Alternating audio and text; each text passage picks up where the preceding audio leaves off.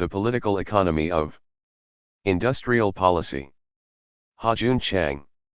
While one writes a book because one thinks that one has something to say that will interest more than just a handful of people, for an unknown first-time author, it was still a wonderful surprise to find out that has been doing sufficiently well to justify a paperback edition. Since the book was published, I have received a surprising number of responses from many people through various channels. There were some predictable reactions, be they positive or negative, but there were also some which I did not expect when I wrote the book. And for some of these reactions I felt the need to respond in order to clear up the misunderstandings. Moreover, as some of the issues I discussed in the book have seen a flurry of debate in recent years, I felt that I should add a word or two on the more recent developments. First of all, my use of the concept of transaction costs in analyzing the relative costs of different phones of coordination invited a lot of justified and unjustified criticism. One criticism was that transaction costs are perhaps not as important as the costs of coordination failure themselves, and therefore that my emphasis on transaction costs was diverting attention from a more important issue. This was a response that I anticipated at various places in the book, but perhaps I did not do enough to prevent such misunderstandings. I was by no means suggesting that the costs from coordination failures were less important than the transaction costs involved in correcting them, but simply that correcting coordination failures is not without cost, as it is assumed in many economic theories. The other criticism that I faced due to my adoption of the term transaction costs was that I was advocating the purely self-seeking view of individuals, as many who use the concept tend to be, and that partly as a consequence of this I failed to see other forms of coordination such as networks which are at least partly based on non-selfish, cooperative behaviors. This was, again, an unfortunate misunderstanding. While I certainly did not explore the network as an alternative coordination mechanism to the market or state intervention, this was not because I believed that human beings are so selfish they are incapable of spontaneous cooperation. As I keep emphasizing at various places throughout the book, especially in the first 2 chapters, I do not subscribe to the pure, self-seeking view of individuals. The reason why I did not deal with mechanisms of coordination based on horizontal cooperation was partly because I did not have enough expertise in the area, and partly because the book was on policy by the state. Indeed, whether the state can make its policy implementation more effective through promoting cooperation among the relevant agents is one interesting issue that we should look at in future. In choosing to use the term transaction costs, and also the term new institutional economics, I had some misgivings myself. My own definition of transaction is somewhat broader than that used by many other authors writing in the tradition of the new institutional economics, and refers to the costs of running the economy or, as I also call in the book, the costs of coordination, see Chapter 2, Section 3.1. And when the term also carried certain ideological baggages to which I do not fully subscribe, such as its emphasis on opportunistic individual self-seeking, I was not sure whether I should use the term. On the other hand, I did not want to create another term in our jargon-infested profession when there is an already accepted ten which could convey the meaning sufficiently, if not perfectly, well. Hence my decision to use the term. Unfortunately, although somewhat predictably, this brought about unnecessary misunderstandings amongst many readers, but I still feel that my decision to use the term transaction costs was, on balance, justified. When one writes on arguably one of the most contentious issues in modern economic debate, namely, industrial policy, one is bound to face the problem that by the time the book gets known to people, the debate has moved on. The book was finalized except for minor editorial changes, at the end of 1992, and there has been a good deal of controversy in the area since then. The most prominent of the recent debates was due to the World Bank's East Asian Miracle Report, which was published in late 1993. The so-called Miracle Report stirred up a good deal of controversy on industrial policy by arguing that such policy attempted in the East Asian countries was largely ineffective, perhaps except in Japan, and that it is not something that other developing countries can try anyway because they do not have the administrative and other institutional capabilities to carry out such a demanding policy. While there is no need to repeat the detailed criticisms by many authors, including myself, of the methodologies and empirical validities of the Miracle Report's view on industrial policy, I feel that I should present a few salient points in summary form. For details, see the articles published in The Special Symposium in World Development, 1994, Number 4, Essays in Fishlow et al., 1994, and Chang, 1995.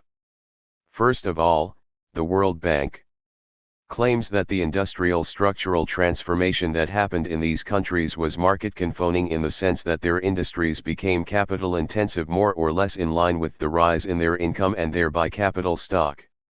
It then argues that this means these changes would have happened even without industrial policy. One problem with this argument is that with the rise in income, which the bank takes as something that drove the transformation in industrial structure, was actually also the result of the industrial structural phonation of the economy, which was shaped by industrial policy also. The structural transformation of the East Asian economies may be market conforming in the very abstract sense that they started from labor-intensive industries and only later moved to capital-intensive industries. Yet there was little market conformity in the process, as the particular industries that developed over time were often selected and nurtured by the state, rather than by spontaneous market forces. Moreover, even if one makes the biggest concession and accepts that the transformation of the East Asian industrial structure was market conforming, this still does not mean that industrial policy in East Asia had no impact, because the speed of such a transformation was certainly accelerated by industrial policy.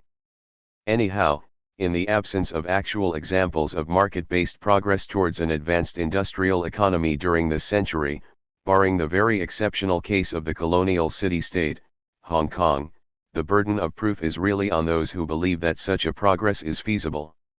Secondly, the World Bank rejects the effectiveness of industrial policy in East Asia, especially in Korea, on the grounds that total factor productivity in the promoted industries such as machinery did not grow as fast as that in the neglected industries such as textiles.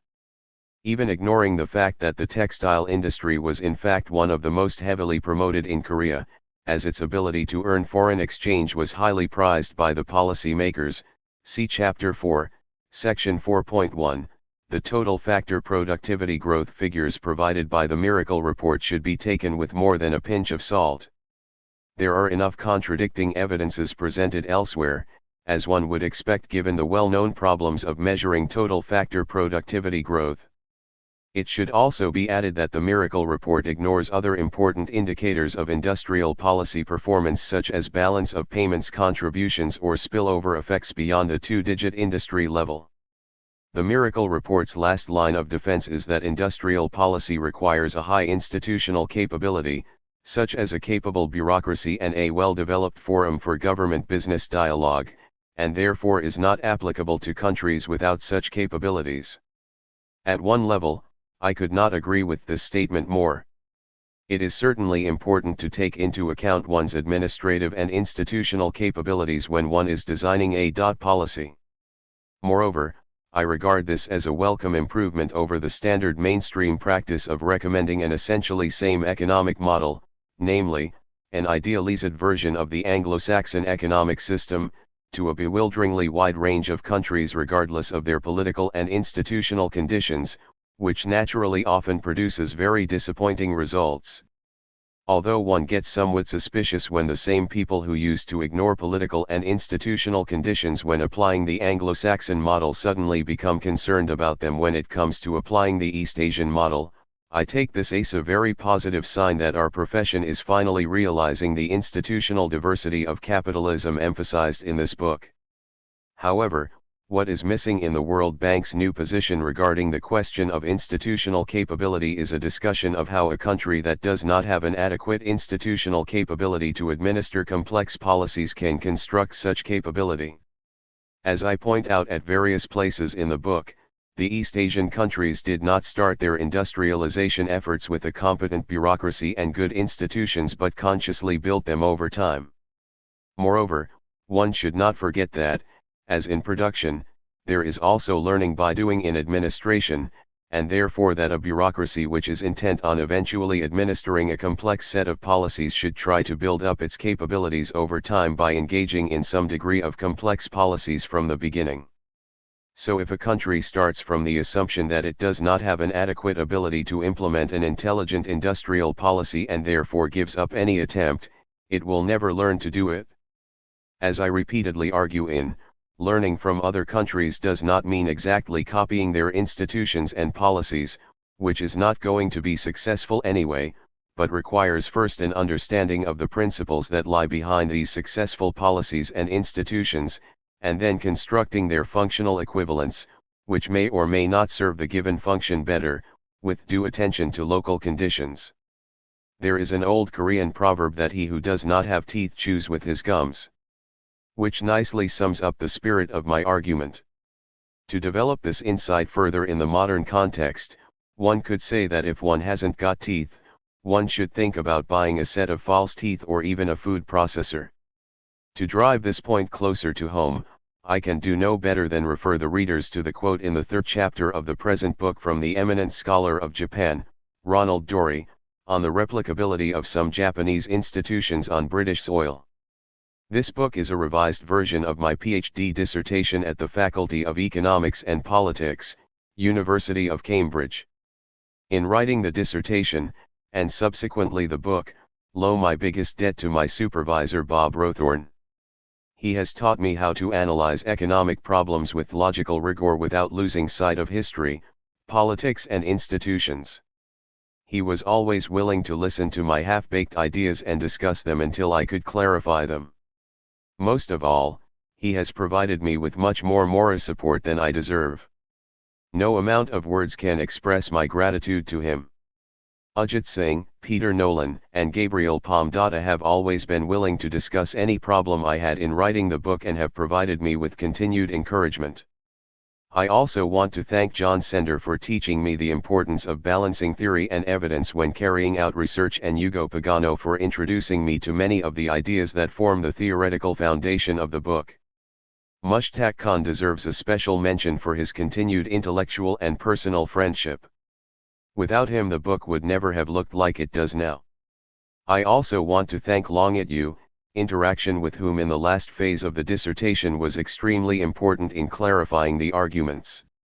I also benefited a lot from intellectual interaction with Richard Wright, whose wide-ranging knowledge of economic history helped me to put my arguments into perspective.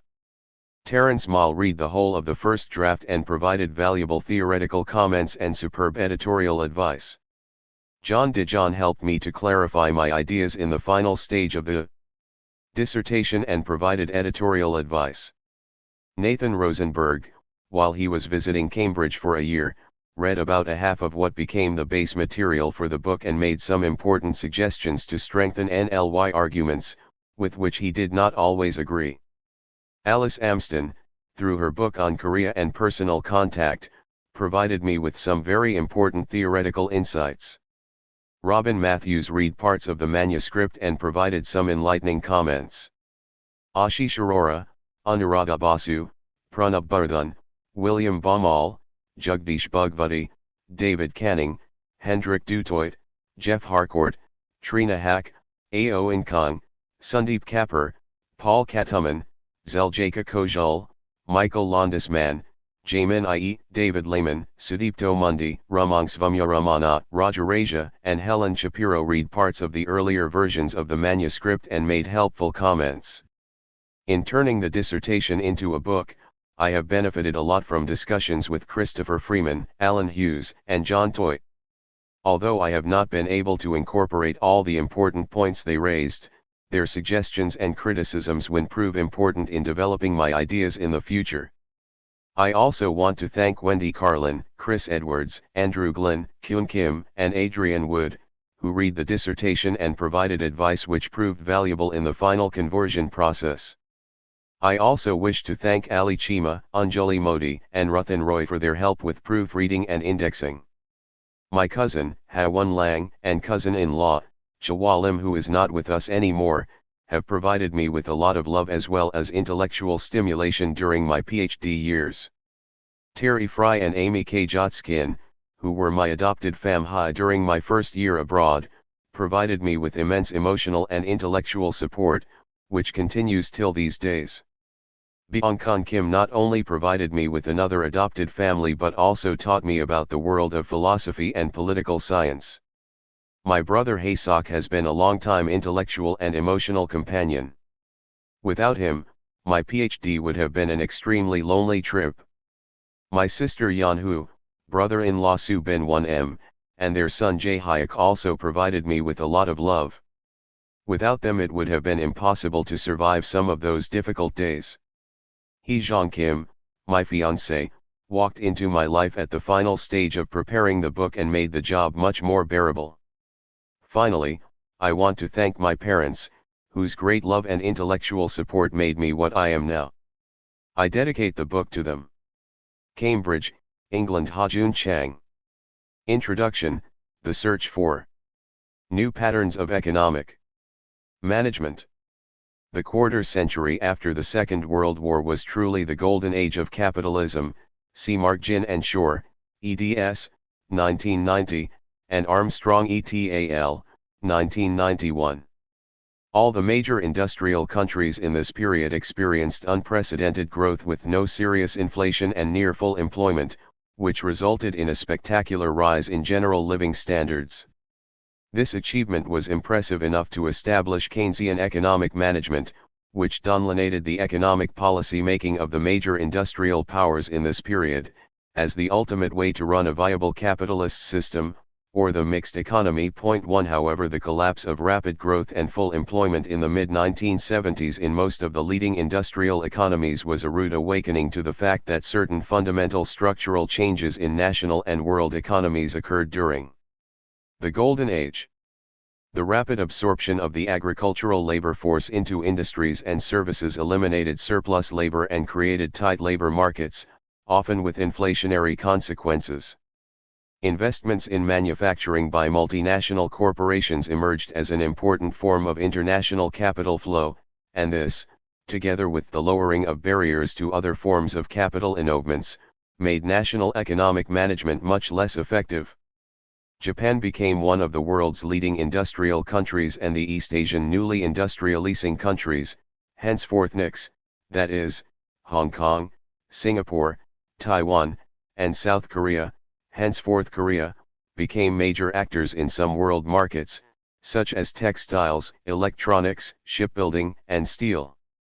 Together these changes meant massive dislocations in the old heartlands of world industrial production, that is, the Rust Belt of the USA and the old industrial centers of Western Europe, resulting in a fundamental transformation in the map of world industries. The rise of new right ideas and the election of the Reagan and Thatcher governments in the last years of the 1970s and the early 1980s, partly prompted by the failure of the US and British economies to adjust rapidly to these fundamental structural changes, seemed to herald a brave new world of monetarism and supply-side economics. The apparent failure of the French socialist experiment of unilateral Keynesianism in the early 1980s seemed to strengthen the new right's belief in its new project of liberalizing economic systems from the fetters of state intervention and other rigidities created by the advance of collectivism in the guise of the welfare state.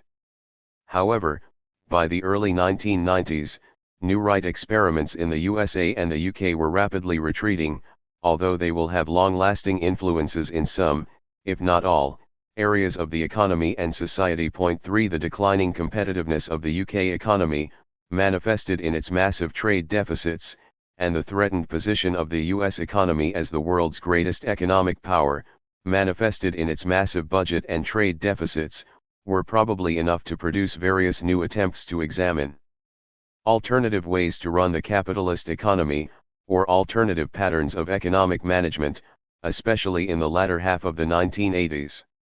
One important common theme for these new attempts is the recognition that different capitalist countries have in fact long had distinctive patterns of capital accumulation and economic policy making. The differential performances of different systems of economic management, it may be argued, were not manifest in the Golden Age when all the industrialist countries were in good shape, but the need for incisive economic restructuring since the late 1970s has caused so much strain that the differential abilities of different systems of economic management to adapt to changes seem to have resulted in differential economic performances. One of the attempts to search for alternative patterns of economic management is the literature on social corporatism. For this literature starts with the observation that some, notably Scandinavian, advanced capitalist countries have not experienced the massive unemployment that has characterized many advanced capitalist economies since the late 1970s. These countries combined near full employment with relatively low inflation and constantly rising levels of income and consumption for most members of society. Still more impressive, and at the same time contrary to the conventional wisdom, was the fact that these countries have restructured their economies successfully in a relatively painless and less divisive manner despite strong trade unions. 3.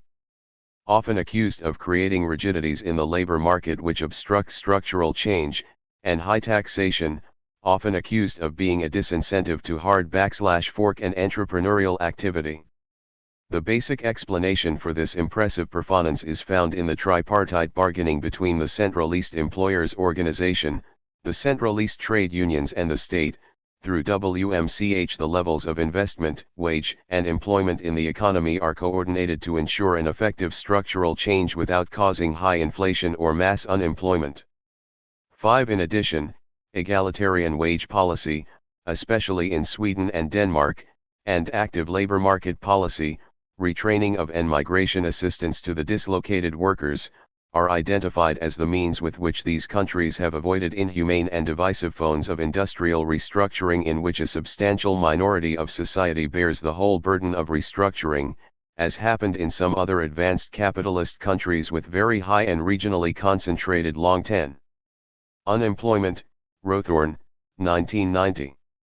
Another major attempt to find alternative patterns of economic management is represented by the so-called industrial policy debates.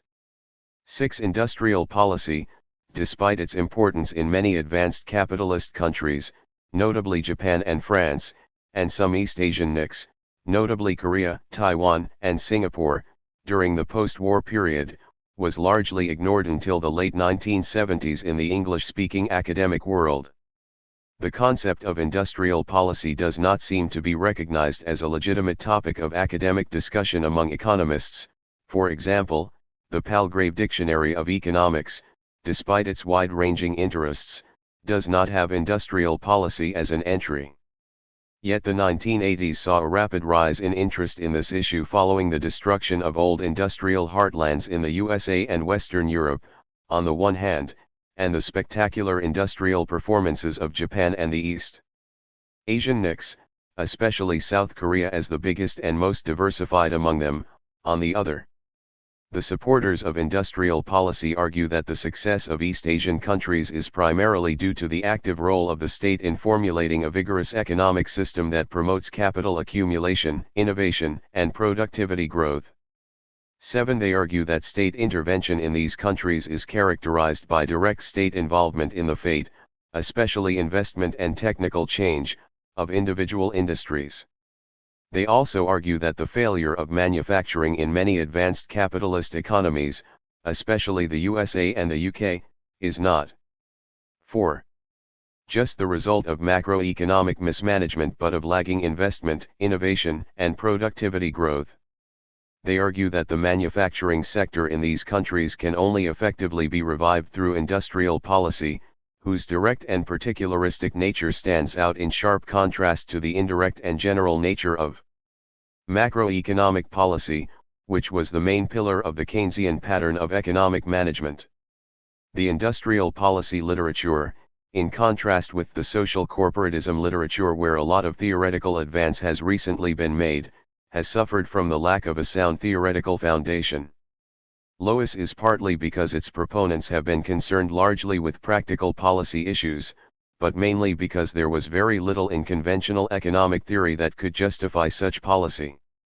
In the absence of theoretical tools to explain why industrial policy works, even its most ardent supporters could do no more than either describe in detail how it works, say, in Japan, without explaining why, or conclude that it works because of the idiosyncratic cultures of the countries in which it is practiced. Fortunately, there have been some recent developments in economic theory that can improve this undesirable situation. The recent rise of new institutional economics has reminded us that the market is not the only, or even predominant, way in which our economic life is organized. 8. It has shown that non-market institutions are integral parts of socio-economic life, and not necessarily unfortunate rigidities that are best eliminated. Another important development in economic theory has been the growing interest in technical change, which has not been properly dealt with in conventional economic theory. 9. The recent literature on technological change has fundamentally changed our view of the capitalist economy.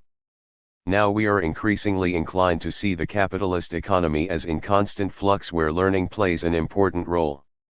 The conventional image of the capitalist economy as a system fundamentally in equilibrium and subject only to external shocks, which are responded to by instant and painless adjustments, is becoming less and less appealing. The rise of government failure literature has played an important role in dispelling the welfare economics image of the state as the selfless social guardian.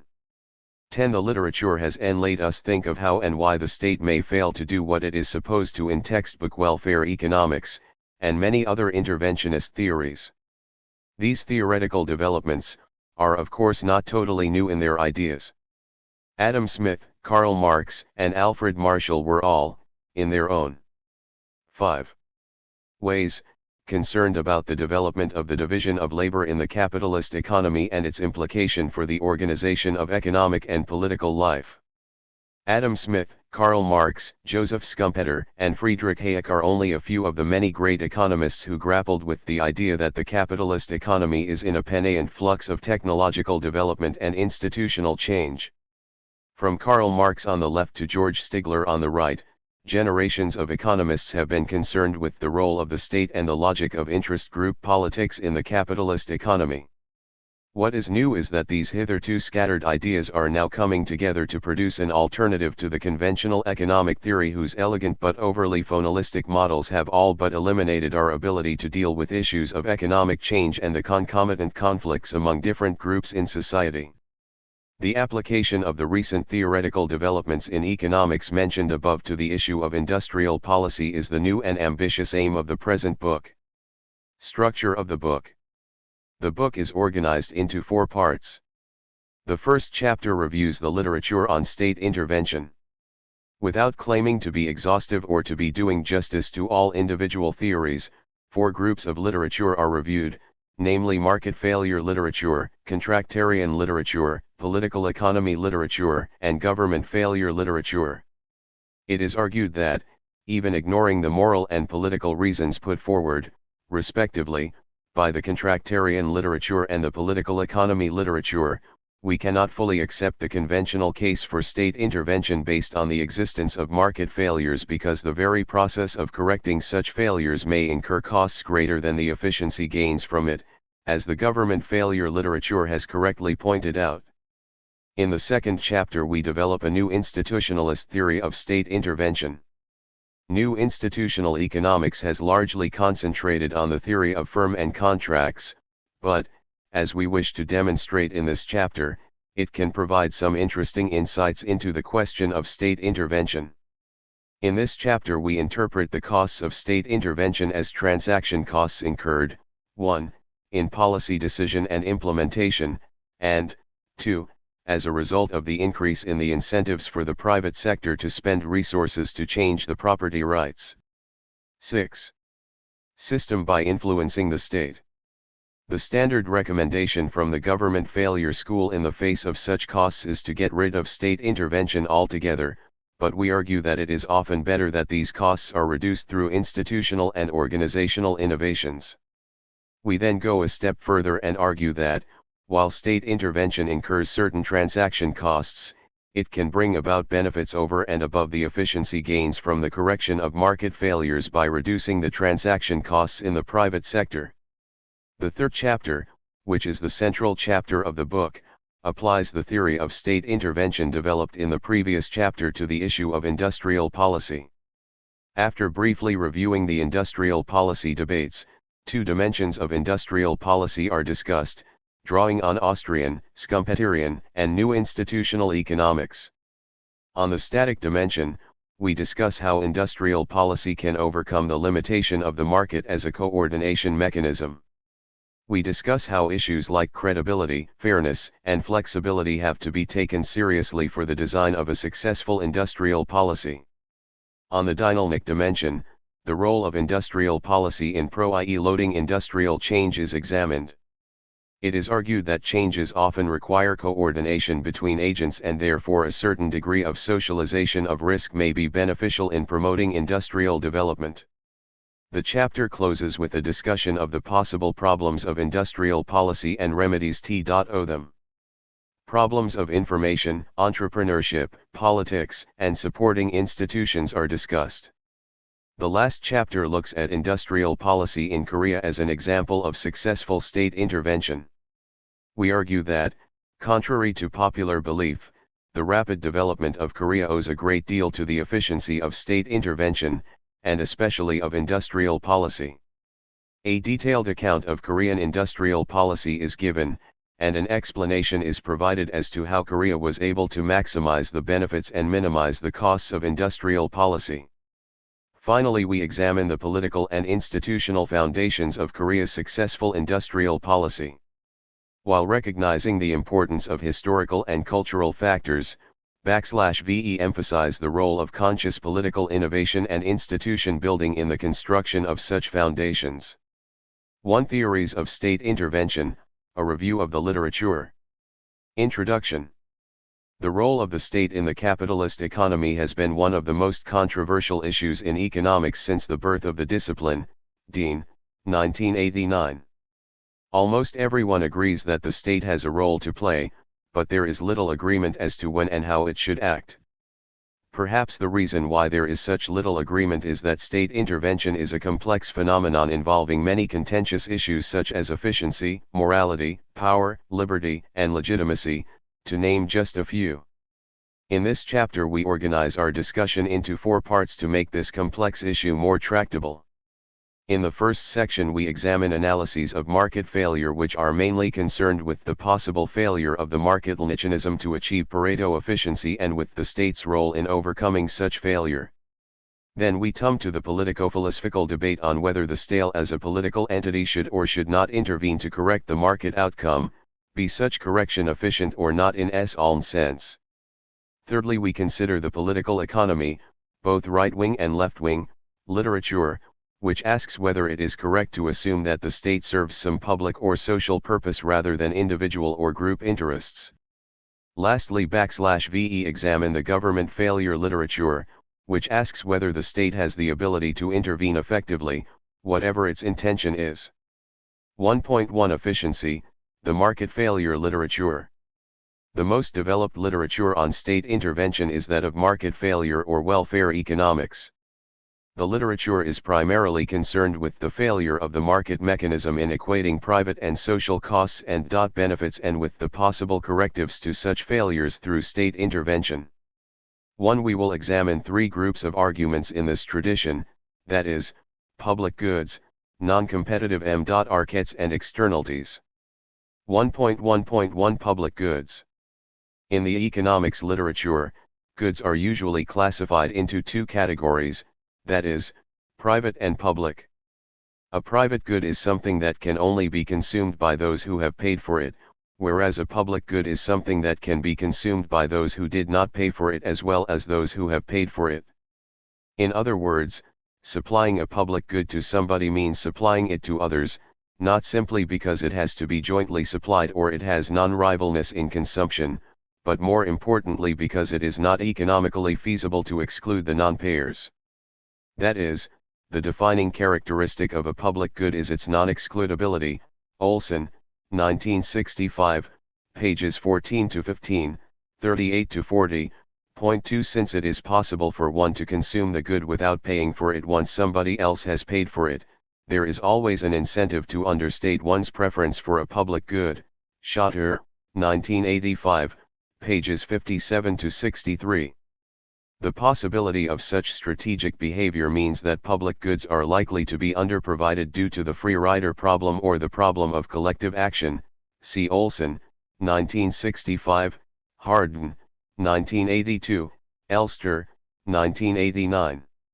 In such a situation, individual rationality leads to collective irrationality, because, through individuals' attempts to maximize their own net benefits, paying as little as possible, given the benefit, everybody ends up suffering from the underprovision. Therefore, in order to provide the optimal amount of a public good, it is argued, the state needs to intervene by taxing people and providing public goods with the revenue.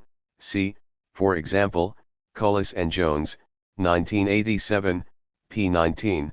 Point 3. One of the criticisms of the public good argument is that non-excludability, the fundamental condition for a good to be a public good, cannot be regarded as permanent. According to Peacock, 1979a, technological innovation can eliminate the publicness of some goods by solving the problem of non-excludability.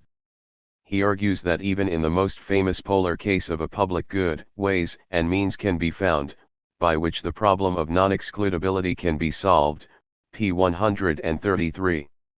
Although this is a valid point, it should not be taken as implying that technical progress will eventually solve all public good problems, for example substitution of lighthouses with radio signals, because excludability is more a property rights problem than a technological problem, see Note 2.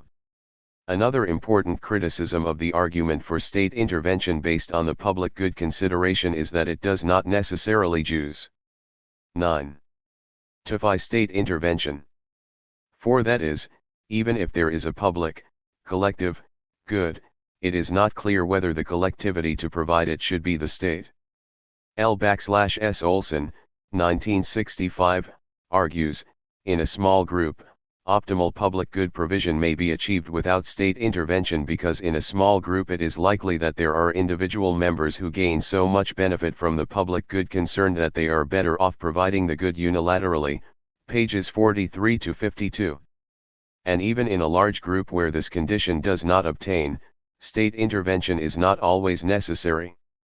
Public goods may be optimally provided even in a large number setting, if some selective incentives, Olson, 1965, in the form of private goods provided by political entrepreneurs, Popkin, 1979, can overcome the free rider problem by bringing individual cost-benefit structures in line with the social, or group, cost-benefit structure. Of course, these arguments do not allow us to conclude that the public good problem can always be solved by private initiatives. In many cases, the use of coercion by the state, for example taxation, may be the only possible way to resolve the problem. 5. 1.1.2 Non-competitive markets. The existence of scale economies and/or collusive behavior can result in non-competitive market structures, where individual producers' decisions can affect the quantity and price in the market. When monopoly or oligopoly prevails in a market, the quantity of goods supplied is smaller than in the competitive context, as firms face negatively sloped demand curves. 6. Thus, in a non-competitive market, some consumer surplus will be transferred to firms in the form of monopoly profit, and such a transfer will impose a dead/weight loss to society, the Marshall-Lien triangle. In this case, it is argued, it is justifiable for the state to intervene to guarantee the optimal output, that is, the output which would have been provided in a competitive setting. Antitrust legislation, which may involve the regulation of pricing and the breaking up of existing monopolies, is the most frequently used interventionist measure in this regard, but public ownership is another commonly practiced and probably a more powerful measure. 8. A powerful argument against state intervention to correct non-competitive markets is that based on the theory of second best, Lipsey and Lancaster, 1956, which points out that rectifying monopolistic situations, or any other price distortion, in some, but not all, markets may not necessarily improve the efficiency of TLTE economy. On the basis of this theory, anti-interventionists argue that no gain is guaranteed by 10. Antitrust intervention which does not eliminate distortions from all markets, Peacock and Rowley, 1979a. However, this argument does not discredit fully the interventionist argument because the theory of second best does not imply that there can be no gain from such intervention, only that it is not guaranteed. Actually, the theory of second best may be used as an excuse for wholesale state intervention, because no global optimality is attainable without letting the other markets depart from their local optimal conditions. Another anti-interventionist argument related to non-competitive markets is that state intervention is one major source of such outcomes. For example, Friedman, 1962, argues that a monopoly frequently, if not generally, arises from government support of collusive agreements among individuals, p. 28. The implication, then, is that the state should stop meddling with the market if it is serious about correcting distortions in non-competitive markets. In the words of Mises, 1979, it is absurd to see the government point its finger at business, saying, "There are cartels, therefore government interference with business is necessary." It would be much simpler to avoid cartels by ending the government's interference with the market, an interference which makes these cartels possible, such as protectionism, p. 52. Although there can be no doubt that state-administered entry barriers are often sources of monopoly, it should be pointed out that many, if not all, initially competitive markets, through business cycles, structural changes or even sheer luck, have been transformed into non-competitive ones without collusion or state intervention. 9. Indeed, if the assumption of self-perpetuating competitive markets is unrealistic, it may be pointless from the public policy point of view to argue for or against state intervention in monopolistic markets, since there is no criterion according to which they are to be corrected other than the fictitious perfectly competitive market. Domsetz, 1964. 1.1.3 Externalities. One of the assumptions in textbook economics is that each individual has only to consider his or her own means and ends. Technically speaking, individual preference systems, or utility functions, and production functions are independent from those of others. Externalities exist where there are some spillover effects from an individual's activities to those of others, leading to a discrepancy between the private causal-benefit structure and the social causal-benefit structure. Of course, interdependence among individual activities cannot be a problem in itself. Theories of state in 1 in 11, but where its effects are not properly compensated for, there arises an untreated interdependence. Nath, 1973, p. 43, namely extremity.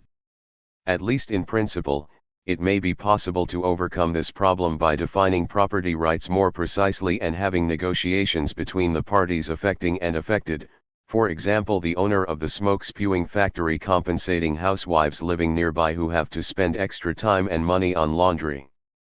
However, in many cases, it is economically impossible to do so, because of the transaction costs involved in information acquisition, negotiation, and contract enforcement. Coase, 1960, Stigler, 1975, pages 106-7, Dahlman, 1979. In the absence of such a property rights solution, the state is justified in ensuring the provision of goods with externalities in socially optimal amounts through other means. State provision of goods with positive externalities at subsidized prices, for example education, health, social infrastructure, subsidization of those who create positive externalities, for example, subsidies to R&D, and taxation of those who create negative externalities, for example pollution tax, are examples of state intervention on externality grounds. Some anti-interventionists try to dismiss the externality argument for state intervention by assuming that the magnitudes involved are negligible. However, as Baumol, 1965, and others have pointed out, the list of externalities can be extended almost infinitely. Most goods create some negative externalities in their production processes in the form of pollution, except in those few cases where proper compensation is made. When considering linkage effects, Hirschman, 1958, ch. 6, or pecuniary externalities, Saitovsky, 1954, many goods may additionally be classified as having positive externalities. Some economists even argue that some goods that have conventionally been treated as lacking externalities, say basic foodstuff, can be seen as creating externalities when they are not consumed in the proper amount and therefore induce crime. Schotter, 1985, pages 68 to 80. Moreover, there exists interdependence between individual preferences. For example, people have what Elster, 1983, ch. 2, calls counter-adaptive preferences. The grass is always greener on the other side of the fence. The psychology of luxury good consumption, part of one's pleasure derives from the fact that one consumes what others do not, is another example of interdependent consumer preference. Indeed, once we begin to accept the pervasiveness of externalities, it seems questionable whether we are justified in having market transactions at all. The important issue here is not whether externalities exist or not, but to explore under what conditions market 12. Transactions will be, or should be, adopted and under what conditions non-market institutions, including state intervention, will be, or should be, adopted, as new institutional economics has recently tried. Some other anti-interventionists argue that correcting one set of externalities leads to another. Friedman, 1962, for example, has grave reservations about state intervention based on the externalities argument, the neighborhood effects argument as he calls it, pointing out that, a. it will in part introduce an additional set of neighborhood effects by failing to charge or to compensate individuals properly, and, b. it creates externalities in the form of threatening freedom, p. 32. This is unconvincing since, a. whether the gains from eliminating existing externalities are smaller than the losses from the newly created externalities cannot be determined a priori, and, b. unsolved externalities also mean the limiting of someone's freedom, the affecting in the case of positive externalities, the affected in the case of negative externalities, because one party has the desire to trade but cannot. Recall that externalities are untreated interdependences. Point 10. 1.2 Morality, Paternalism and Contractarianism. In the previous section we discussed the market failure argument, the most important element in the traditional argument for state intervention. Another important element in the traditional interventionist argument is the moralistic argument that the state, as a representative of the members of society, may intervene in the market, if necessary, at the cost of efficiency. Can this argument be justified? 1.2.1 Paternalism and Contractarianism. The moralistic argument for state intervention usually takes two forms. Firstly, it is argued that the state may intervene in the provision of merit goods, which are goods the provision of which society, as distinct from the preferences of the individual consumer, wishes to encourage or, in the case of demerit goods, to deter. Musgrave and Musgrave, 1984, po 78. Secondly, state intervention may also be justified if society believes that market-type transactions are not morally acceptable in some areas, for example blood donations or police services. In this case, the argument goes, the state, as the social guardian, should remove such activities from the domain of the market and conduct them itself. 13. The above argument is often branded as paternalism by those who believe in methodological individualism and its politico-philosophic counterpart, contractarianism. For an exposition of contractarianism, see Nozick, 1974. From the methodologically individualistic point of view, the above argument is flawed in that it attaches an independent will to society, which is no more than a collection of individuals. From this politico-philosophic point of view, the belief that the state should decide on what individuals should produce and consume and in what ways is a first step on the road to serfdom. Hayek, 1972. Those who believe in individualism and Tractarianism argue that the individual and not the group should be the basic repository of rights and obligations. Schotter, 1985, p. 18. Thus it is believed that individuals should be allowed, within defined limits, to follow their own values and preferences rather than somebody else's. It is this recognition of the individual as the ultimate judge of his ends, the belief that as far as possible his own views ought to govern his action, that forms the essence of the individualist position. Hayek, 1972, p. 59. Of course, this position does not assume, as is often asserted, that man is egoistic or selfish or ought to be. Hayek, 1972, p. 59. However, no other person or authority can impose his or her or its own ethical judgment on the individual, since the individual knows best what his situation is and what his best option in that situation is. Any interference with the making of individual decisions is seen as violating the innate right to freedom of the individual. Hayek, 1972, 1988, Mises, 1929, 1979, Friedman, 1962. If we do not, or rather should not, introduce any exogenous ethical code other than that of the individual being the judge of his/her own destiny, contractarianism, whether of the Hobbesian or the Rawlsian variety, becomes the only consistent view of the state, or more generally, of politics.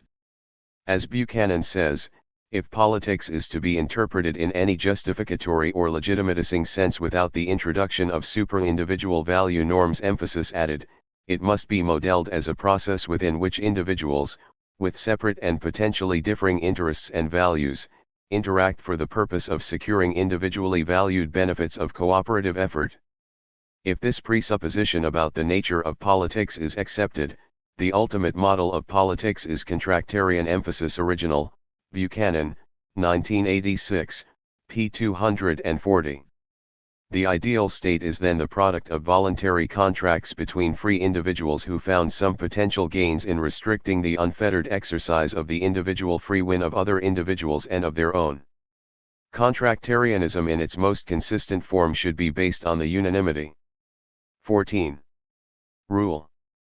Otherwise, however fair the outcome of a politico-economic system may appear from some other point of view, it cannot be justified from the contractarian viewpoint. Imposing a decision on individuals, which is bound to happen except under the unanimity rule, violates the fundamental principle that individuals should be free to make contracts and not be coerced into any transaction, however beneficial it may appear to an outsider. 1.2.2 What should the state do?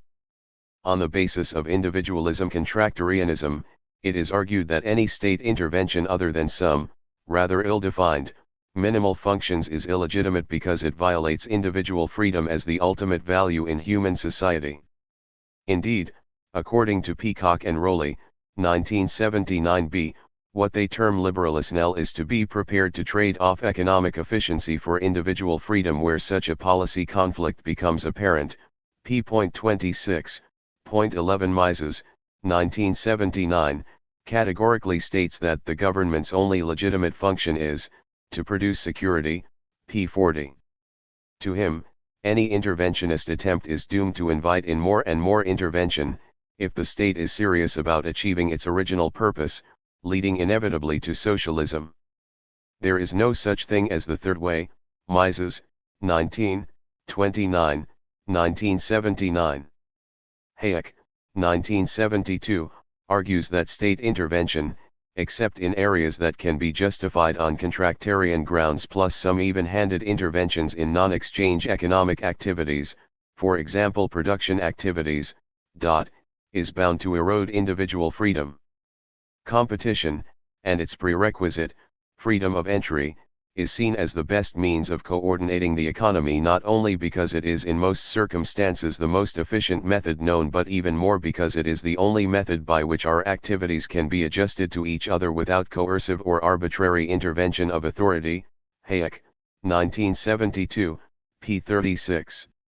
That is, state intervention is objectionable not only because it is inefficient but mainly because it violates the fundamental values of individualism and hence of contractarianism.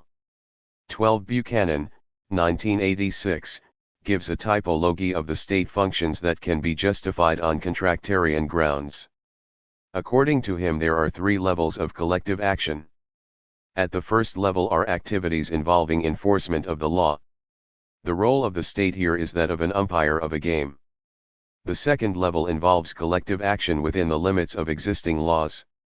Here the role of the ST8 is the financing and provision. 15. Of public goods and services. The third level involves changes in the law itself, namely changes in the rules of the game. Unless there is a unanimous case for changes in the basic rules of the game of society, the role of the state should be either the enforcement of the rules of the game, namely the protection of property and human rights and the enforcement of voluntary contracts, and the provision of special goods and services whose private provision will be suboptimal from the social point of view, namely the provision of public goods. Friedman, usually known as the anti-interventionist economist, states that the role of government is to do something that the market cannot do for itself, namely, to determine, arbitrate, and enforce the rules of the game. Friedman, 1962, p. 27. This view is similar to that of Buchanan, but in fact Friedman is much more generous, if more vague, about state intervention than the strict contractarians cited above. His list of legitimate functions of the state is as follows: maintenance of law and order, definition of property rights, service as a means whereby people modify property rights and other rules of the economic game, adjudication of disputes about the interpretation of the rules, enforcement of contracts, promotion of competition, provision of a monetary framework, engagement in activities to counter technical monopolies and to overcome neighborhood effects widely regarded as sufficiently important to justify government intervention, supplementation of private charity and the private family in protecting the irresponsible, whether madman or child. Friedman, 1962, p. 34. 1.203 Some reflections. Denouncing any moral judgment other than those based on narrowly defined individualism, as contractarian economists tend to do, is as meaningless as citing moral reasons for state intervention without discussing the role of morality in our social and economic life. McPherson, 1984. Individualism is not a scientific point of view which can do without morality, as is frequently contended. For example, Friedman, 1962, it is no more than a particular form of morality. Methodological individualists assume that each individual knows best his or her interest and the constraints he/she faces. This view is not without its problems. First of all, there are individuals who even contractarians do not regard as wholly responsible, for example, madmen and children, but the borderline between normal and abnormal is ambiguous, as even Friedman admits. Friedman, 1962, pages 33-4. And 16. More importantly, who has the right to decide who is responsible and who is not, if there should be no supra-individual value? Secondly, there is no intrinsic reason why individuals should always pursue their own good or why they will always do so better than others can do it for them. Friedman, 1991, p. 89. As Gooden, 1986, notes, people make decisions on incomplete information, ignorance of their future preferences, ignorance of the full consequences of their own actions, deceptive decision frameworks, the desire to avoid responsibility for risks. The existence of implicit preferences for preferences, for example reckless drivers and drug addicts are not to be seen as acting in their best interests, is another case in point. In such situations it is not clear whether we should regard individual decisions as the manifestation of their preferences, and therefore argue against all intervention. In contractarian philosophy it is argued that the state cannot be regarded as being above individuals, since it is a product of free contracts between independent individuals. Contractarians hypothesize a state of nature where all individuals are free to make contracts but are involved in a state of war against everybody else, which leads to the need for the imposition of an extra individual authority, through voluntary contracts, in the form of the state. This state of nature scenario is of course a fiction. During the history of mankind, the choice has been the one between one form of authority and another, and not the one between anarchy and authority, as the contractarians put it, for example Nozick, 1974. Even a cursory look at the history of the last few centuries reveals that the building of the modern state was largely initiated by rulers, and not by freely contracting individuals, Pogge, 1990. Moreover, it is in contradiction to historical truth to argue that market-type transactions brought about the state. The opposite view is more correct. The market in its present form is a newer form of social institution compared with other forms, including the state. As Polanyi, 1957, persuasively puts it, historical experience shows us that the road to the free market was opened and kept open by an enormous increase in continuous, centrally organized and controlled interventionism, emphasis added. To make Adam Smith's simple and natural liberty compatible with the needs of a human society was a most complicated affair. Witness the complexity of the provisions in the innumerable enclosure laws, the amount of bureaucratic control involved in the administration of the new poor laws which for the first time since Queen Elizabeth's reign were effectively supervised by central authority, or the increase in governmental administration entailed in the meritorious task of municipal reform. Administrators had to be constantly on the watch to ensure the free working of the system. Thus even those who wished most ardently to free the state from all unnecessary duties, and whose whole philosophy demanded the restriction of state activities, could not but entrust the self-same state with the new powers, organs, and instruments required for the establishment of laissez-faire, p. 140. Of course most contractarians are not so silly as to believe in the state of nature as a historical reality. Buchanan argues that the contractarian argument is an ex post conceptualization or legitimization of the political process as a complex exchange relationship and not an ex ante moral justification of the existing political order. Buchanan, 1986, p. 247. He thus admits that the contractarian argument is not based on actual history but on some arbitrary belief. 13. Nozick, 1974, tries to defend the state of nature type explanation by saying that we learn much by seeing how the state could have arisen, even if it did not arise that way. If it did not arise that way, we also would learn much by determining why it did not, by trying to explain why the particular bit of the real world that diverges from the state of nature model is as it is. Nozick, 1974, p. 9. This is peculiar logic. Since it is definitionally impossible that two or more different end states arise through the same process, it is hardly justifiable to introduce one of them as a potential explanation, as Nozick calls it, of the other. Of course there may be sonal heuristic value in the exercise, but this advocacy based on heuristic value can only be fully justified when the as-if explanation is complem.end by the as-it was one, unless it can be shown precisely why the as-if explanation is superior to the as-it was only. More importantly, contractarianism does not necessarily guarantee a minimal state. For example, if there is a unanimous belief among the members of society that market-type transactions are not morally acceptable in some areas, for example blood donation, defense, taking such activities out of the market may be justified even from the contractarian point of view.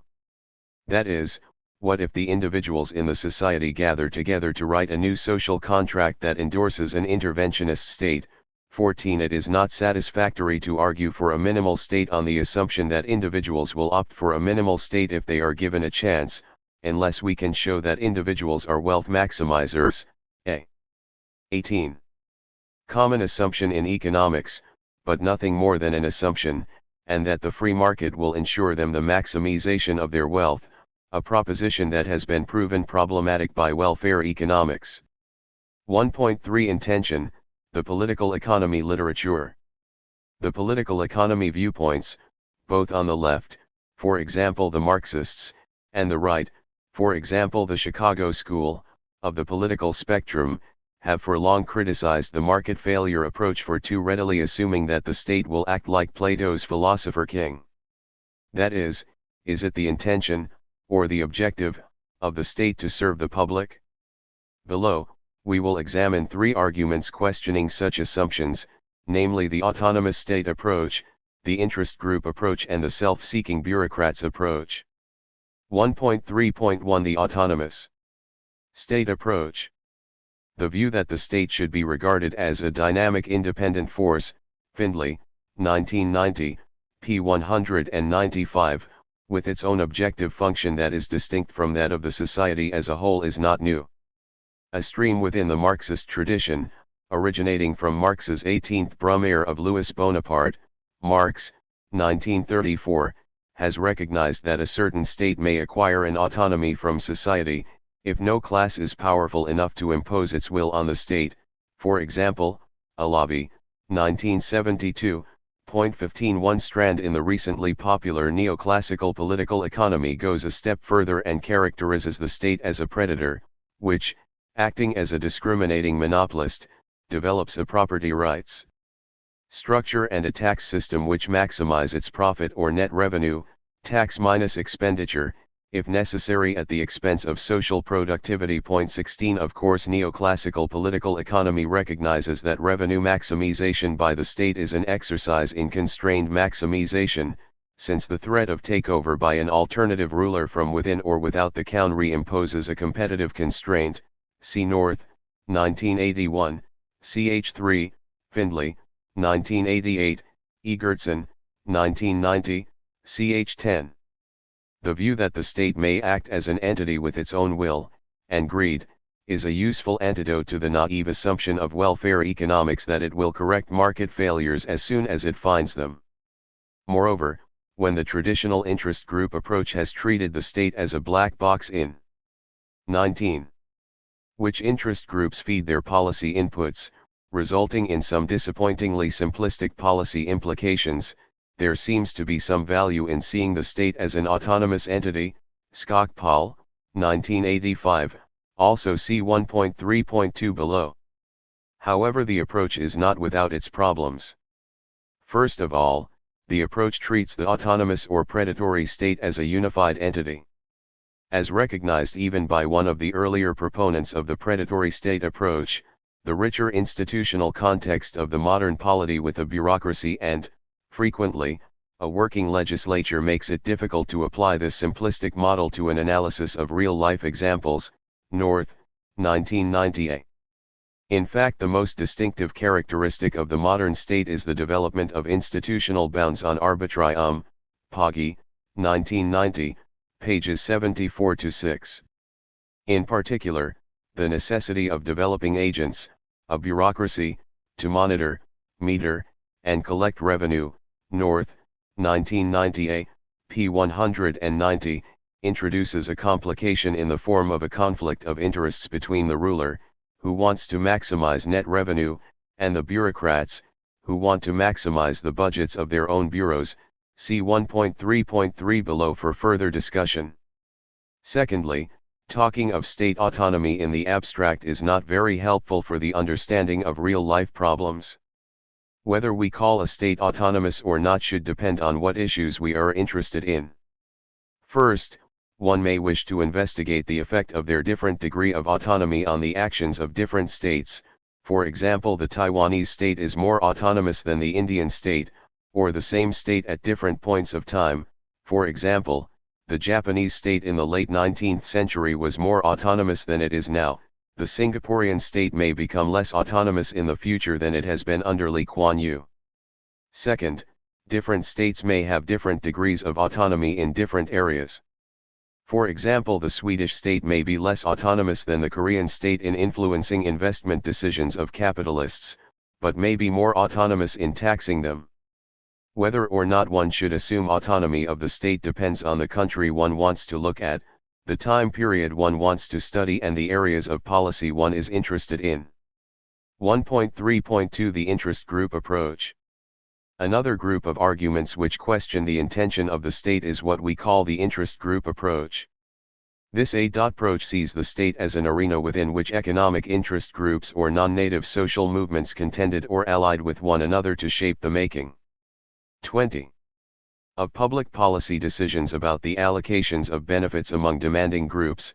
Skocpol, 1985, p. 4.17 and, the argument goes, since the most powerful groups will be most able to affect the decisions of the state, state economic policies will be inevitably biased towards them.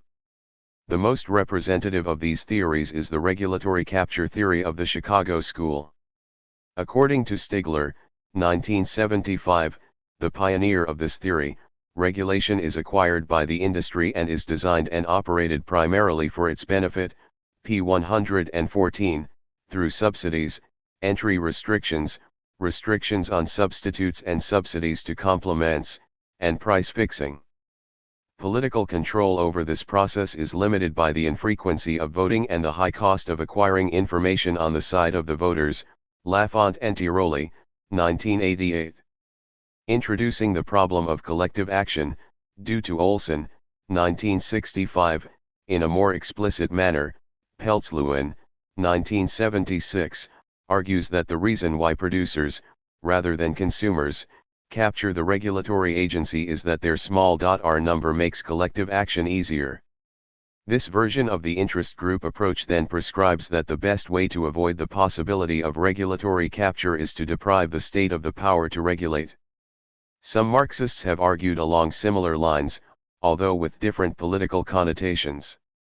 They argue that the state, whose existence depends on the reproduction of the dominant mode of production in society, has to serve the interests of the economically dominant class in that society, that is, the capitalist class in T.E. capitalist society, Miliband, 1969, O'Connor, 1973, Goff, 1979. In the simpler version of the theory, the state is seen as defending the capitalist class interest, if necessary at the cost of individual capitalists' interests. In this view, the solution to the problem of divergence between the public interest and the objectives of the state is to overthrow capitalism and therefore get rid of class divisions and relations of domination, because the public whose interest the state serves will then become the whole of society.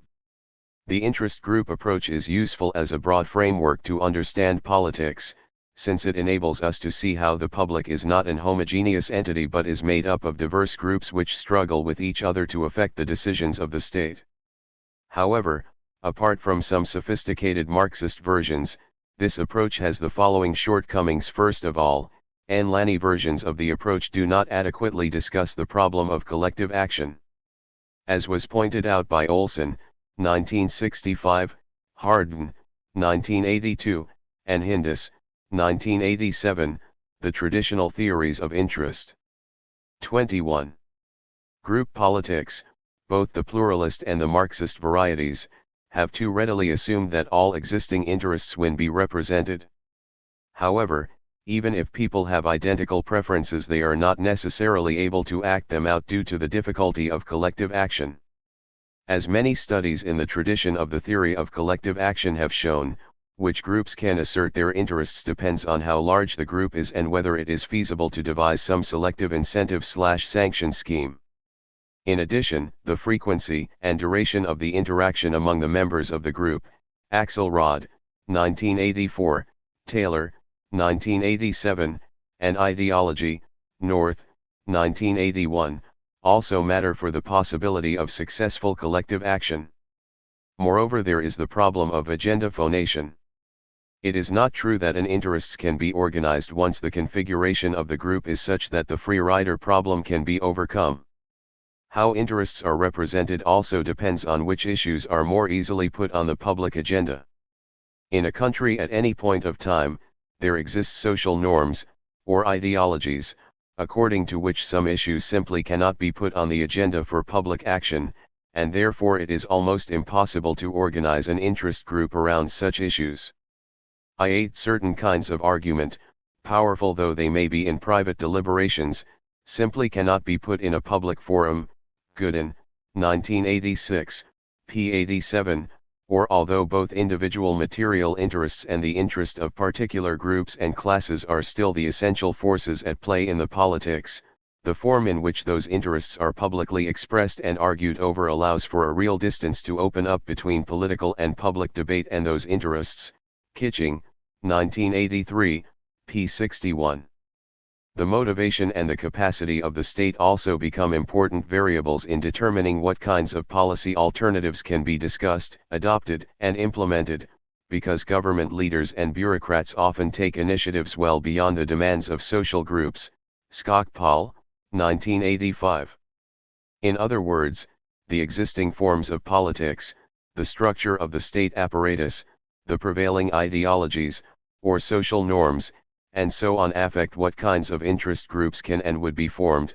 See Skocpol, 1985, for a detailed discussion. Thirdly, most versions of the interest group approach do not adequately deal with the process of interest group politics. Rather, their analysis is structuralist in the sense that the outcome of interest group politics is seen as predetermined by systemic parameters. Given such a static view of politics, it is more than natural that the proponents of the approach think that the problem of biased representation could never be resolved without destroying the existing social structure, for example a return to the minimal state, the socialist revolution. However, what 22.1 NE Political Economy of Industrial Policy matters in reality is not only whether a particular social structure allows some or other group to dominate, but also the nature of the process of gaining such dominance. In other words, how surplus is appropriated is as, if not more, important as who gets the surplus. Khan, 1989. For example, in some South Asian countries, nobilization of clientelist groups has become the major channel for surplus appropriation, with some detrimental consequences for capita accumulation. Bardhan, 1984, for India. Khan, 1989, for Bangladesh. Another example is Latin America, where the fractured nature of society produces a volatile pattern of capital accumulation where a growth cycle starts only to be quickly disrupted by hyperinflation and then needs a major social upheaval, for example military dictatorship, austerity programs, to resume itself. Fischlow, 1990, Amadeo and Benuri, 1991. Interest group politics may be properly understood only when the particular process of contest for political and economic rights in the society concerned are analyzed in detail. For a seminal work in this vein, see Khan, 1989. 1.3.3 The Self-Seeking Bureaucrats Approach. Another important critique of the benevolence assumption in welfare economics is what we can the theory of self-seeking bureaucrats. The theory is based on the postulate that bureaucrats are in no sense different from other individuals in pursuing their own interests. It is absurd, the argument goes, to believe that one and the same individual will behave altruistically in the office and egoistically after office hours. It is assumed that the bureaucrats are budget maximizers, following Niskanen's argument that among the several variables that may enter the bureaucrats' motives are salary, perquisites of the office, public reputation, power, patronage, output of the bureau, ease of making changes, and ease of managing the bureau. All except the last two are a positive function of the total budget of the bureau during the bureaucrat's tenure. Niskanen, 1973, p. 22. Since bureaucrats derive utility from higher salaries and greater power of their bureaus, it is rational for them to maximize the budget of their bureaus rather than to optimize the social output. Although the vote-maximizing behavior of politicians may impose some constraints on the size of the budget, because the politicians, who have to be re-elected, do not want too high taxes, the outcome is likely to be in favor of the bureaucracy. This is due to the fact that the politicians are at an infonational disadvantage concerning the cost functions of the bureaus, not only because they lack the expertise to estimate such 23 functions but also because the state bureaus are in monopolistic positions and therefore there is no criterion to gauge their efficiency. Mueller, 1979, p. 157. The politicians, even when they are public-minded, have no more power than to monitor the bureaucracy according to the crude criterion that the total costs of state expenditure should not exceed total benefits. Yulis and Jones, 1987, p. 127. It is thus argued that the bureaucrats, acting as rational and selfish agents, will produce the goods and services under state provision in more than a socially optimal quantity. 19. Self-seeking bureaucrats' approach can be criticized on the following grounds. First of all, the scope for the realization of bureaucratic self-interest through over-provision of public goods and services differs according to the institutional setting and the political process around the bureaucracy. For example, if bureaucrats are recruited through written sitting tests, as in Japan or Korea, it is more difficult to expand bureaus, a good way of maximizing the budget, than when a higher official can easily recruit anybody he/she wants, as in some developing countries. Also, if the state acts as a predator, see above, it has an incentive to under rather than over-provide public goods and services. Egertson, 1990, pages 235-6, thus mitigating the tendency of over-provision due to bureaucratic self-seeking. Even in societies where the principle is the diffused public, bureaucrats are not totally free to do whatever they want. Given its claim to be a public agency, the bureaucracy is more vulnerable to voice-type checks, say, media criticism, than private females are. On the concept of voice, see Hirschman, 1970, point 20. Indeed, historically there have been institutional developments within modern states that keep bureaucrats from wielding arbitrary powers. Such as, consultative exams for appointments, the auditing of expenditure, the development of the principle of equality of citizens before the law, the development of the expectation that office holders will operate on the basis of the law, their superiors' directives and their own science and conscience, and the subordination of the bureaucracy to ultimate political decisions. Poggi, 1990, pages 75-6. More importantly, bureaucrats can and do act in a fashion that is not solely self-interested. Often bureaucrats think of themselves, rightly or wrongly, as the guardians of the public, or national, interest, however defined, and act to promote it. One such reason is that public-spiritedness, altruism, and so on are often held as a genuine principle, and not as a thin veil to disguise self-interest. As Macpherson, 1984, puts it, if whatever moral concerns people have are simply read. 24.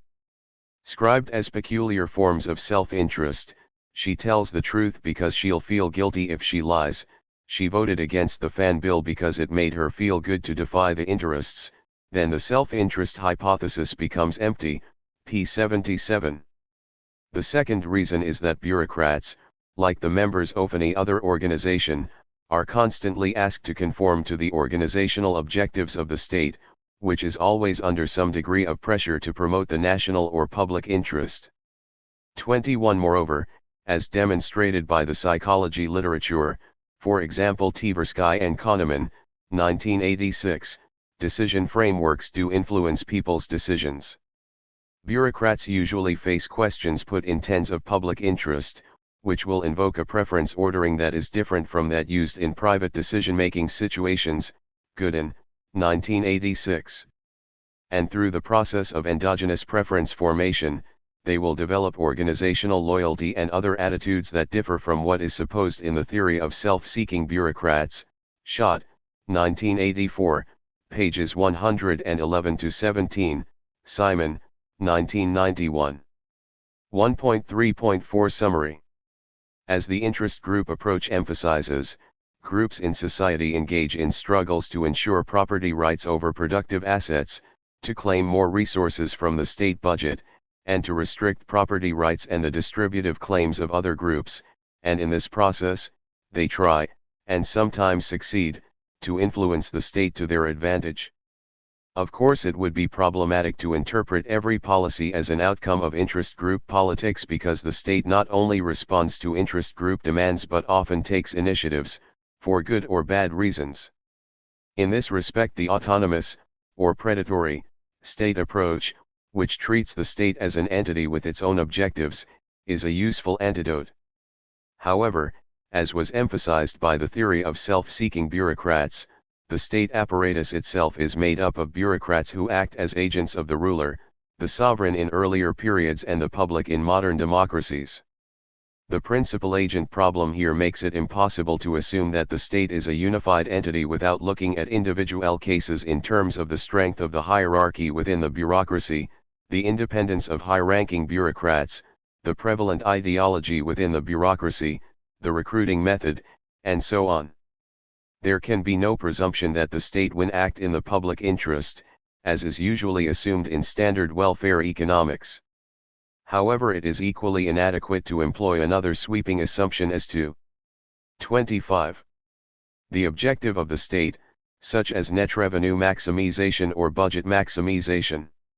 What kind of objective function the state operates with will depend on what kinds of interests can be formed and acted out as a pressure on the state, how resistant the state can be to these demands, or how hard, in the Mendelian sense, it can be, what the objectives of the top politicians are, how strongly they control the bureaucracy, how strong hierarchies within the bureaucracy are, how bureaucrats are recruited, what the prevalent ideology within the bureaucracy is and how it is formed.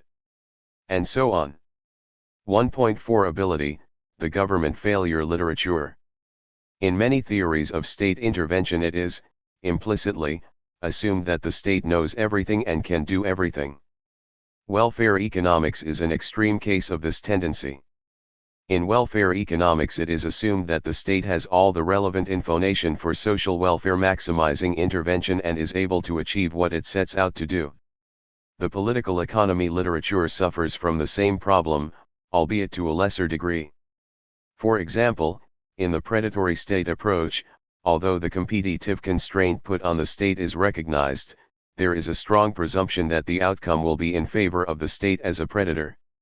The interest group approach concentrates on whose objectives are imposed on the state but does not properly discuss whether the state can achieve such objectives. The same applies to the theory of self-seeking bureaucrats, where it is assumed that the bureaucrats can assert their own objectives without too many difficulties. However, recently, the assumption of the omnipotent state has been questioned by arguments which hold that, even if it is benevolent and genuinely tries to improve the efficiency of the economy, although the opposite tends to be assumed among those who hold this view, the state may fail to achieve its objectives. These arguments, which we would call the government failure literature, have two major strands. One is the informational argument, which points out that the state may be able to collect and process all the information relevant for the correction of market failures only at costs that are greater than the benefits from such correction. The other is the theory of rent-seeking, which argues that state intervention creates additional wastes that may more than offset the benefits it produces. In the following we examine these two arguments, which question the ability of the state. 26. 1.4.1 The information problem. When the state contemplates a policy, it needs to spend resources to collect and process information in order to formulate the possible alternatives and make a decision. Even after the policy is decided on, it needs to collect and process the information necessary to monitor the compliance of lower-level bureaucrats, on the one hand, and the groups and individuals at whom the policy is targeted, on the other hand. Part of the information problem is that of insufficient information. According to this argument, the state simply does not know better about the future course of events, and such informational deficiency can only be corrected at a prohibitive cost. This is a point which was already made by the Austrian school in the central planning debate in the 1930s, see Lavoie, 1985, for a discussion of the debate. Point 22 According to the Austrians, even if it is theoretically possible for the planning authority to simulate textbook welfare economics prescriptions, as Oscar Lange and others have argued, the amount of information required to do so is so vast that we cannot possibly expect it to collect and process all the relevant information.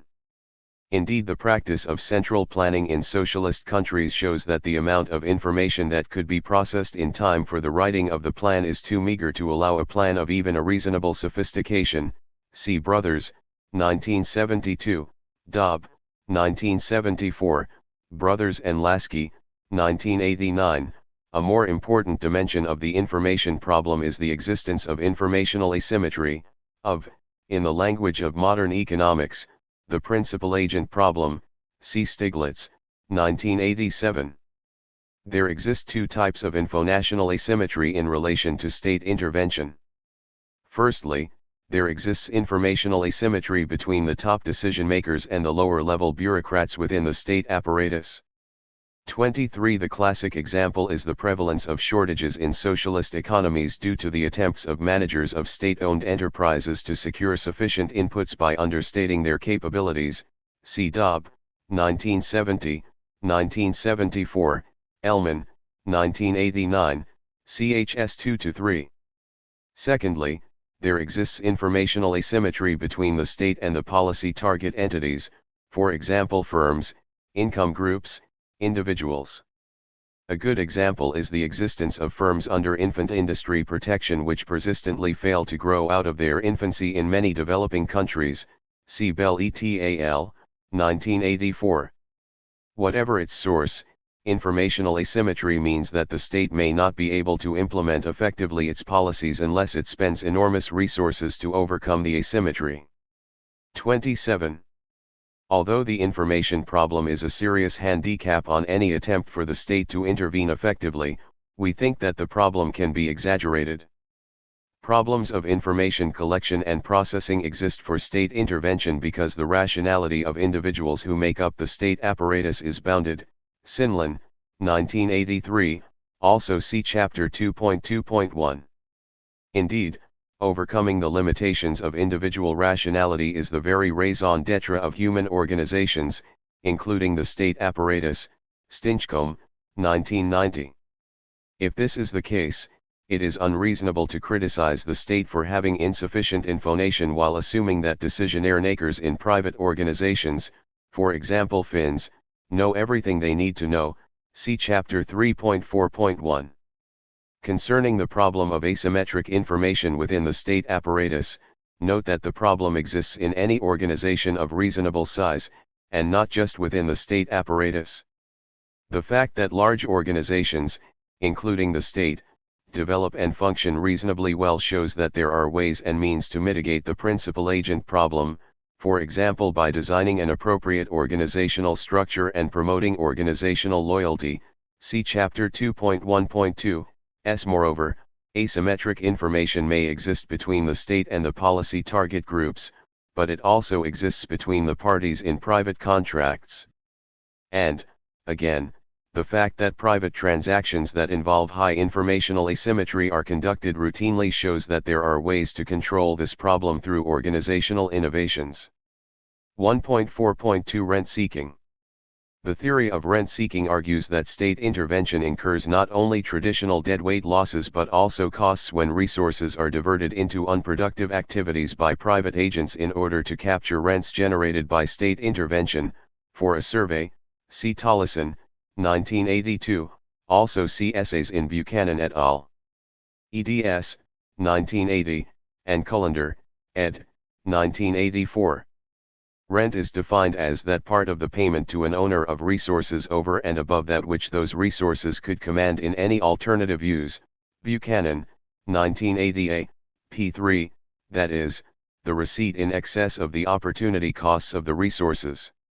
An attempt to capture rents, the argument goes, is perfectly rational at the individual level and socially productive in a certain context. For example, entrepreneurs innovate to 28. Capture the monopoly rent. This entrepreneurial activity is socially productive in a competitive setting where there is free entry, since once rents are created in an industry people will move into the industry and thus drive prices down to competitive levels. 24. However, when the state intervenes to create artificial rents, the resources spent to capture them, the theory of rent seeking insists, may be worth expending from the individual point of view but are wasted from the social point of view, since they are spent in resource reallocation rather than resource creation. Buchanan, 1988, states, rent seeking on the part of potential entrants in a setting where entry is either blocked or can at best reflect one-for-one substitution must generate social waste. Resources devoted to efforts to curry the authorities' favor might be used to produce valued goods and services elsewhere in the economy, whereas nothing of net value is produced by rent seeking. In the competitive market, By comparison, resources of potential entrants are shifted directly into the production of the previously monopolized commodity or service, or close substitutes. In this usage, these resources are more productive than they would have been in alternative employment. See the unintended results of competitive attempts to capture monopoly rents are good because entry is possible. Comparable results of attempts to capture artificially contrived advantageous positions under governmentally enforced monopoly are bad because entry is not possible. p.8.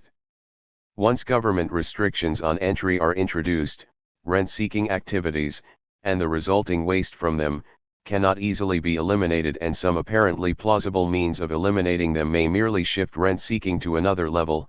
Kruger, 1974, Posner, 1975. For example, the auctioning of monopoly rights, franchise bidding, while eliminating monopoly profit, will transfer the rents to the state, which in turn is likely to lead to higher salaries for bureaucrats. Consequently, people will devote excessive time and resources to becoming bureaucrats, say, by investing excessively in acquiring educational qualifications, whose compensation exceeds the real opportunity cost, the compensation for private sector jobs requiring comparable ability. Even when there is no rent component in bureaucratic compensation, it is likely that people will strive to capture the rent extracted by the state in the forms of tax cuts or subsidies. 29. Buchanan, 1988, pages 12 to 13. Moreover, according to the proponents of the theory, the existence of rent-seeking activities affects people's perceptions of the legitimacy of the economic system, inviting further state intervention. If the market mechanism is suspect, the inevitable temptation is to resort to greater and greater intervention, thereby increasing the amount of economic activity devoted to rent-seeking. Kruger, 1974, p. 302. On these grounds, the theory of rent-seeking contends that state intervention, be it good-willed or ill-willed, is doomed to generate phones of inefficiency that have not been generally recognized in the standard welfare economics literature, that is, the cost of creating monopoly. Posner, 1975, p. 823. The policy prescription is that the state should not intervene in a manner which restricts entry. And on a more fundamental level, there is the need for a constitutional revolution, Buchanan, 1980b, to establish a new set of efficient institutions. 25. The rent-seeking argument provides some interesting insights concerning the interaction between individual behaviors and the institutional setting. It raises the important point that the combined results of individual maximizations can differ sharply according to the institutional settings. However, the theory has a lot of problems that may not be obvious at first sight. First of all, the nature of rent-seeking costs is not clearly defined in the literature, resulting in conceptual confusions. Also see Samuels and Mercuro, 1984. In the standard rent-seeking literature, it is customary to regard all resources expended in rent-seeking as wasteful. However, rent-seeking may not involve real expenditure of resources but only a transfer of wealth, for example bribery, which does not constitute a social cost. 26. The real costs involved in rent-seeking are costs involved in transferring property rights, that is, transaction costs, and not the transfer elements. Little Child, 1981, Varian, 1989, point 27. Of course, as noted above, the proponents of the theory argue that the transferred rent, for example bribes or the proceeds from franchise bidding, will, at some level, be competed for example through excessive investment in education or lobbying for tax cuts. However, such an argument is based on the assumption that within the social system there is at least one area into which entry is unrestricted, be it education or the political market of lobbying, which we argue may not be the case. See Chapter 2.2.3 for a more detailed discussion. In addition, it should also be noted that, when we relax the assumption of full employment implicit in the theory of rent-seeking, even an 30. apparently unproductive activity can be useful for society. Recall the famous Keynesian example of the hole digging exercise, point 28. Moreover, the wastes from rent-seeking may not even be the major costs from state-created rents.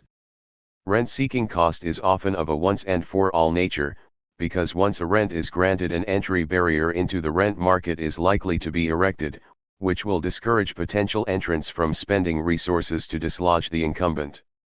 A more serious danger is that state intervention may protect or even encourage inefficient producers or production methods, with a long-lasting efficiency consequence. See also Elitalechild, 1981. This problem is not explicitly discussed in the rent-seeking literature, which normally assumes that all rent-seeking agents are identical and use optimal production methods. However, in the real world, there is no guarantee that Sanleon, who is competent, or even lucky, at seeking rents is equally competent as a producer, although this may well be the case if rent-seeking takes the form of franchise bidding. Thirdly, in the rent-seeking literature it is usually assumed that restrictions on entry 7il only be created by St8 intervention. This is a strongly biased view. Firms are always anxious to deter potential entrants. Anything from the secrecy of production technologies, to excess capacity, to the brand loyalty of consumers can be used as an entry barrier. The implicit belief behind the theory of rent-seeking, that competitive markets are self-reproducing, is unwarranted, see 1.1.2 above. Kruger's, 1974, assertion that the existence of state intervention, and hence rent-seeking, will erode people's faith in the market mechanism, leading to calls for more and more intervention, is also based on this dubious belief in self-perpetuating competitive markets. Most importantly, rent-seeking may be directly unproductive, but indirectly productive. Rent-seeking is only unambiguously helpful for society when it can be assumed that the initial institutional creation of an opportunity for rent-seeking creation of entry barriers ensures a net destruction of economic value. Buchanan, 1980b, p. 359. However, the costs of rent-seeking may well be more than offset by the dynamic gains of productivity growth which the rent allows, say, by enabling firms to increase R&D expenditure. Littlechild, 1981. This is precisely the reason why we have, for example, patent systems, given the public good nature of technological knowledge, and infant industry protection, given the possibility of learning by doing. Of course, the theory of rent-seeking is coited in arguing that free entry is necessary to guarantee the beneficial effects of rent, but the theory is far too 31. Reluctant to acknowledge that the creation of a monopoly by the state may be beneficial for productivity growth if the state can withdraw the rent when necessary, see Chapter 4.4.2. The reform proposal for a rent-seeking society is also unconvincing. If we can achieve a constitutional revolution and start afresh, then we may talk of non-intervention on a rent-seeking ground. 29. However, any realistic person will recognize that the possibility of a successful constitutional revolution is almost nil. In the first place, this proposal assumes that, once created, competitive markets will perpetuate themselves. We have repeatedly pointed out that this is not the case. Secondly, the proposal underestimates the power of vested interests, which may not agree to reform. Even Buchanan admits that the majority of individuals are usually losers in rent-seeking games, and therefore the winners will have strong incentives to defend their positions. Buchanan, 1980b. When there is no feasible political platform to achieve such a change, providing such a reform proposal amounts at best to an evasion of responsibility and at worst to an apparently populist rhetoric that amounts to a refusal to reform. Conclusion. Welfare economics elegantly and convincingly spells out why markets may fail and what kinds of interventionist measures the state can employ to correct them. 30. However, as many economists from across the political spectrum argue, the theory is based on a naive set of assumptions about the nature and ability of the state. Even if we do not accept the contractarian argument that the state, being the product of a social contract among free individuals, has no right to intervene in the market, we still have two thorny questions: does the state really serve the public interest, and can it achieve what it sets out to do? In relation to the first question, we examined three approaches: the autonomous state approach, the interest group approach, and the self-seeking bureaucrats approach, and concluded that none of them on its own can provide generalizable assumptions about the objectives of all states, regardless of the time and space where they exist. The question is more of an empirical than a theoretical one. It was suggested that, in order to establish a reasonable set of hypotheses concerning the objectives of a particular state, we should look more carefully at the process of interest group formation and collective action, as well as 32. The operation of the bureaucracy in the particular system of political economy in which the state is operating. In doing so, the insights from all the three approaches reviewed can fruitfully be used. In relation to the second question, we examine two approaches, the informational argument and the rent-seeking argument, which we group together as the government failure literature. It was argued that the importance of the information problem can be exaggerated and that there are ways to mitigate the problem.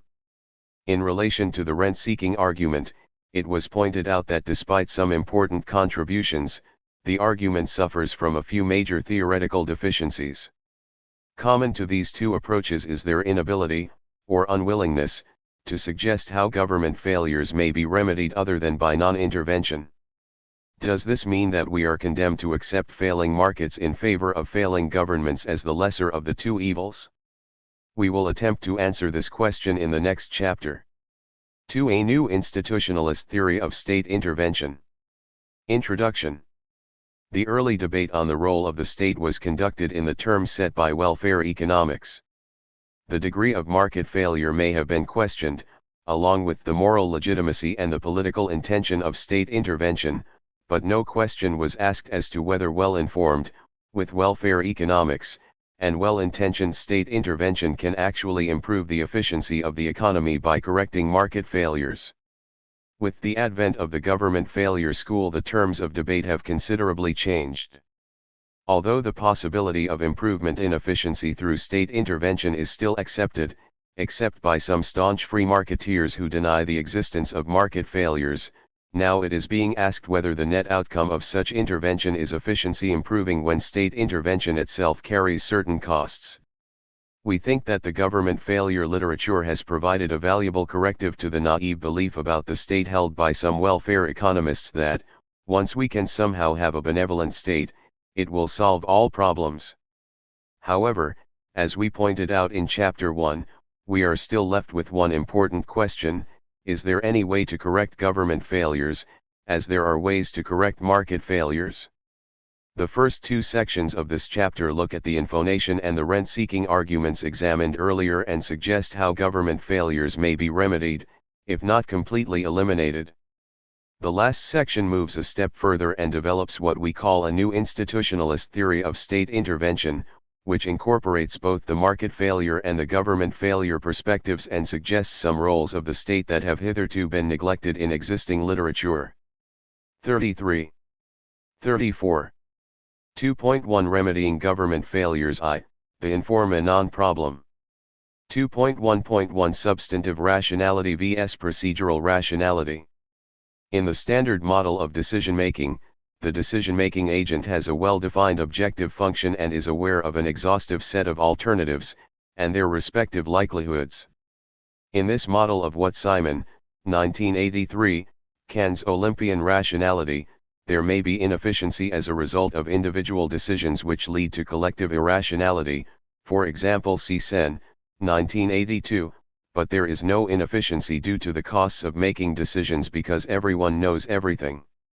When we adopt this model of decision-making, the question boils down to securing correct decisions, or in Simon's terminology, substantively rational decisions, on different notions of rationality, see Hargreaves-Heap, 1989, and Langlois, 1986b.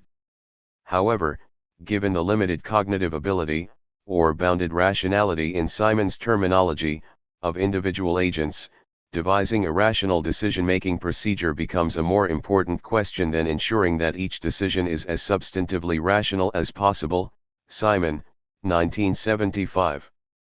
After all, the elaborate organizations that human beings have constructed in the modern world to carry out the work of production and government can only be understood as machinery for coping with the limits of man's abilities to comprehend and compute in the face of complexity and uncertainty. Emphasis added, Simon, 1979, p. 501, *. Of course, this does not mean that substantive rationality does not matter. Especially when we are dealing with complex phenomena, expertise plays an important role, not least because such knowledge is not easily transferable. 2. However, the point should not be overemphasized. As Schelling, 1984, argues, to expect an organization to reflect the qualities of the individuals who work for it or to impute to the individuals the qualities one sees in the organization is to commit what logicians call the fallacy of composition, p. 32.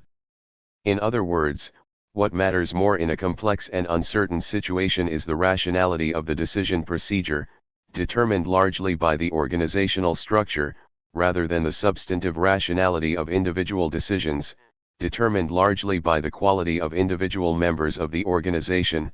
Simon, 1975, and 1983.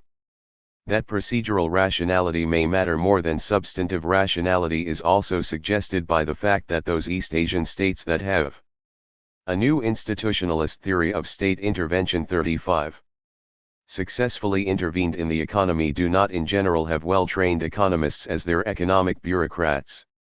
In his superb study of the famous Japanese Ministry of International Trade and Industry, henceforth MITI, Johnson, 1982, points out that the bureaucrats who have been orchestrating successful economic development have usually been lawyers by training. Also see Hadley, 1989, p. 300. The same is true for Korea, see Chapter 4.5. More interestingly, Wade, 1990, points out that the economic bureaucracy in Taiwan has traditionally been manned by engineers, and not economists. 2.1.2 Mitigating the information problem. 2.1.2.1 Improving the decision-making capacity the state. As the government failure literature points out, the limited ability of the state to collect and process information means that successful state intervention can only be achieved at an infonational cost. In this regard, the resource capability of the state may matter, because an organization with a larger resource capability will, ceteris paribus, be able to collect more information. And indeed, in many developing countries, the lack of government resources to collect information, for example understaffed statistical agencies, often poses a serious problem. However, as our argument above indicates, the mere fact that we have more information does not mean much when there is a bottleneck in our ability to process it, that is, when there exists bounded rationality. As the now extensive literature on organization and decision-making, for a survey, see Stinchcombe, 1990, demonstrates, the ability of the state, or any organization, to process information is, more than anything, determined by its decision-making structure, the most important dimension of which is the degree of centralization. Simon, 1975, March and Simon, 1958. Ceteris paribus, more layers of autonomous decision-makers result in more time and resources spent on decision-making, for example communication and negotiation costs, and therefore centralization of decision-making can save costs by promoting quick decision-making. Of course, a centralized decision-making structure runs the danger of resulting in substantively less rational decisions, because centralized decisions can be overly influenced by the information possessed by the top decision-makers, which is likely to be less complete when compared with that possessed by the operative units. Again, however, this does not mean that the most decentralized decision-making structure will be 36. Able to secure the best decision. Whether this is the case depends upon the nature of the decision. People's perceptions of the world, which are bound to be incomplete, tend to become biased according to their personal experiences. In more practical terms, people tend to develop sub-goal identification. Simon, 1991. For example, Simon, 1979, found that businessmen's perceptions of the principal problems facing the company, were mostly determined by their own business experiences. Sales and accounting executives identified a sales problem, manufacturing executives, a problem of internal organization, p. 501. And when there exists sub-goal identification, it is not necessarily true that leaving the decision to those at the locality will enhance global efficiency. When the problem concerned is of a global nature, the top decision maker, be he/she the central executive of a firm or a minister of the government, may identify the problem, and hence its solution, more correctly, not because he is a superior being but simply because he does not have the sub-goal identification problem. If the decision is about the global efficiency of the economy, which is likely to be the case when a state is contemplating an intervention, a centralized decision-making structure may be a blessing rather than a curse. One more point to be made is that the top decision makers in the state decision-making hierarchy should be assigned only strategic tasks, that is, tasks which relate to the long-term direction of the economy as a whole, and be allowed to delegate more routinous day-to-day tasks to the lower-level decision makers.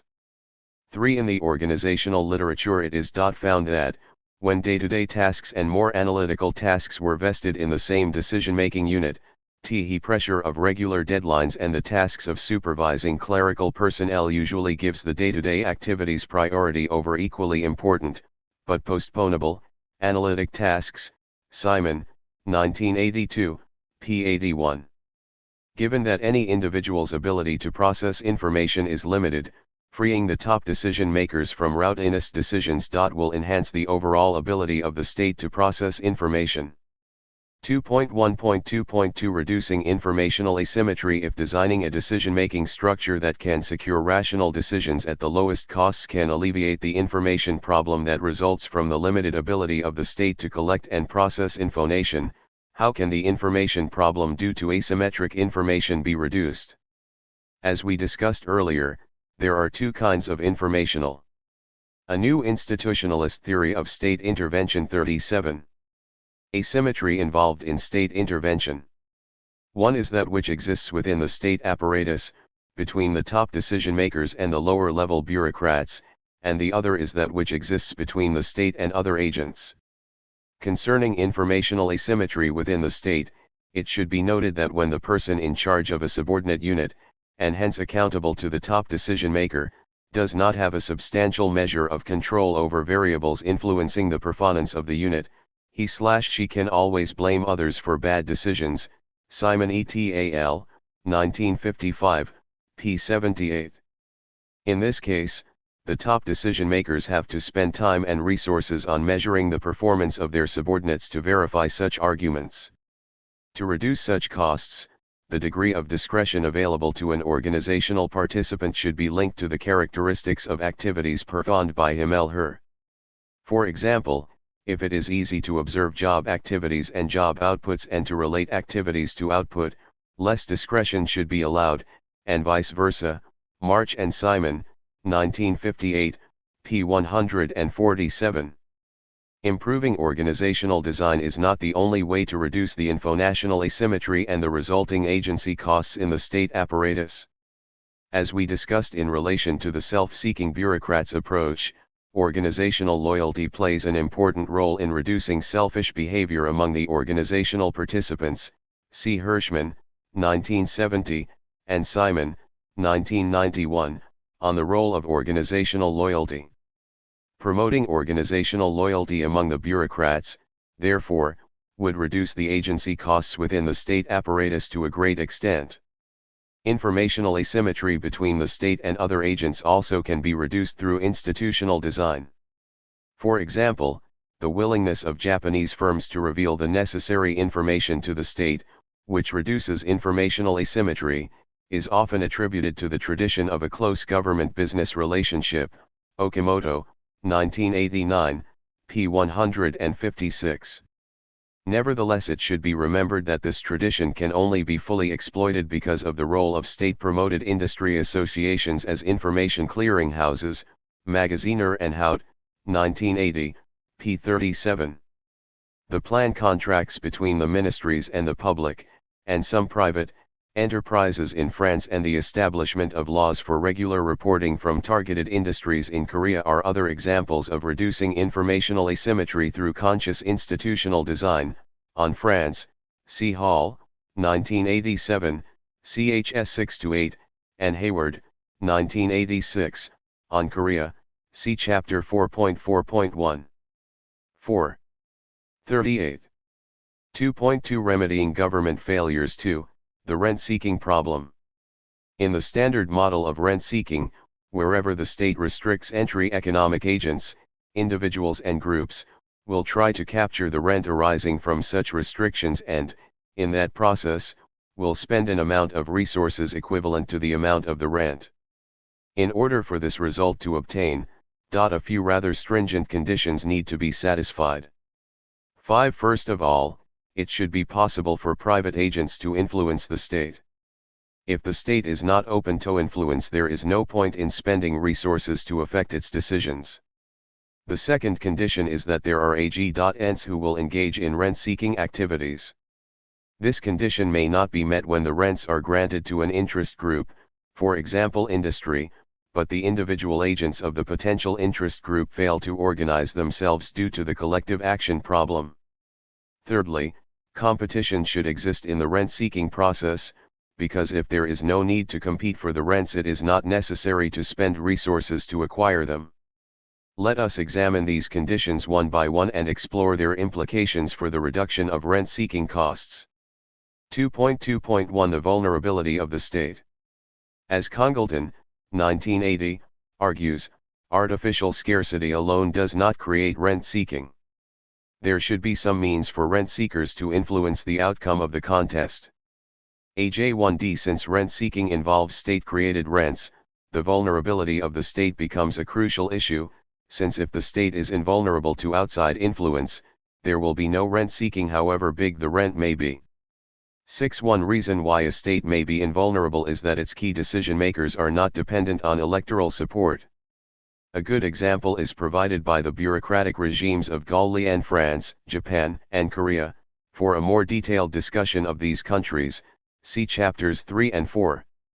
In these regimes, most of the decision-making power concerning economic policies is entrusted to the bureaucrats, who are less vulnerable to influence because of their job security, and not to the politicians whose need for re-election makes them vulnerable to outside influence. Invulnerability of the bureaucracy may be intensified if the state bureaucrats think of themselves as guardians of social interests and refuse to be affected by outside influence, see Chapter 1.3.3. A New Institutionalist Theory of State Intervention 39. A state may also be invulnerable because it has voluntarily abdicated its power to make decisions. For this reasoning, see Schelling, 1960, ch1, and Elster, 1984, pages 411-22. If the state legislates that picking the winner will be by methods such as a genuine lottery, equal sharing, rotation, or will be totally arbitrary, although none of these methods is likely to be used to any extensive degree, people will not seek rent for they have no chance of affecting the outcome of the contest. Other policy tools may also reduce, if not eliminate, the vulnerability of the state. Some, though not all, forms of queuing will be among such methods. Unless queuing requires physically waiting in line, for example, the queue can be formed by submitting written applications, forcing people to forego opportunities for other productive activities. The costs incurred in the process of queuing will not be large.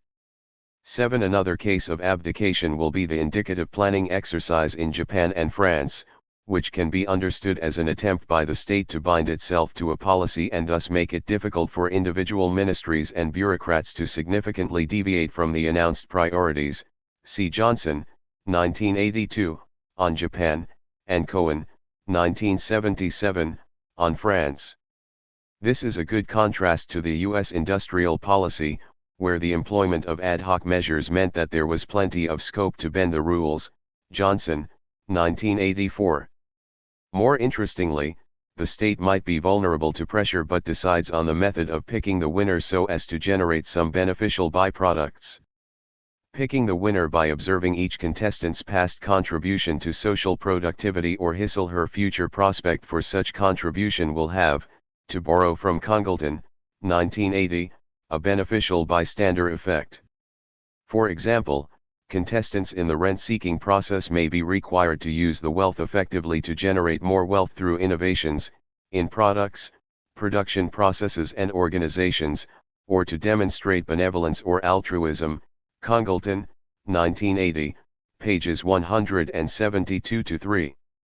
Thus, if the state makes itself vulnerable to the influence of someone who demonstrates his or her productive capabilities, some cost will be incurred to secure the rents, for example R&D costs, but they may be more than offset by the benefits from what the rent seekers have created in that process, for example better products. It should of course be remembered that an invulnerable state is not necessarily a good state. For example, when a state is pursuing objectives that are objectionable from the social point of view, as in the predatory state approach, see Chapter 1.3.1, or as in regulatory capture theory, see Chapter 1.3.2, we may want it to be vulnerable to pressure. 40. To change its objectives. Moreover, as will be clear from our discussion, different forms of invulnerability will have different efficiency implications, although they may be equally effective in reducing rent-seeking costs. For example, in choosing the recipient of the rent, if the state makes itself invulnerable to influences other than someone's productive contribution, the outcome is likely to be much more positive than when it simply abdicates its power and chooses the recipient at random. 2.2.2 The problem of collective action. Rents are often granted to a group of agents, for example industry, firms in a region, rather than to individuals. This is partly because influencing activities, the phrase owes to Milgram and Roberts, 1990, requires a large setup cost. For example, one may need an industry association in order to lobby, but also because the principle of fairness often demands that agents with identical attributes receive equal treatment.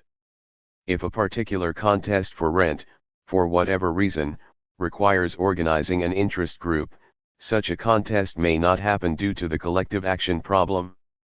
That rent-seeking might suffer from the collective action problem, since it usually involves organizing an interest group, has already been pointed out by Tulloch, 1984. Tulloch, however, does not clearly specify that the problem of collective action exists only for some kinds of rent, that is, the ones generated from a public source of rent, named after a public good, or from property rights that allow open access to those within the relevant group. 8. There are some rents which simply cannot be shared with others. Rents from industrial licensing and patents are cases in point. The sources of these rents are private goods in the sense that the sharing of them with others reduces one's benefit.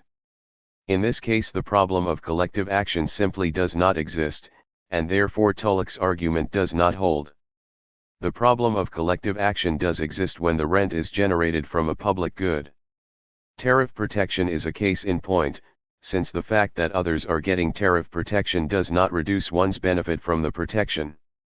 When the source of the rent is a public good, although the rent itself is a private good, an analogy is that a fishery might be a public good but the fish caught from the fishery are private goods, and when the potential rent seekers fail to organize themselves, rent seeking may not arise and therefore there may be no waste from rent seeking, as Tulloch argues. A new institutionalist theory of state intervention. 41. If this is the case, the magnitude of rent-seeking costs is affected by the types of policy tools used. Certain types of policy tools, for example tariff, are less prone to rent-seeking than others, for example industrial licensing, because they have the collective action problem, although both types of tools may create comparable amounts of rent. This means that, ceteris paribus, by using more public tools of intervention, and thus deliberately creating the collective action problem among potential rent seekers, the state may reduce rent-seeking costs. 2.2.3 Competitiveness of the rent-seeking process.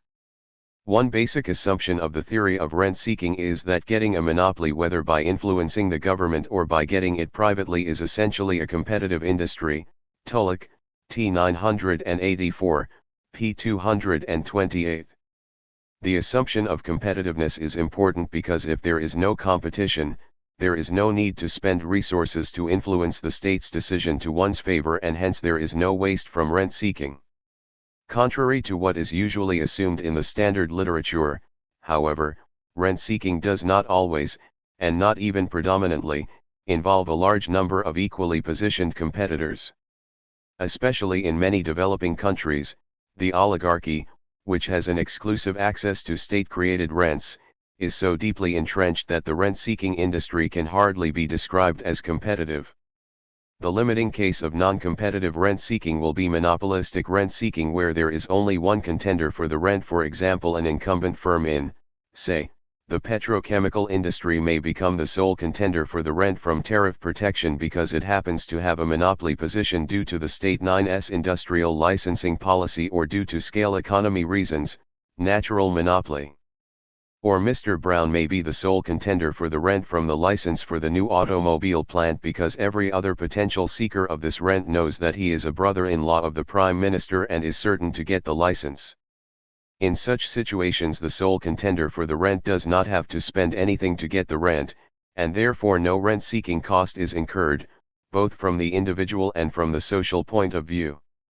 The more general case of non-competitive rent-seeking is that of oligopolistic rent-seeking. Small numbers, of course, do not necessarily guarantee less rent-seeking. There can be cutthroat competition even in a rent market with a small number of participants. However, a small 42 number setting is inherently different from a large number one. In the former case, an individual's best response is affected by the response of all others, and the common knowledge about this fact, whereas in the latter case one can act as if one's action does not affect, and is not affected by, those of other individuals. In a small number situation, therefore, one cannot take the environment as given, since one is a part of the environment. This means that there exists strategic uncertainty resulting from interdependence between individual decisions. 9. More interestingly, when communication is possible, players in the small number setting may be able to overcome strategic uncertainty by devising a binding contract between themselves.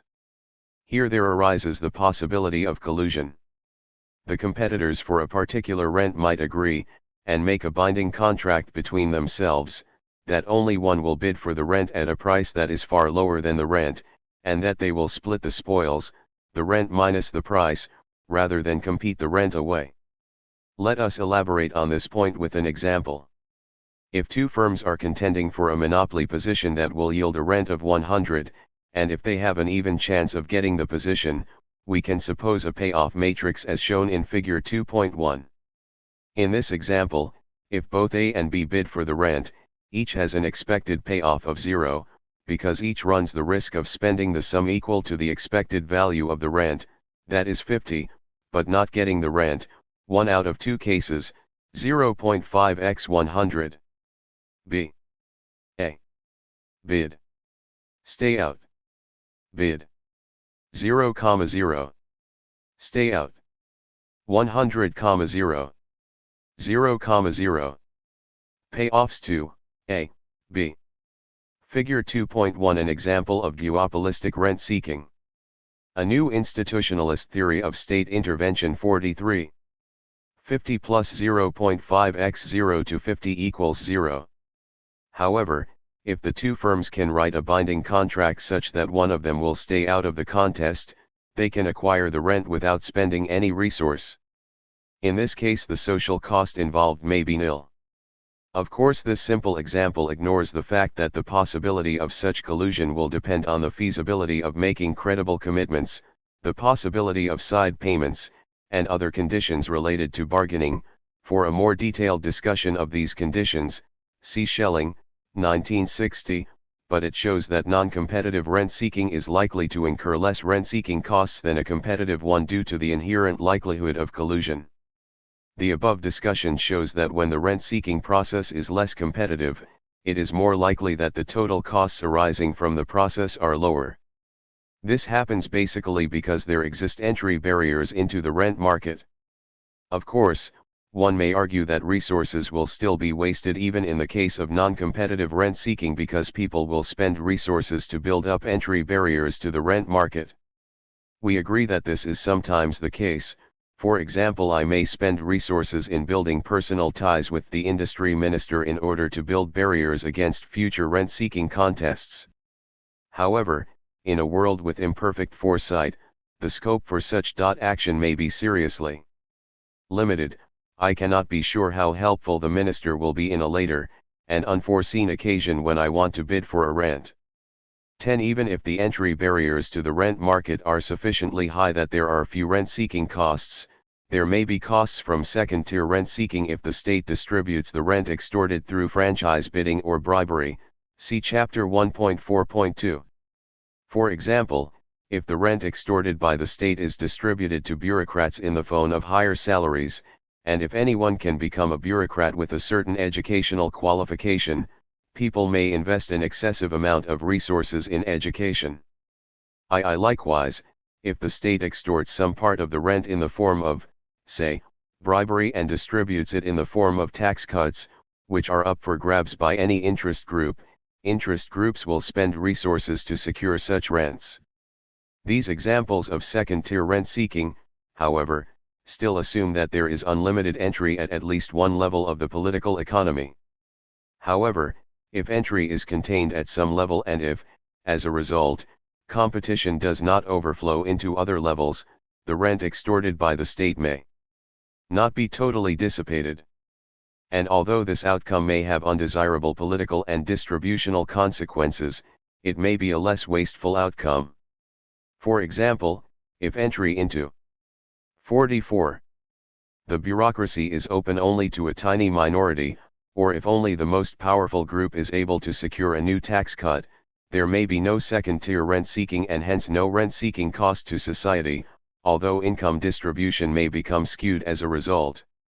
2.2.4 Some reflections, competitive markets and competitive politics. Fundamentally, what causes rent-seeking is the existence of political competition, and not the absence of economic competition, which causes rent but not rent-seeking. If this is the case, restricting political competition seems to be a solution to the problem of rent-seeking. Above we suggested some ways in which this can be done. However, the proponents of the theory of rent-seeking would ask, why not attack the root cause of the problem, that is, why not eliminate all the rents simply by freeing the markets from state interference? Why bother about politics when separating economics from politics will solve the problem? This view, however, is based on the assumption that there is no reason to restrict competition, and thus create rents, in markets. As Schumpeter, 1987, and Richardson, 1960, have persuasively shown, however, there is a need for restrictive practices, which create rents, in order to achieve innovation and long-term investment, which are the causes of dynamic growth of the economy. Even if the state does not intervene, the market in a dynamic economy is bound to create a lot of rents, and people are bound to spend resources to capture those rents. Then why are the market-generated rents not subject to wasteful rent-seeking whereas the state-created ones are? The point is not that people do not seek rents in markets. As our quote from Buchanan, 1980a, in the previous chapter indicates, innovation is rent-seeking par excellence.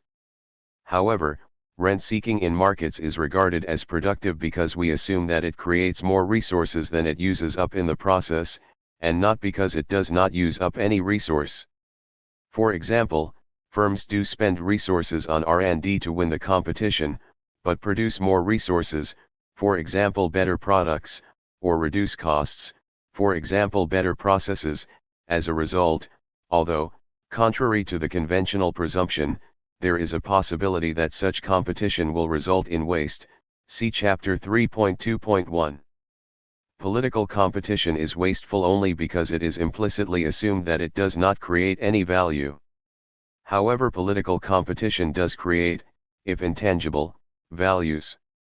First of all, political. A new institutionalist theory of state intervention. 45. Activities may involve organizational innovations, which may ultimately reduce the costs of political competition in the future. For example, it will be cheaper to have a political party than to let millions of people bargain with each other. Moreover, political activities are often ends in themselves, and people may derive value from the activities per se as well as from the products of such activities. See Hirschman, 1982, pages 85 to 6.12. Then, whether competition, be it economic or political, is wasteful or not, that is, whether it creates more resources than it spends, is a moot point. Especially in the case of political competition, there is no unambiguous way to measure the value of its output.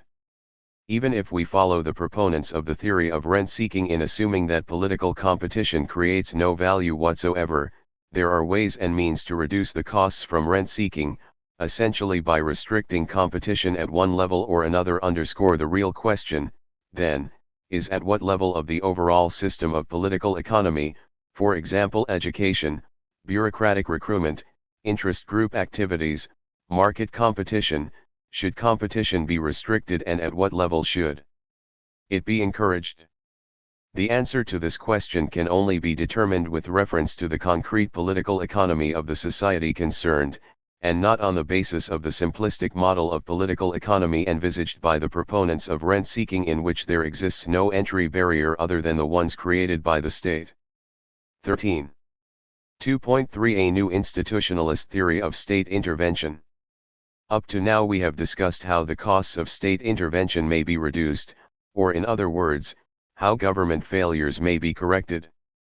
We argued that there are ways and means to devise institutional schemes to reduce the costs of state intervention while not foregoing the possible benefits from such intervention, for example by improving efficiency through correction of market failures or by encouraging productivity growth by granting infant industry protection.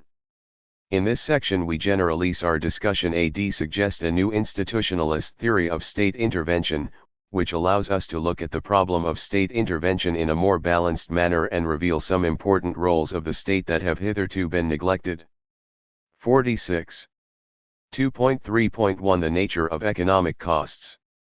In neoclassical economics, of which welfare economics is a branch, the only economic problem is that of achieving allocative efficiency between the production units. As the famous definition of economics by Robbins goes, economics is the science which studies human behavior as a relationship between ends and scarce means which have alternative uses. Robbins, 1932, p. 16. What is curious here is that solving this economic problem does not require any cost, and the only cost in our economic life is the cost involved in the material production, which is seen as an engineering problem, and not as an economic problem.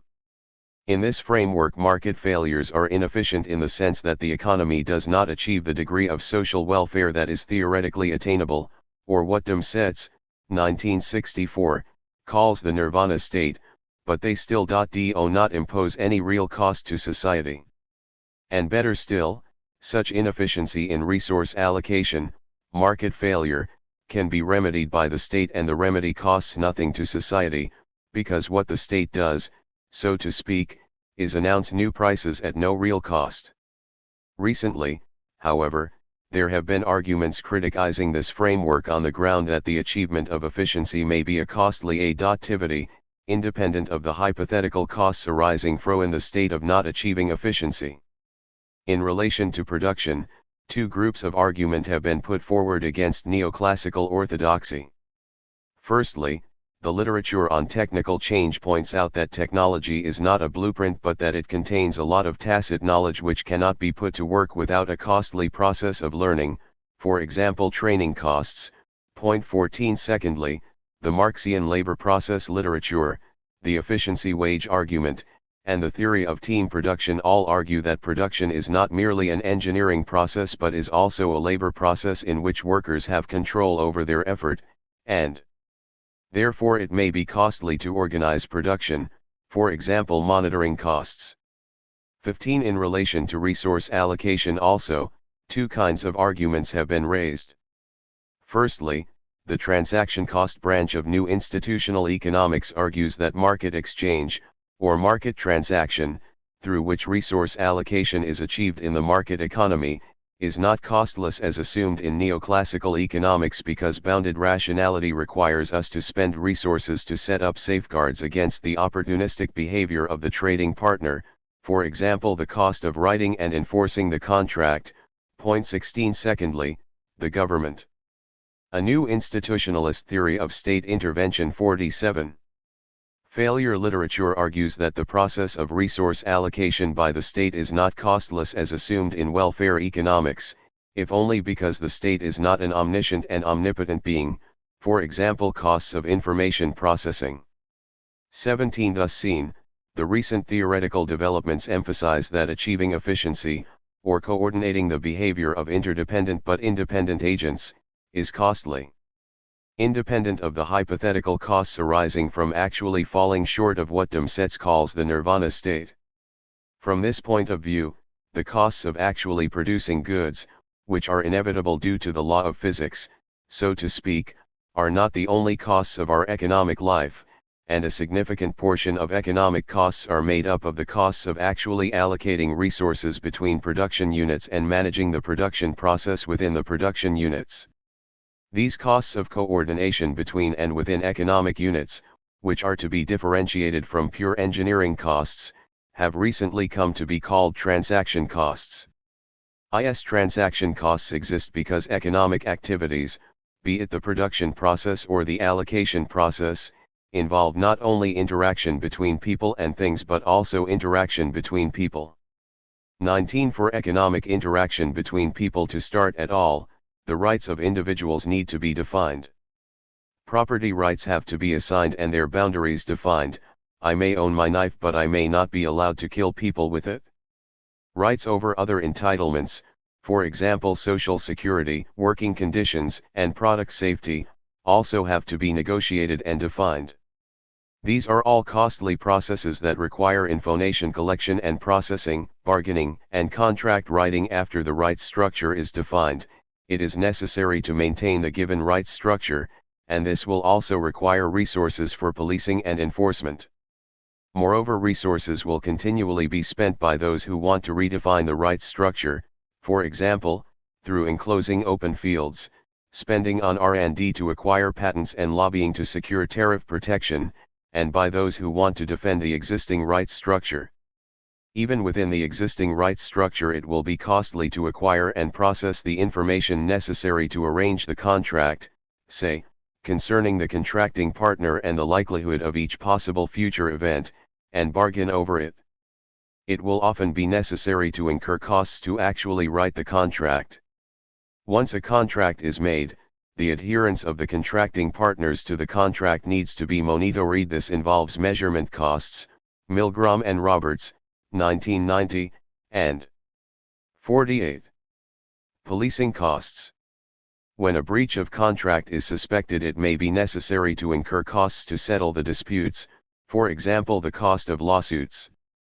Once the breach of contract is ascertained, enforcement of the contract will become necessary and this will also incur costs. 2.3.2 Transaction costs and state intervention. If transaction costs are the costs incurred for the purpose of defining and redefining the property, and other, rights of economic agents, on the one hand, and of writing, monitoring, and enforcing contracts within the existing rights structure, on the other hand, the costs of state intervention may also be reinterpreted as transaction costs. Informationai costs, which are costs necessary for the state to decide on a policy and effectively implement it, are obviously of this kind, analogous to such costs for private contracts. Costs of rent-seeking, as costs involved in the process of redefining the property rights structure, can also be classified as transaction costs, see Chapter 1.4.2, see also Varian, 1989, Milgram and Roberts, 1990. Point 20 Reinterpreting the costs of state intervention as transaction costs allows us to make some important observations in relation to the theory of state intervention. In neoclassical economics, the allocation of resources is a costless process whether it is achieved through the market, that is, market transactions, or through the state, that is, state intervention. What counts is only the difference between the allocation actually achieved and the ideal allocation in the nirvana state. Given such a scheme, it is no wonder that the government failure literature could criticize welfare economics on the rather obvious grounds that state intervention incurs certain transaction costs. However, many in the government failure school are misleading the argument by implicitly comparing the ideal market, which is costlessly run, with the real state, whose activities are costly. In the real world, both stat intervention and market transaction are costly, therefore the comparison must be between the costs of allocating resources through market transactions, or the transaction costs of market allocation, and the costs of allocating resources through state intervention, or the transaction costs of state allocation. Thus seen, the real question is whether the state can achieve the same allocative efficiency at a lower cost than the market can do, and not whether state intervention is costly per se. Introducing transaction costs into our scheme allows us to introduce a role of the state which has hitherto a new institutionalist theory of state intervention 49 been neglected in conventional economic theory, that is, the role of lowering transaction costs in the economy. Let us discuss exactly what the state can do in this regard. Various authors in the tradition of new institutional economics have suggested that one important role of the state is to institute a well-defined property rights system and effectively enforce it. Coase, 1960, Matthews, 1986, North, 1981. A clear and effectively enforced set of property rights is seen as saving transaction costs, because otherwise people whose decisions are interdependent may have to spend an inordinate amount of resources in order to resolve the externalities problem. Of course, instituting a well-defined property rights structure and enforcing it, in theory, need not be done by the state, but the monopoly on the legitimate use of violence by the state means that it is often, if not necessarily, the most cost-effective agent in doing so. Matthews, 1986, p. 910. Historically, too, transaction costs in market exchanges have been substantially reduced only with the involvement of the state in establishing and enforcing property and other rights. Polanyi, 1957, Coase, 1988, North, 1990b. The role of the state in reducing transaction costs does not stop at instituting and enforcing a property rights, and other rights, system. Another important role is to reduce the macroeconomic instability of the economy through aggregate demand management. Given the necessity of stability in the environment for agents with bounded rationality to make any calculation, Simon, 1983, pages 19 to 20, increased macroeconomic instability will lead people to divert resources into activities that are intended to create microenvironments that will make rational calculation possible. Spending resources on writing, monitoring, and enforcing long-term supply and subcontracting contracts, instead of going into spot market transactions, which do not require high transaction costs, is the most obvious example of such activities. Richardson, 1972. Financial hedging and inventory holding are equally important examples. The costs involved in these activities are transaction costs in the sense that they are not necessary from a purely engineering point of view. With reduced instability of the system, there will be less of these activities and consequently less transaction costs in the economy. There are also areas other than macroeconomic stabilization to which our insights about the role of the state in economizing transaction costs apply. Macroeconomic instability is essentially a case of coordination failure between the activities of disparate individuals. Lejeune-Hufvud. 50. 1981. According to Koopmans, 1957, coordination failure may occur due to secondary uncertainty, which exists due to the lack of communication, that is, from one decision maker having no way of finding out concurrent decisions and plans made by others, or merely of knowing suitable aggregate measures of such decisions or plans. P. 163. If this is the case, we can extend our argument to the coordination problem in general. A special case of the coordination problem is that of pure coordination, which exists when there are multiple equilibria that are equally preferred by every party involved, see figure 2.2. In this case, although the agents are indifferent between different outcomes, that is, there is no clash of interests, there is no guarantee that all of them will go for one particular equilibrium. Deciding which side of the road people should drive on is an obvious example of the pure coordination problem. No one would ex ante mind driving on the left or on the right as long as everybody else does likewise, but it is still necessary to decide on which side of the road people will drive. Although a spontaneous non-inai emerged to resolve the coordination problem, Schotter, 1981, reaching a coordinated outcome may involve high transaction costs, for example the cost of bargaining, especially when many agents are involved. And in this case, the state may intervene to provide the norm for coordination, consequently reducing the transaction costs involved in the process. B. A. Left. Right. Left. 1, 1. 0, 0. Right. 0, 0. 1, 1. Payoffs to A, B. Figure 2.2 an example of the pure coordination problem. A new institutionalist theory O, State Intervention 51.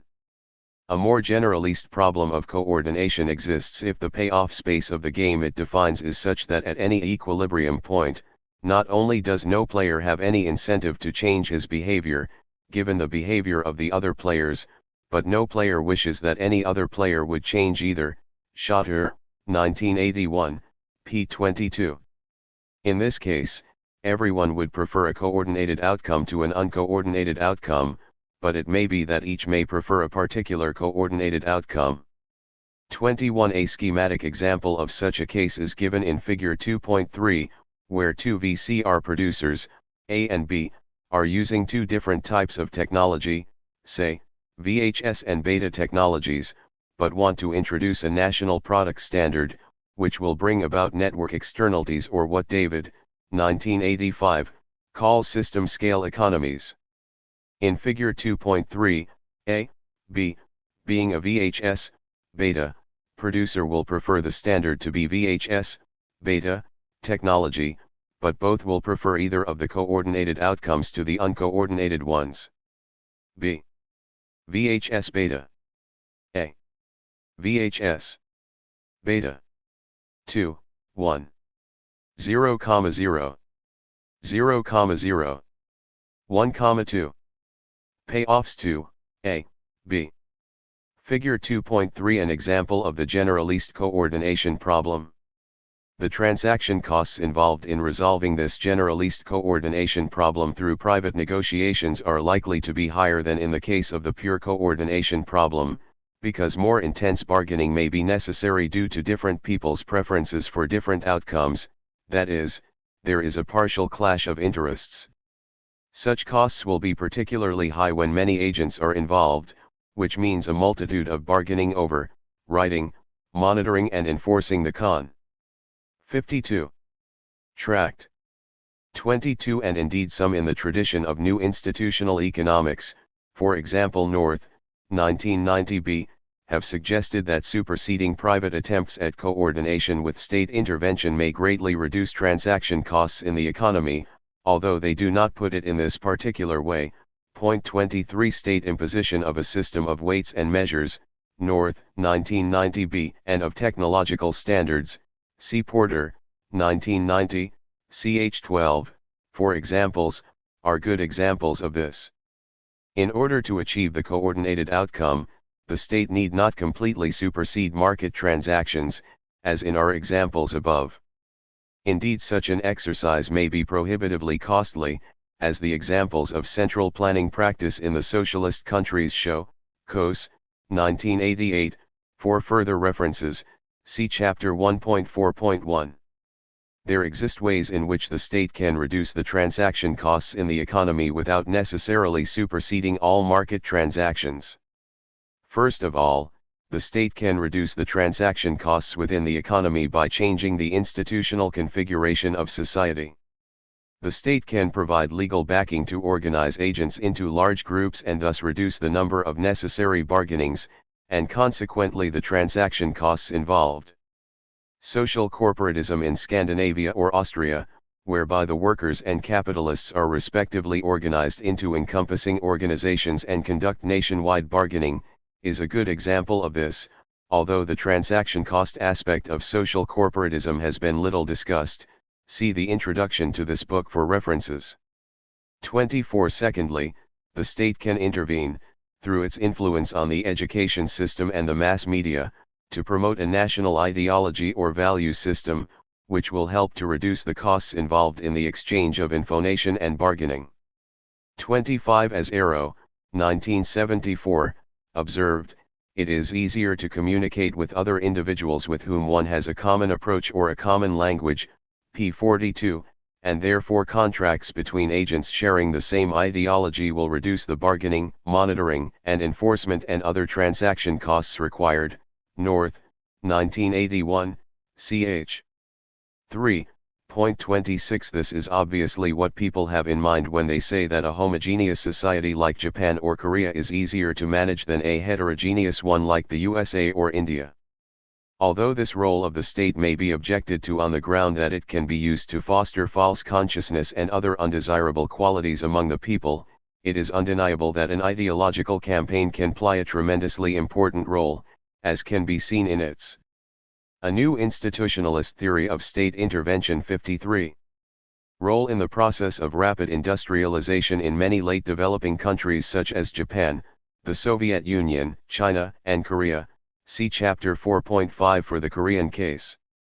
Most interestingly, the state may save transaction costs in the economy by providing a focal point, or consensus, around which decisions can be coordinated. On the concept of focal point, see Schelling, 1965. For example, investments in complementary projects may be made only at high transaction costs when they are agreed upon through private bargaining. Richardson, 1971, 1972. If this is the case, the provision of a focal point by the state may save the transaction costs involved in these bargaining processes. A good example of this is the Japanese and the French indicative planning exercises, where the state provides a vision for the future economy and induces private agents to work toward the same goal. See Johnson, 1982, on Japan, Cohen, 1979, on France. Point 27. For example, in the Japanese case, a sense of overall direction to the overall evolution of the economy has been provided by the annual economic white papers of the Economic Planning Agency with their thematic titles and by the forward looks or visions published every 2 or 3 years by the MITI, via the Structure Council. In practical tense, these documents provide criteria or orientation against which countless individual decisions by private and public officials can be tested and hence given order and coherence which could otherwise only be achieved by a much higher degree of centralization. Emphasis added. Renshaw, 1986, p. 144.28. Conclusion. While recognizing that state intervention to correct market failures inevitably incurs certain costs, which may indeed exceed the benefits from improved allocative efficiency, we argued that such a possibility does not warrant the laissez-faire policy prescription of the government failure school. Information costs can be reduced through appropriate changes in the organizational structure of the bureaucracy and in the values held by the members of the bureaucracy and society. Rent-seeking costs may also be reduced through changes in the rules of political competition and the tools of state intervention. Drawing on the insights of new institutional economics, which emphasizes that the market is not the only viable coordination mechanism, we constructed a theory of state intervention that sees 54. The state, along with the market, the firm and other economic institutions, as an important device of coordination. We emphasized that the state may resolve the coordination problem at a lower cost than the market, and other economic institutions, and thus reduce transaction costs, which are the costs of coordination, in the economy. Institution of an effective property rights system, macroeconomic stabilization, organizing society into large groups, promoting national ideologies, and coordinating complementary investment decisions are examples of such a role. This type of intervention is particularly attractive because it is relatively cheap compared with other types, which may indeed incur large transaction costs, for example central planning. Our theory of state intervention provides a framework that can incorporate insights from the various theories of state intervention we examined in Chapter 1. OUF theory considers both the benefits and the costs of state intervention, in contrast with the market failure approach and the government failure approach, which deal, respectively, with only the benefits or the costs of state intervention. 29. Although our theory is still far from satisfactory, we think it can serve as a good starting point for the construction of a sophisticated theory of state intervention that allows us to look at the problem in a more balanced and realistic way. In the next chapter we apply our theory of state intervention to the area of industrial policy and demonstrate how it improves on the existing theories of state intervention. 3. The political economy of industrial policy. Introduction. Until recently there existed a moderate consensus on the agenda of the debate on the role of the state, although there were intense debates concerning how best to achieve the individual items on the agenda. The items on the agenda included an improvement in income distribution, the achievement of macroeconomic stability, the provision of public goods, for example infrastructure, education, and environmental protection, and, more controversially, antitrust activities. State intervention in industry was, except antitrust activities, looked at with suspicion as opening the window of opportunity for business interests to loot the state exchequer. This suspicion seemed more than natural when state intervention in industry, or industrial policy, did not make theoretical sense according to the conventional framework. Nevertheless, as we mentioned earlier, the recent rise of East Asian economies where the state has implemented strong industrial policy measures with great success has aroused interest in industrial policy, as manifested in the ongoing debate on the applicability of industrial policy in other, notably Anglo-Saxon, countries. In this chapter we argue that industrial policy not only makes sense but can sometimes provide a better alternative both to the unregulated market and to other forms of state intervention, for example central planning. After reviewing the industrial policy debates, we introduce some recent theoretical developments in the studies of economic institutions and technical change and spell out the logic of industrial policy, both from the static and the dynamic points of view. Regarding the F of inner, we discuss why the market mechanism may lead to coordination failures and why such failures can be costly. Then we discuss the role of industrial policy in overcoming such failures. For regarding the latter, we discuss the nature of economic change and see what role industrial policy can play to promote it. We then move on to discuss possible problems of industrial policy. Problems of information, rent-seeking, politics and institutions are examined. 55. 56. 3.1 The industrial policy debates. Despite the fact that industrial policy, far from being a novelty of East Asia, has been an integral part of economic policies of many advanced capitalist countries during the post-war period, it has become an important issue only recently. In the English-speaking world the OECD has been the pioneer in this area. See the series of country studies published by OBIT in the early 1970s. In the UK industrial policy became a controversial issue with the, not hugely successful, introduction of industrial policy programs by the Labour government in the late 1970s. The famous UK deindustrialisation debate also, to a degree, discussed industrial policy as a possible way to halt deindustrialization and revive the economy. 2 During the 19,808 studies of various European countries' policy responses to the industrial crisis of the late 19,708 also emerged. 3 The issue of industrial policy, however, has probably been most hotly debated in the USA, especially in the early 19,808, with the Harvard Business Review as the major forum. 4 The recent rise in strategic trade policy literature has also been heavily influenced by, and has influenced, the industrial policy debates. 5. 3.1.1 Does manufacturing matter? One of the central points made by the proponents of industrial policy is that manufacturing does matter, although a pro-manufacturing attitude does not necessarily imply an endorsement of industrial policy. 6. The proponents of industrial policy argue that the UK and the US economies are deindustrializing, the shrinking share of industrial output and employment in the national economy, due to neglect of the manufacturing industries, and that, given the vital importance of the manufacturing sector for a prosperous economy, this is a dangerous sign. Cohen and Zisman, 1987. They think that macroeconomic measures, albeit important, are not sufficient for a vigorous development of manufacturing since allocation of capital is more important than aggregate capital formation for productive ITY growth. Reich, 1982, p. 75. The conclusion, then, is that the state should intervene to promote industrial development, if necessary using industrial targeting. Reich, 1982, Johnson, 00, 1984. Many opponents of industrial policy argue that the advanced capitalist economies are moving towards becoming post-industrial economies, where service activities become the center of economic life. For example, Bugvuddy, 1988, pages 110 to 14.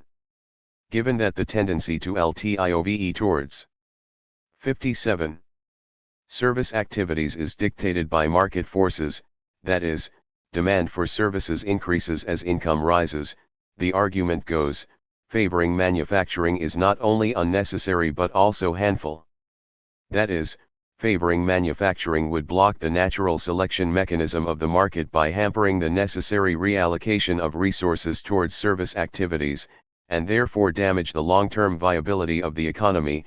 For example, Burton, 1983. Therefore, it is argued that we need not, and indeed should not, have policies that favor manufacturing, not to mention industrial policies geared to the needs of specific sectors. For the most sophisticated version of this argument, see Bugvuddy, 1989. Confusion about the very concept of deindustrialization and lack of understanding of the logic of long-term structural change, away from manufacturing towards services, seem to have produced many ill-informed discussions on the deindustrialization issue.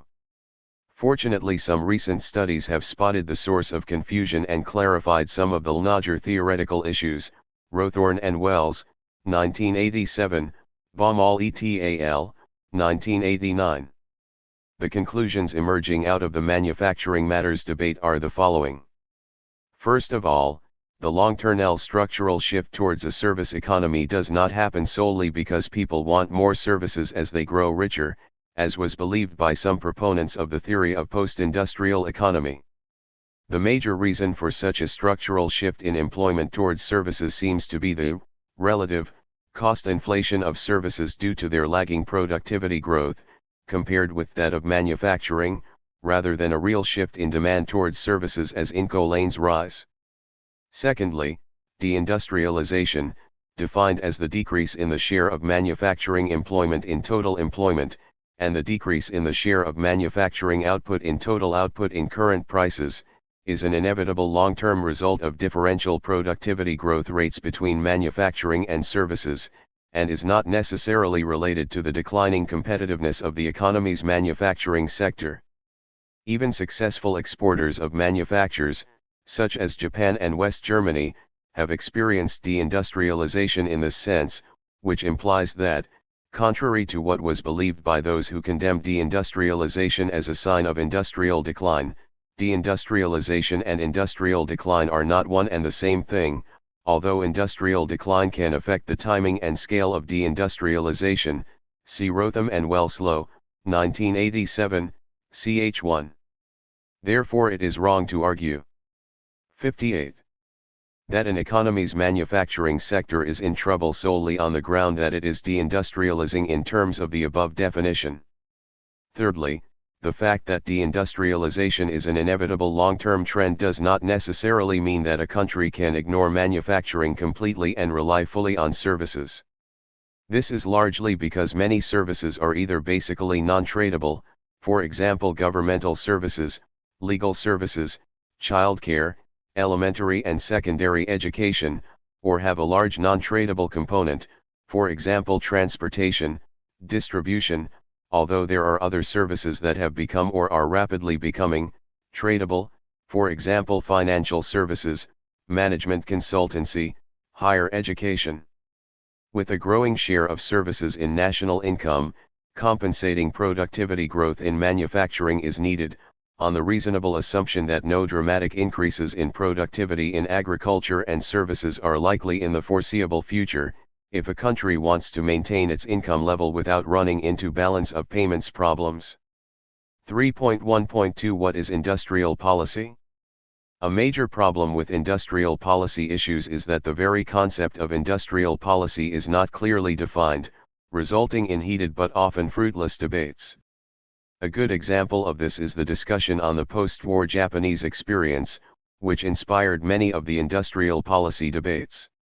Opponents of industrial policy point out that subsidies and governmental loans to industries in Japan are small, in relative terms, even smaller than in many European countries, and on this ground claim, as the title of one article goes, Treasus, 1983, that industrial policy is not the major reason for Japan's success. Proponents of industrial policy argue that the non-quantifiability of the famous Japanese administrative guidance system makes people underestimate the success of Japanese industrial policy, Bolto, 1985. Unless we define what we mean by industrial policy, we cannot judge who is correct and who is not. Reich, 1982, the most prominent proponent of industrial policy in the USA, includes the following policy measures in his definition of industrial policy: favoring promising industries, creating skilled workforces, developing infrastructure, regional policy, p. 75. Pinder, 1982, a British proponent of industrial policy, goes a step further and regards all of the following as components of industrial policy: general industrial support policies such as manpower policy, fiscal and financial incentives. 59.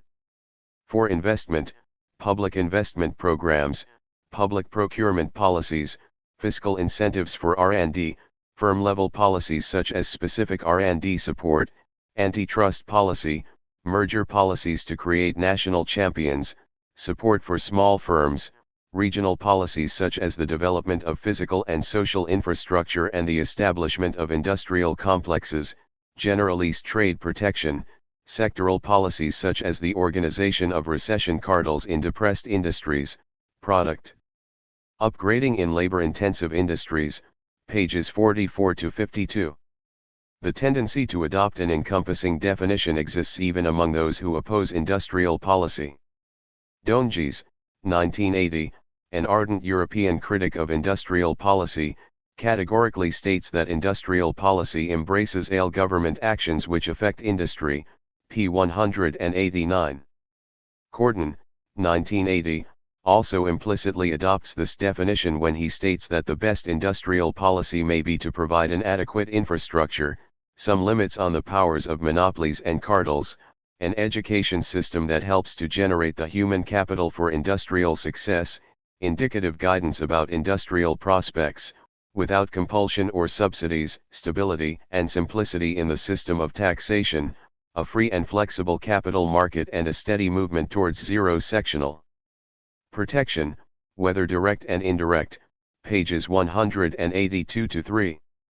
Despite the fact that the above policies would have implications for industrial development, we do not think that classifying every policy that affects industrial development as industrial policy is a useful way to proceed. In the above examples, industrial policy is used as a catch-all term for policies affecting industrial performance, that is, effectively, every economic policy as such a practice overloads the concept of industrial policy, rendering the concept meaningless. Johnson, 1984, provides a more focused definition of industrial policy by defining it as a summary term for the activities of governments that are intended to develop or retrench various industries in a national economy in order to maintain global competitiveness, p. 7, but falls into the same trap of overloading the concept when he includes not only what he calls micro-policy of industrial targeting but also such policies as governmental incentives for private saving, investment, research and development, cost-cutting, quality control, maintenance of competition, and improvements in labor management relations, p9, into the category of industrial policy as Johnson, 1984, rightly points out, p9, targeting or micro-industrial policy cannot succeed without favorable macroeconomic 60 conditions. However, why should all policies that constitute preconditions for the success of another policy be treated as components of the latter? If one adopts this logic, one can argue that targeting should be a component of macroeconomic policy because, under certain conditions, it is possible for targeting to have an impact on such macroeconomic variables as savings and investments. For example, targeting some big projects and financing them through inflationary means may increase ex post savings. However, does this make such industrial targeting a macroeconomic policy? We think not. In our opinion, the best way of defending industrial policy is not to include in it everything that is good for industrial development, but to narrow its definition and demonstrate that its benefits are bigger than its costs. Landesman, 1992, makes an important contribution by emphasizing the particularistic, or discriminatory, nature of industrial policy.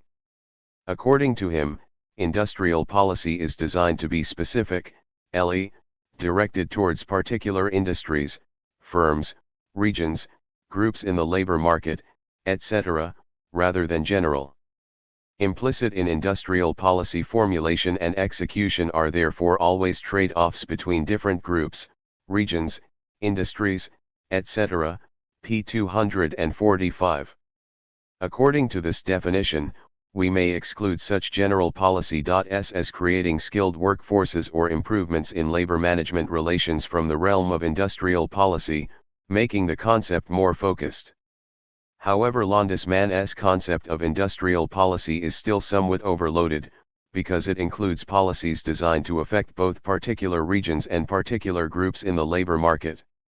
True, industrial policy affects different regions and different groups differently, but its effects on particular regions and groups are better viewed as byproducts than as aims of the policy.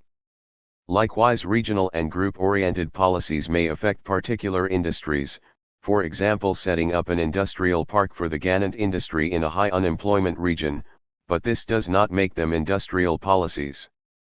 8. The existing definitions of industrial policy, then, tend to be too overloaded to be useful in practice. We propose to define industrial policy as a policy aimed at particular industries, and firms as their components, to achieve the outcomes that are perceived by the state to be efficient for the economy as a whole. This definition is close to what is usually called selective industrial policy, for example, by Lindbeck, 1981. Point 9 in our definition, first of all, we emphasize the words particular industries, and therefore implicitly exclude policies designed to affect 61.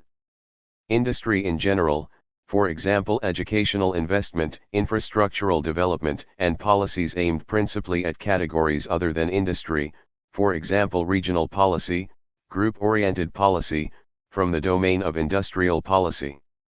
Secondly, we emphasize the word efficient to stress that the guiding principle of industrial policy in its purest form is efficiency, and not other aims, for example equity. Following our discussion in Chapter 2, efficiency is defined more broadly than in conventional economics and includes transaction cost economizing as an important dimension. Thirdly, we emphasize the phrase the economy as a whole to stress that, although it is directed at specific industries, industrial policy ultimately aims to improve the efficiency of the economy as a whole and not just that of particular industries. Therefore, in an industrial policy regime, whenever the efficiency objective of an individual industry and that of the whole economy clash with each other, the latter is permitted to dominate. 10. Lastly, we emphasize the phrase perceived by the state, to stress that the perception of the state may not necessarily be correct or justifiable to everyone. II. 3.2 The logic of industrial policy. The static dimension.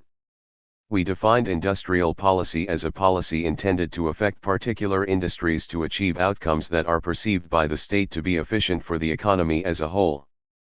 More concretely, it means that there is a case for the state selectively monitoring entry, establishing mechanisms to make possible more ex-ante coordination than is possible through market mechanisms alone, and for governmental regulation or overview to constrain or supplement profit incentives. Nelson, 1981, p. 109. However, what is the logic behind opting for ex-ante coordination by the state instead of ex-post, or spontaneous, in Hayek's words, coordination by the market? Broadly we can say that this is because markets fail, but this seems hardly enough. To answer this question we need to look more closely at the nature of the coordination problem the market mechanism is supposed to solve but often fails to do. 3.2.1 The nature of the coordination problem. In the model of perfect competition, upon which mainstream industrial economics is based, there is no need for ex-ante coordination of the 62 plans of different agents regarding production and pricing decisions. Pagano, 1985, ch. 8. In this perfect decentralization model, as Domsetz, 1982, aptly calls it, there is no need for ex-ante coordination because assumptions are made to ensure that the actions of individual agents are negligible, infinitesimally small in the limiting case in the sense that a unilateral action of a single agent is unable to change the aggregate outcome.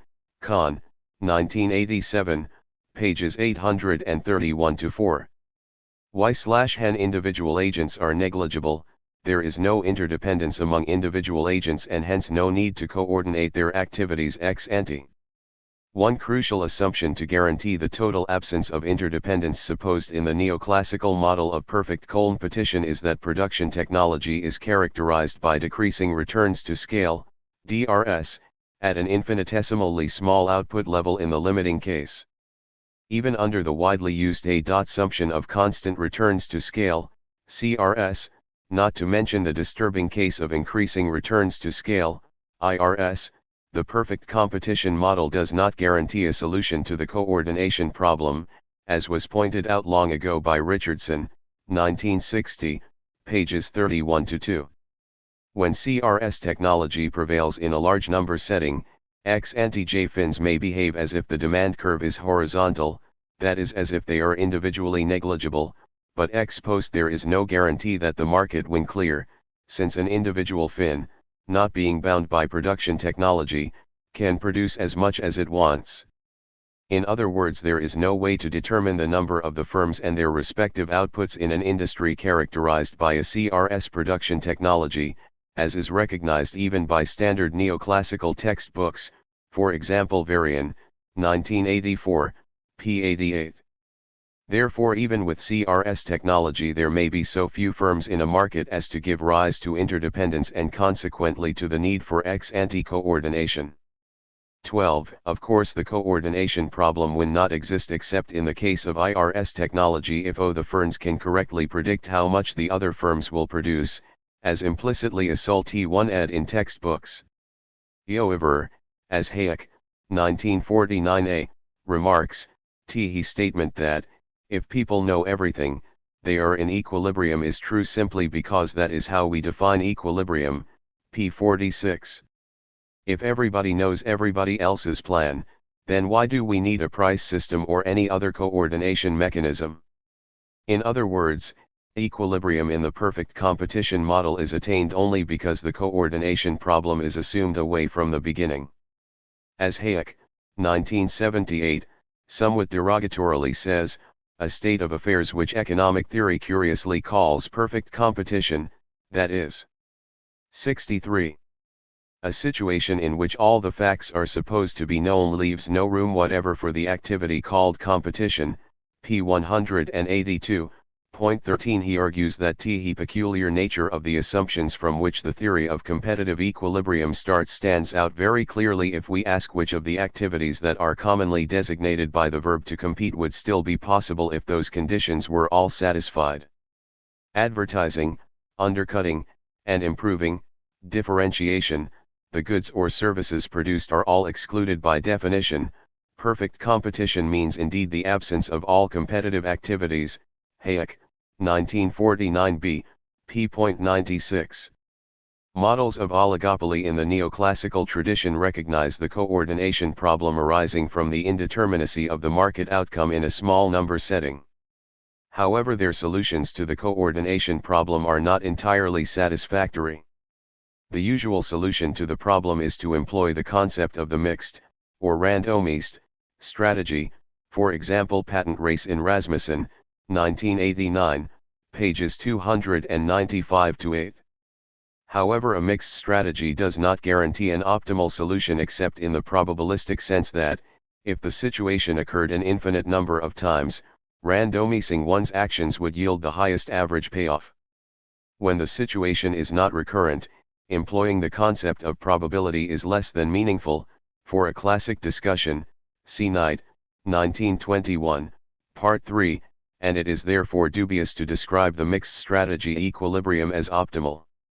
For example, how can FinA's strategy regarding its investment in production capacity for a 4 MB memory chip be randomized in any meaningful sense, when, given the speed of technical progress, it is clear that the next round of investment will be in a 1.6 MB memory chip capacity? One way of avoiding the difficulty of employing probabilistic behavior by individual agents in non-recurrent situations is to interpret the mixed strategy as an evolutionarily stable strategy, whereby individual agents do not randomize their actions but there are sufficient different types of agents in the population for the aggregate outcome to be the same as when individual agents randomize. For the concept of S, see Maynard Smith, 1982. However, even in the biological world where the concept originated, the S equilibrium holds only approximately, because genetic heterogeneity and changing conditions must mean that often populations are not perched at adaptive peaks. Even when the conditions are constant, selection becomes progressively weaker towards the peak of a continuous. 64. Fitness function, infinite. Time and infinite populations. Would be needed to achieve the peak itself. Emphasis added, Parker and Maynard Smith, 1990 p. 31. And the intuitive meaning of ESS becomes even less clear in many industrial markets where the conditions change so rapidly that the selection mechanism does not have time to work to its full extent and where the agents, being humans, learn and change not only their genes, behavioral characteristics, but also the selection mechanism, the environment, and consequently the S itself, see 3.3.1 below. The deficiency of the unregulated market as a coordination device \VAS already recognized by Marx, who saw firms as islands of planned economy in the capitalist sea of anarchy. According to him, the same bourgeois consciousness which celebrates the division of labor in the workshop, the lifelong annexation of the worker to a partial operation, and his complete subjection to capital, as an organization of labor that increases its productive power, denounces with equal vigor every conscious attempt to control and regulate the process of production socially, as an inroad upon such sacred things as the rights of property, freedom, and the self-determining genius of the individual capitalist. In the society where the capitalist mode of production prevails, anarchy in the social division of labor and despotism in the manufacturing division of labor mutually condition each other. Marx, 1976, p. 477.14. Marx saw an enormous waste of resources in the failure of the market as a coordination device, what he called the anarchy of the social division of labor, and hoped to extend the ex-ante coordination that already existed in the fin to the economy-wide level, what he called the despotism in the manufacturing division of labor, or what Williamson, 1975, calls the hierarchy, through central planning or at least some form of central coordination of individual activities. Pagano, 1985, ch. 3.1. Point 15. Why are coordination failures wasteful? There are coordination failures, the counterargument may run, but are not such failures corrected via the competitive process whereby firms perish unless they correct their mistakes? If so, why should any ex-ante coordination be necessary? For example, it may be argued that even when an industry is characterized by IRS technology, it would still not require ex-ante coordination, because if more than the optimal number of firms enter the industry, some will inevitably go bankrupt through competition, thereby finally achieving the optimal outcome. 65. The above reasoning assumes that resources invested in the bankrupt firms can be instantaneously and costlessly shifted to other activities. Nevertheless, it is only in the financier's world, or the economist's world, where every asset is general and liquid, as in Keynes' concept of liquidity preference, that any investment, if found unprofitable, can be instantly withdrawn at no, or at most little, cost. 16. However, in modern industrial economies, assets are often specific to investments and therefore cannot be redeployed without a loss in its value. For the concept of asset specificity, see Williamson, 1975 and 1985.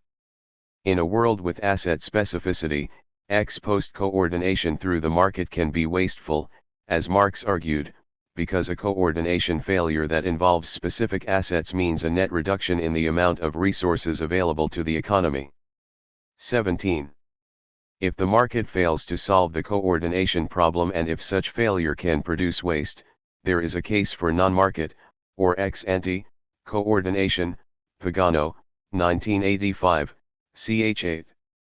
As New Institutional Economics demonstrates, the firm, or the hierarchy, in Williamson's words, is the most representative form of non-market coordination, but other diverse forms of non-market coordination mechanisms exist.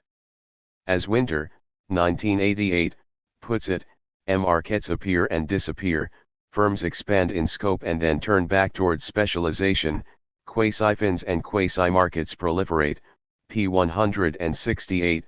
18. Central planning is also an institutional device to solve the coordination problem. Richardson, 1971, and industrial policy is another such device. 3.2.2 Industrial policy as a device of coordination. One characteristic of modern industrial economies is the use of production technologies that require large fixed investments, mainly in the form of machinery. 19 Large fixed costs mean a decreasing average cost curve, or scale economies. Moreover, a large part of these fixed assets are specific or sunk in the sense that their costs cannot be fully recovered when sold elsewhere. Scale economies often force fins to produce at a scale that will allow no more than a few fins in an industry, because, by producing at the most efficient scale, a fin can undercut its competitors and force them out of the industry. Out of fear of extinction, other fins have to adopt the same, or more efficient, technology or perish. The outcome is an oligopolistic industry in which strategic interdependence among the decisions of the firms exist. 66. Under certain likely conditions, strategic interdependence may lead to inefficiency, see below. Also Telser, 1987 and Yamamura, 1988, providing a case for state intervention. The intervention needed here is not necessarily an antitrust-type policy, because the benefits from breaking up the oligopolistic fins, that is reduction in the deadweight loss, may be more than offset by higher production costs due to suboptimal scales of production. Below, we show the role of industrial policy in this context. 3.2.2.1 Investment coordination. An industry whose cost structure is characterized by significant scale economies is likely to experience a price war, firms selling at long-term losses, or at prices that do not cover fixed costs, to undercut competitors.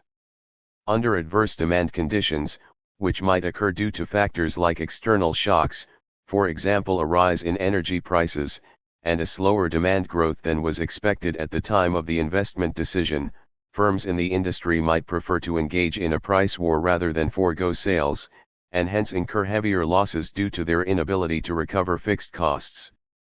This makes an industry with scale economies subject to the dangers of underinvestment or overinvestment, which may not be easily resolved through the market mechanism. In a new industry, or an expanding industry, with scale economies, if many of the potential entrants expect that enough others would enter the industry to start a price war, there may be insufficient entry, resulting in a suboptimal level of output.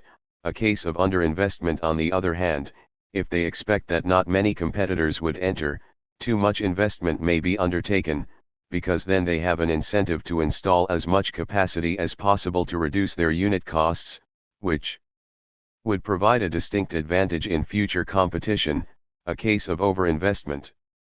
However, in Richardson's words, overinvestment, by causing a collapse of prices, will penalize all suppliers. Richardson, 1971, p. 441. And if some firms go bankrupt in this process, the resources put into their investments will have been wasted, insofar as they involve specific assets.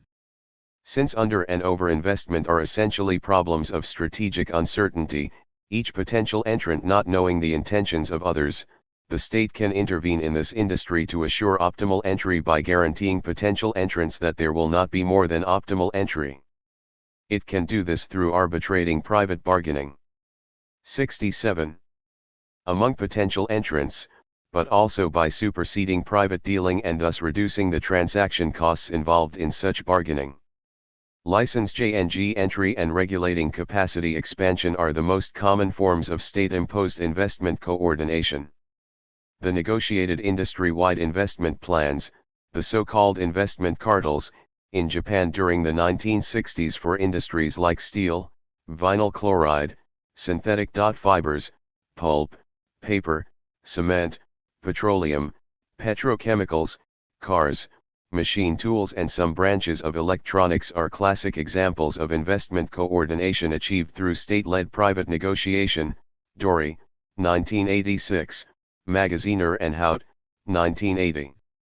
An interesting variety of investment coordination is conditional entry, whereby the state links the number of entrants, or the scale of new capacity, to changes in demand conditions.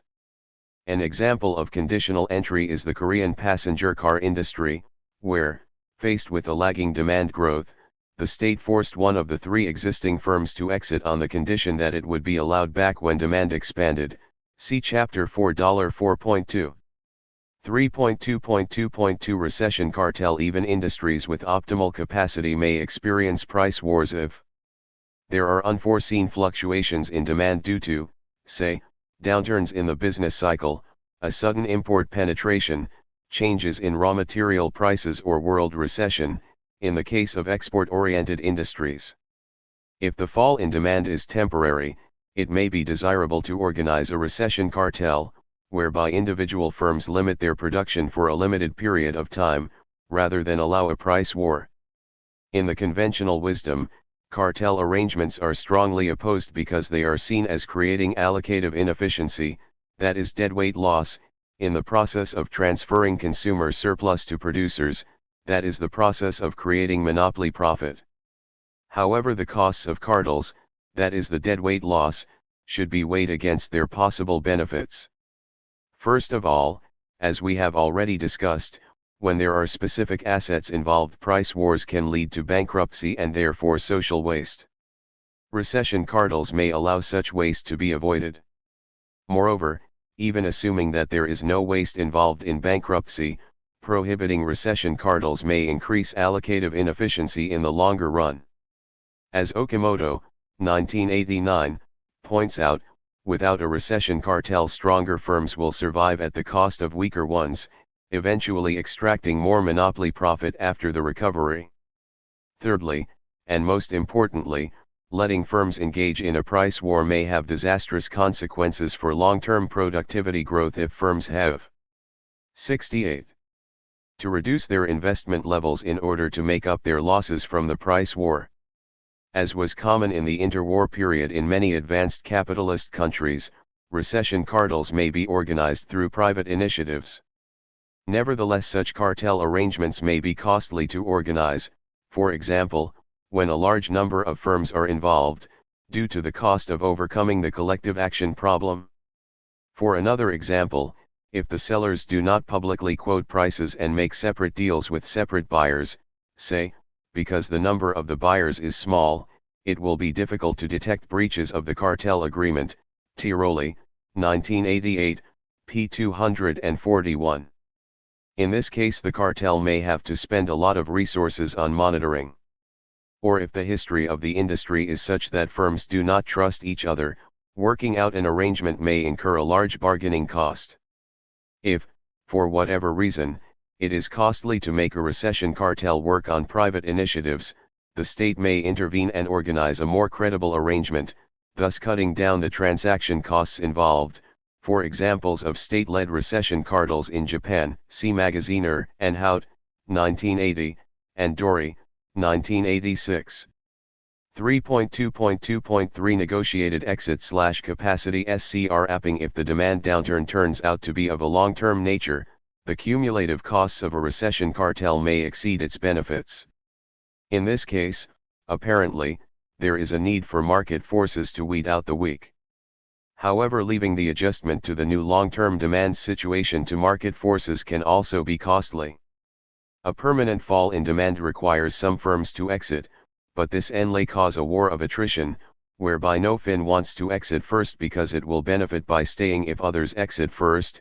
Kimawat and Nailbuff, 1985, Freudenberg and Tiroli, 1986. Point 20. A war of attrition can lead to a protracted price war, leaving everybody worse off than they would have been with timely exits. Tiroli, 1988, p. 313. Of course, if there is no specific asset involved, the form of adjustment in this situation may not matter because exit, and the consequent redeployment of physical and human capital, does not cost anyone anything. However, when the assets involved are specific, there is a case for orderly exit or capacity scrapping. Obviously, if there are no transaction costs, the parties involved may work out a contract with side payment schemes. However, the existence of transaction costs hinder 69. Such contracts, and there is a case for state intervention. Orderly exit or capacity scrapping arrangements organized or assisted by the state can take the following forms. First of all, some firms can exit altogether in return for some side payments.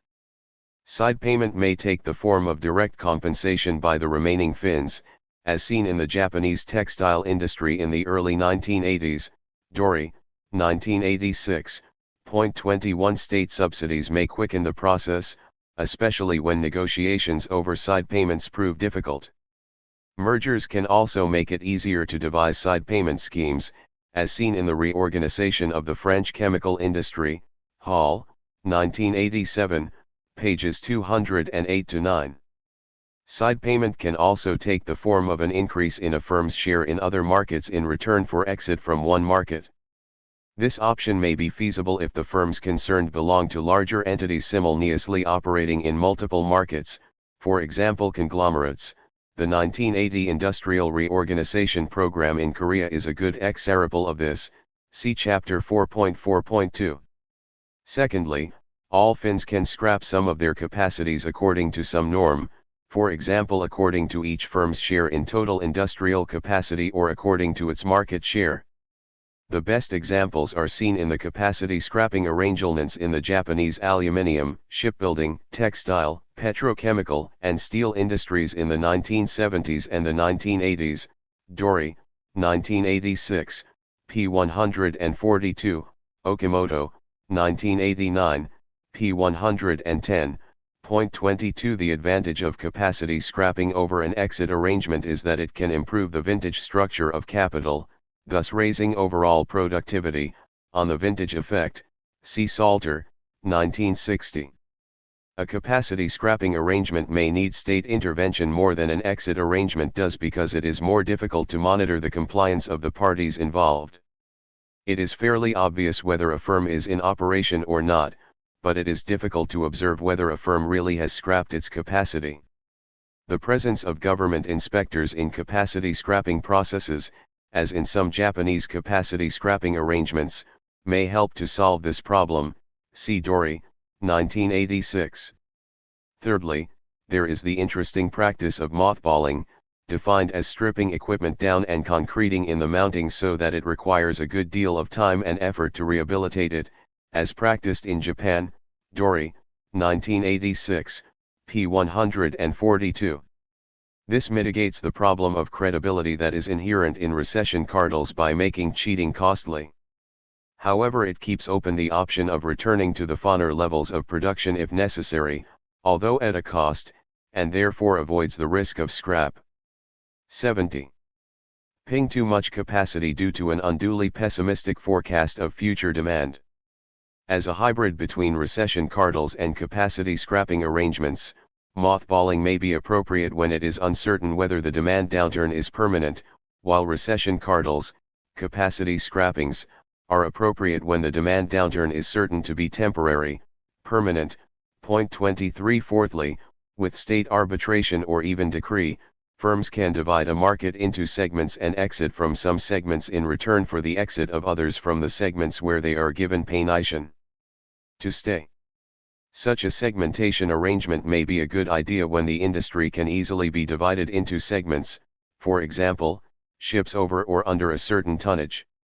One example of such market segmenting or specialization arrangement is given by the reorganization of the Korean electronic telephone switching system industry in 1980, when faced with serious overcapacity, each of the four incumbent fins was forced by the state to specialize in a different product. See Chapter 4.4.2.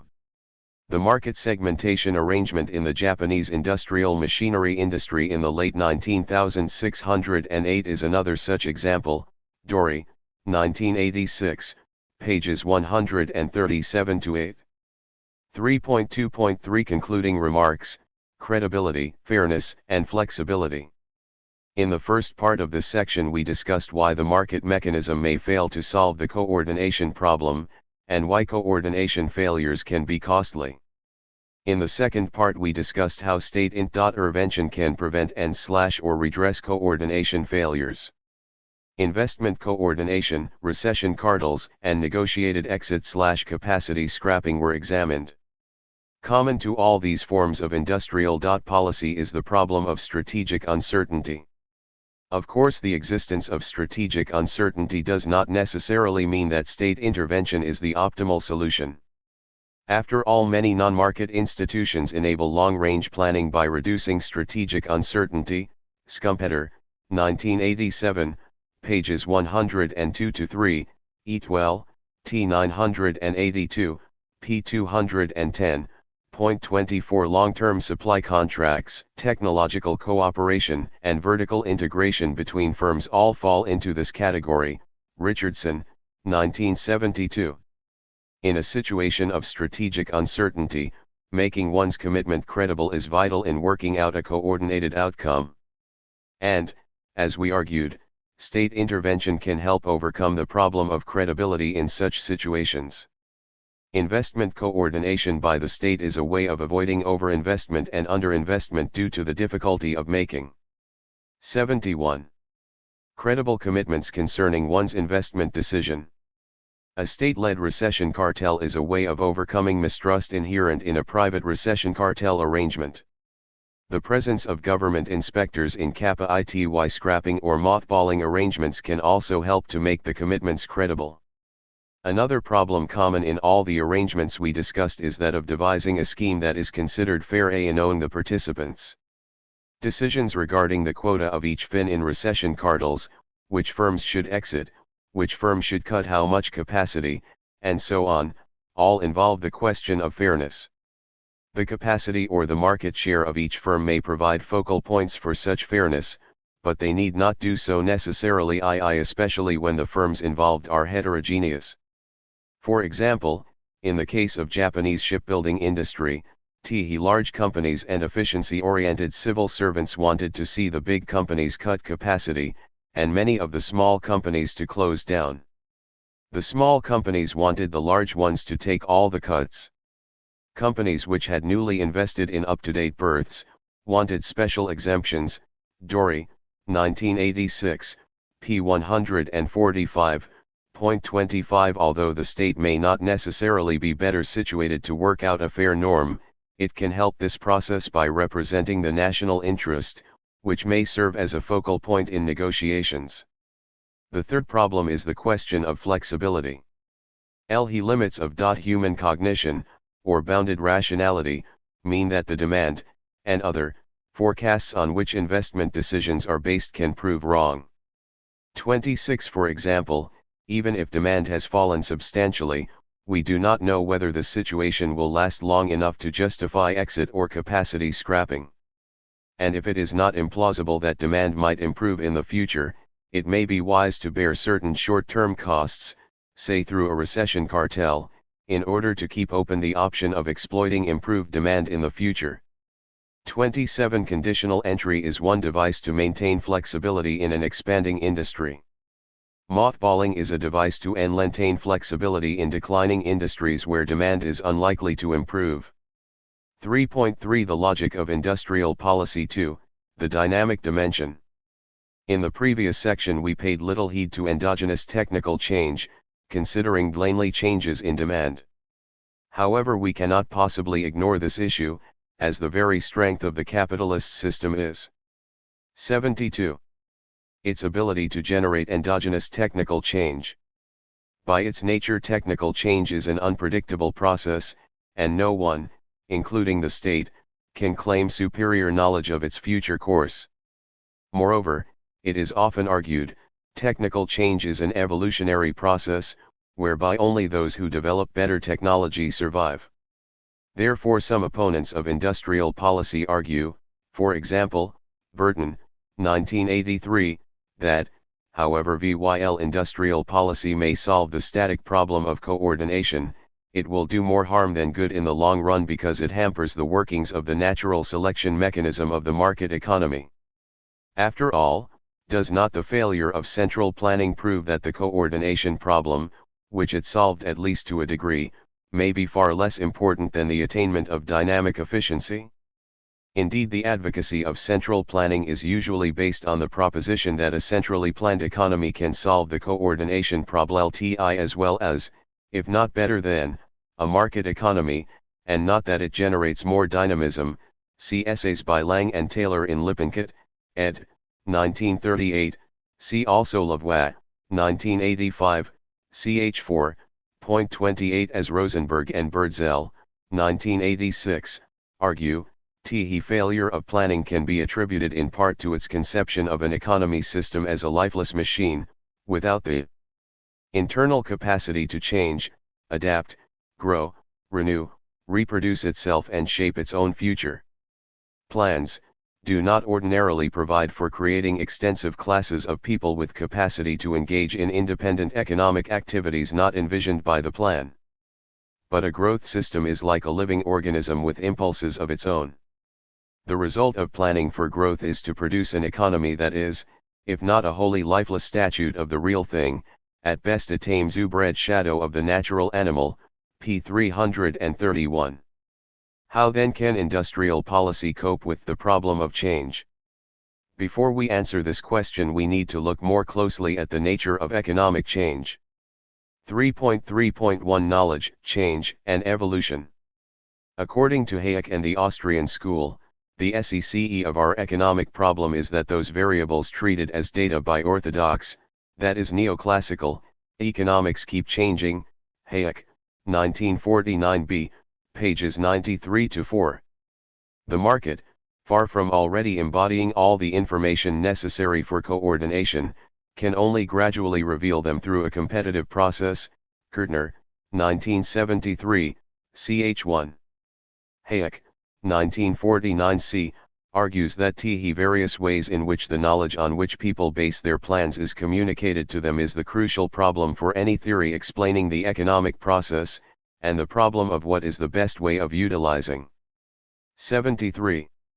Knowledge initially dispersed among all the people is at least one of the main problems of economic policy, or of designing an efficient economic system, pages 78-9. According to Hayek, human knowledge can never be fully codified, and therefore the crucial question in economics becomes, How can the combination of fragments of knowledge existing in different minds bring about results which, if they were to be brought about deliberately, would require a knowledge on the part of the directing mind which no single person can possess?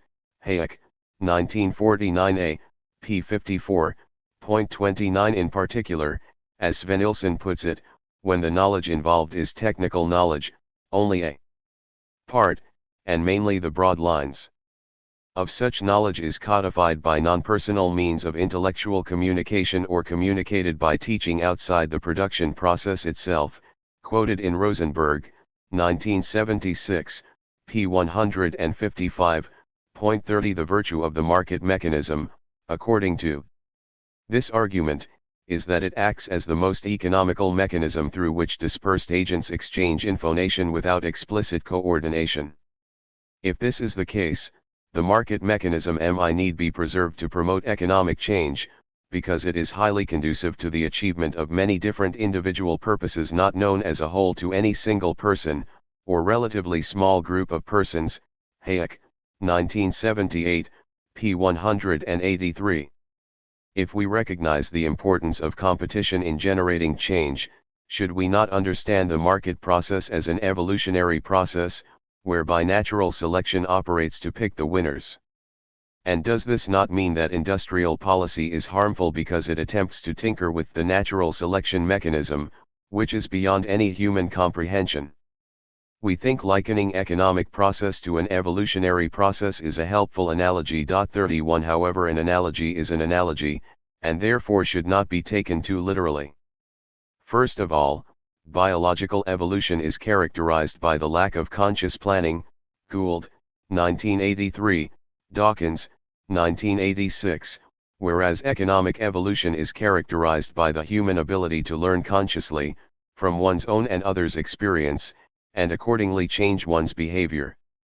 That is, mutation at the genetic level is essentially a random process, whereas economic mutation, or industrial mutation in Schumpeter's language, Schumpeter, 1987, p. 83, is often subject to endogenous changes. 32 That this is the case is potently demonstrated by the examples of some late developing nations which forged ahead by overcoming initial disadvantages through conscious learning. 74.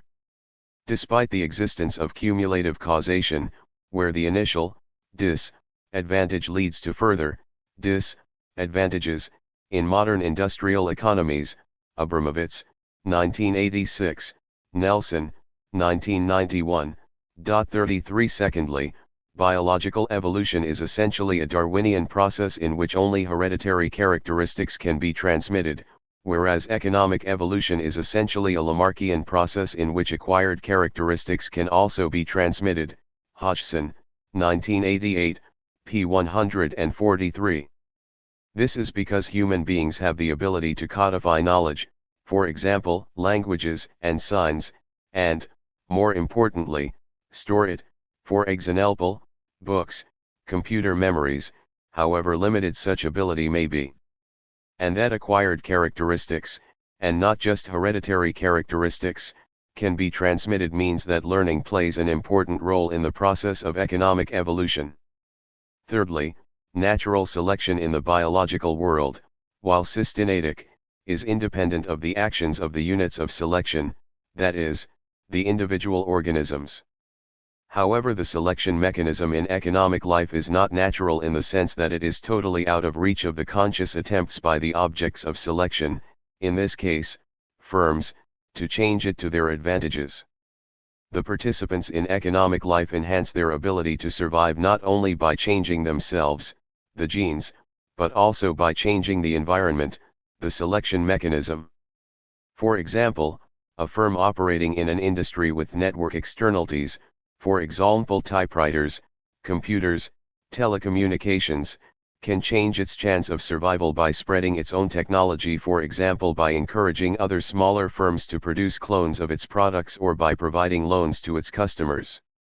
Advertising is another example whereby firms change their possibility of survival by changing the selection mechanism, that is, consum.er preference. 3.3.2 Industrial policy as a device to promote change. In the previous section we examined the nature of change in the capitalist economy. In particular we examined the evolutionary argument, which likens the process of change in the capitalist economy to biological evolution. We argued that the fundamental difference between biological and economic evolution is that, in the latter, the units of selection have the capacity to intentionally mutate and change the selection mechanism itself, at least to a degree. This is essentially due to the human ability to learn, especially from others, and to the ability to pass on, at least part of, the knowledge acquired. 75. Through codification, for example by writing a book on Japanese business management, and institutionalization, for example by introducing some elements of Japanese business management. How then can industrial policy be used as a means to promote economic change and learning?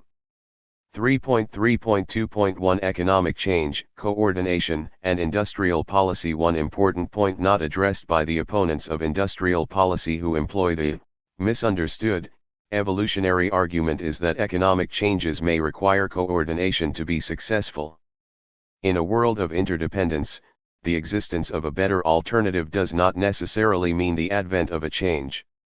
For example, there exist more efficient alternatives to the QWERTY typewriter and computer keyboard, but an agent, or even a group of agents, who unilaterally shifts to an alternative keyboard will be nihilist unless others also opt for it.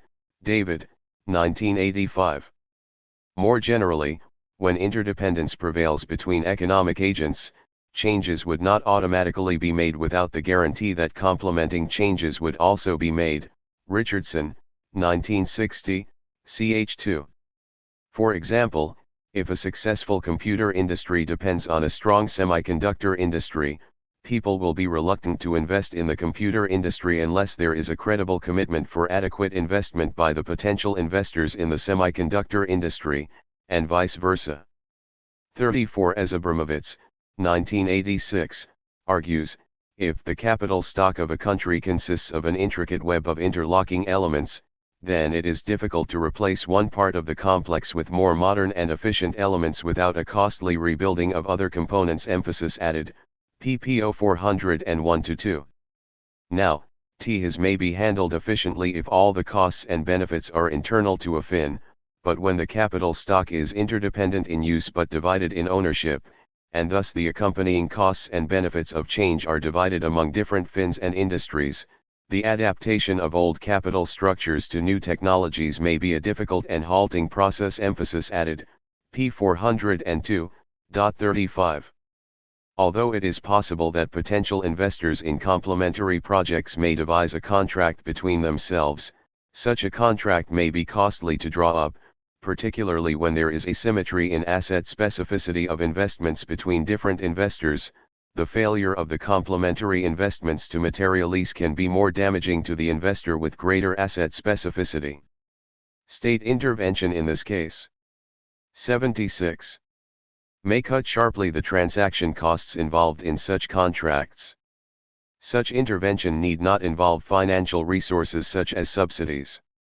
As we discussed earlier, governmental announcements, for example the French and East Asian indicative planning exercise, may suffice if they can provide obvious focal points for coordination between complementary investments. See Chapter 2.3.2. 36 Financial incentives provided by the state, say, for cooperative research in new industries, although not necessary. I make the state's commitment to its announcement more credible by serving as a signaling device. Porter, 1990, ch. 12. Thus seen, industrial policy that coordinates complementary investment decisions may be essential for economic change in a world of interdependence, rather than be an obstacle to it. 37. 3.3.2.2 Codifiability of knowledge, product cycle, and industrial policy. The limited codifiability of technical knowledge requires that we have to incorporate the problem of knowledge generation into our industrial policy framework. The problem of knowledge generation is captured in more practical terms by the theory of the product cycle, C. Vernon, 1987, which is known to be incorporated into Japanese industrial policy practice.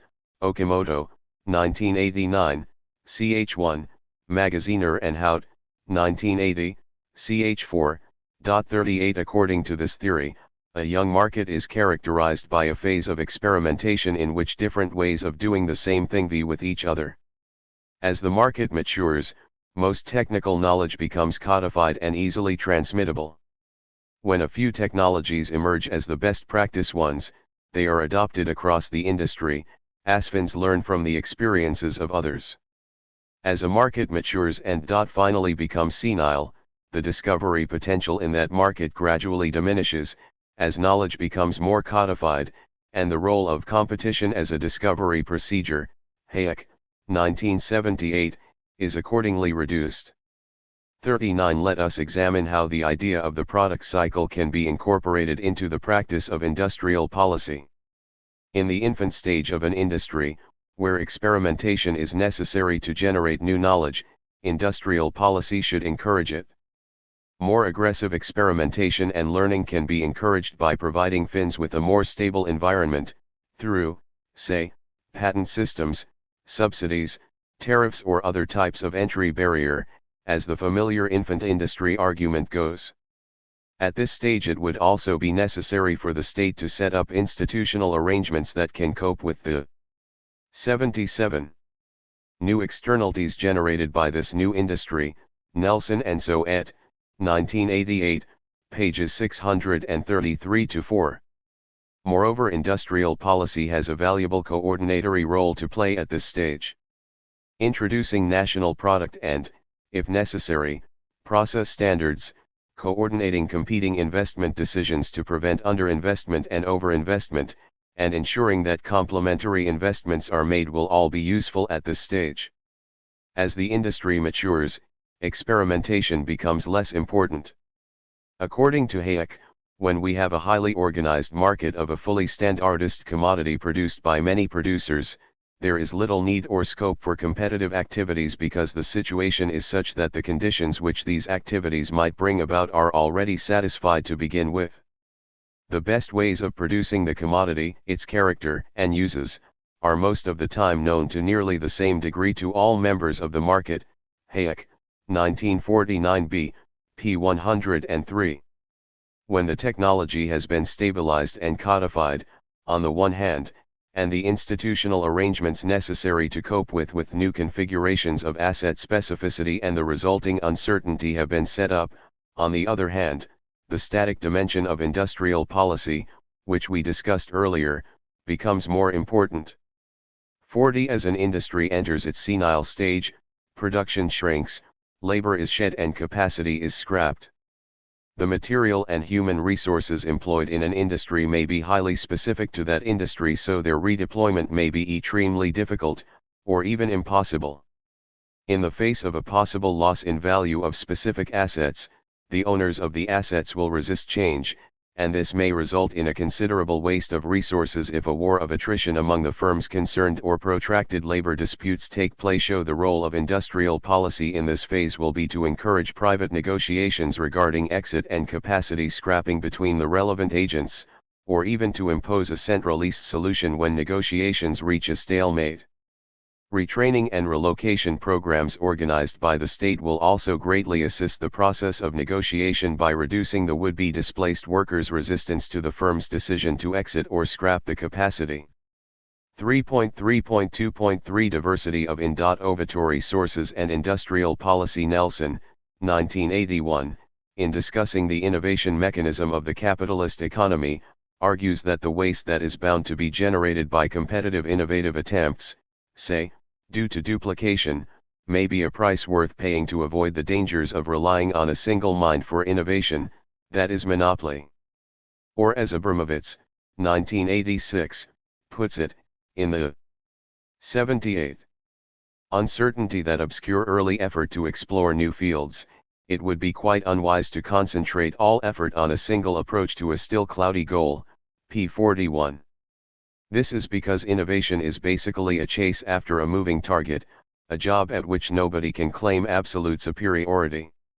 That is, were man omniscient and omnipotent, he would not choose to organize his R&D activities through private enterprise given the wasteful nature of competitive R&D activities. The case for private enterprise as an engine of progress must be posed in recognition of bounded rationality, Nelson, 1981, pages 108-9. This is a powerful argument. Unless human rationality is unbounded, there will be a pressing need to preserve a diversity of the sources of knowledge in an ever-changing world, although this statement should not necessarily be interpreted as an advice against all collusive behaviors amongst Finns, Jord and Thies, 1990, pages 81-2. Point 41. However, does the state have any role to play, if this is the case? Should it not just leave things to evolve on their own? One point against the apparent laissez-faire implication of this diversity argument is that imperfections in the capital market put a follower Finn in a disadvantaged position if there is a high fixed investment requirement. 42. In this situation the state can act as a surrogate capital market and subsidize a potential entrant that is deemed to be at least equally capable as the incumbent firm except in its financial ability.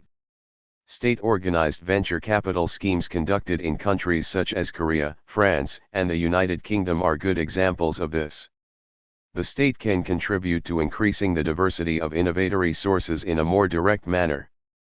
For example, it may expand the pool of potential entrants into an industry with high R&D components by subsidizing related R&D activities by firms who operate in similar lines, or, alternatively, it may encourage related basic research in universities or public laboratories, which will publicize the results of their research. This of course carries some possibility of duplication, but it may be a price worth paying to preserve and develop diversity. 3.3.3 Concluding remarks, the socialization of risk. In the first half of this section we discussed the nature of change in the capitalist economy. 8. We argued that the process of change in the capitalist economy is best characterized as a quasi-biological evolutionary process whereby the agents can and do change both their own genes, behavioral characteristics, and the selection mechanism, or environ. 79. Meant. Drawing on this argument, we discussed the dynamic dimension of industrial policy in the second half of the section. It was pointed out that coordinating changes, encouraging experimentation, and preserving diversity are the most important roles industrial policy can play. The crucial theme emerging from our discussion in this section is that of the socialization of risk, whereby risks involved in economic changes are borne by society rather than by individuals. In the models in the orthodox tradition, where individuals make decisions in an atomist fashion, risks involved in changes are necessarily borne by the individuals.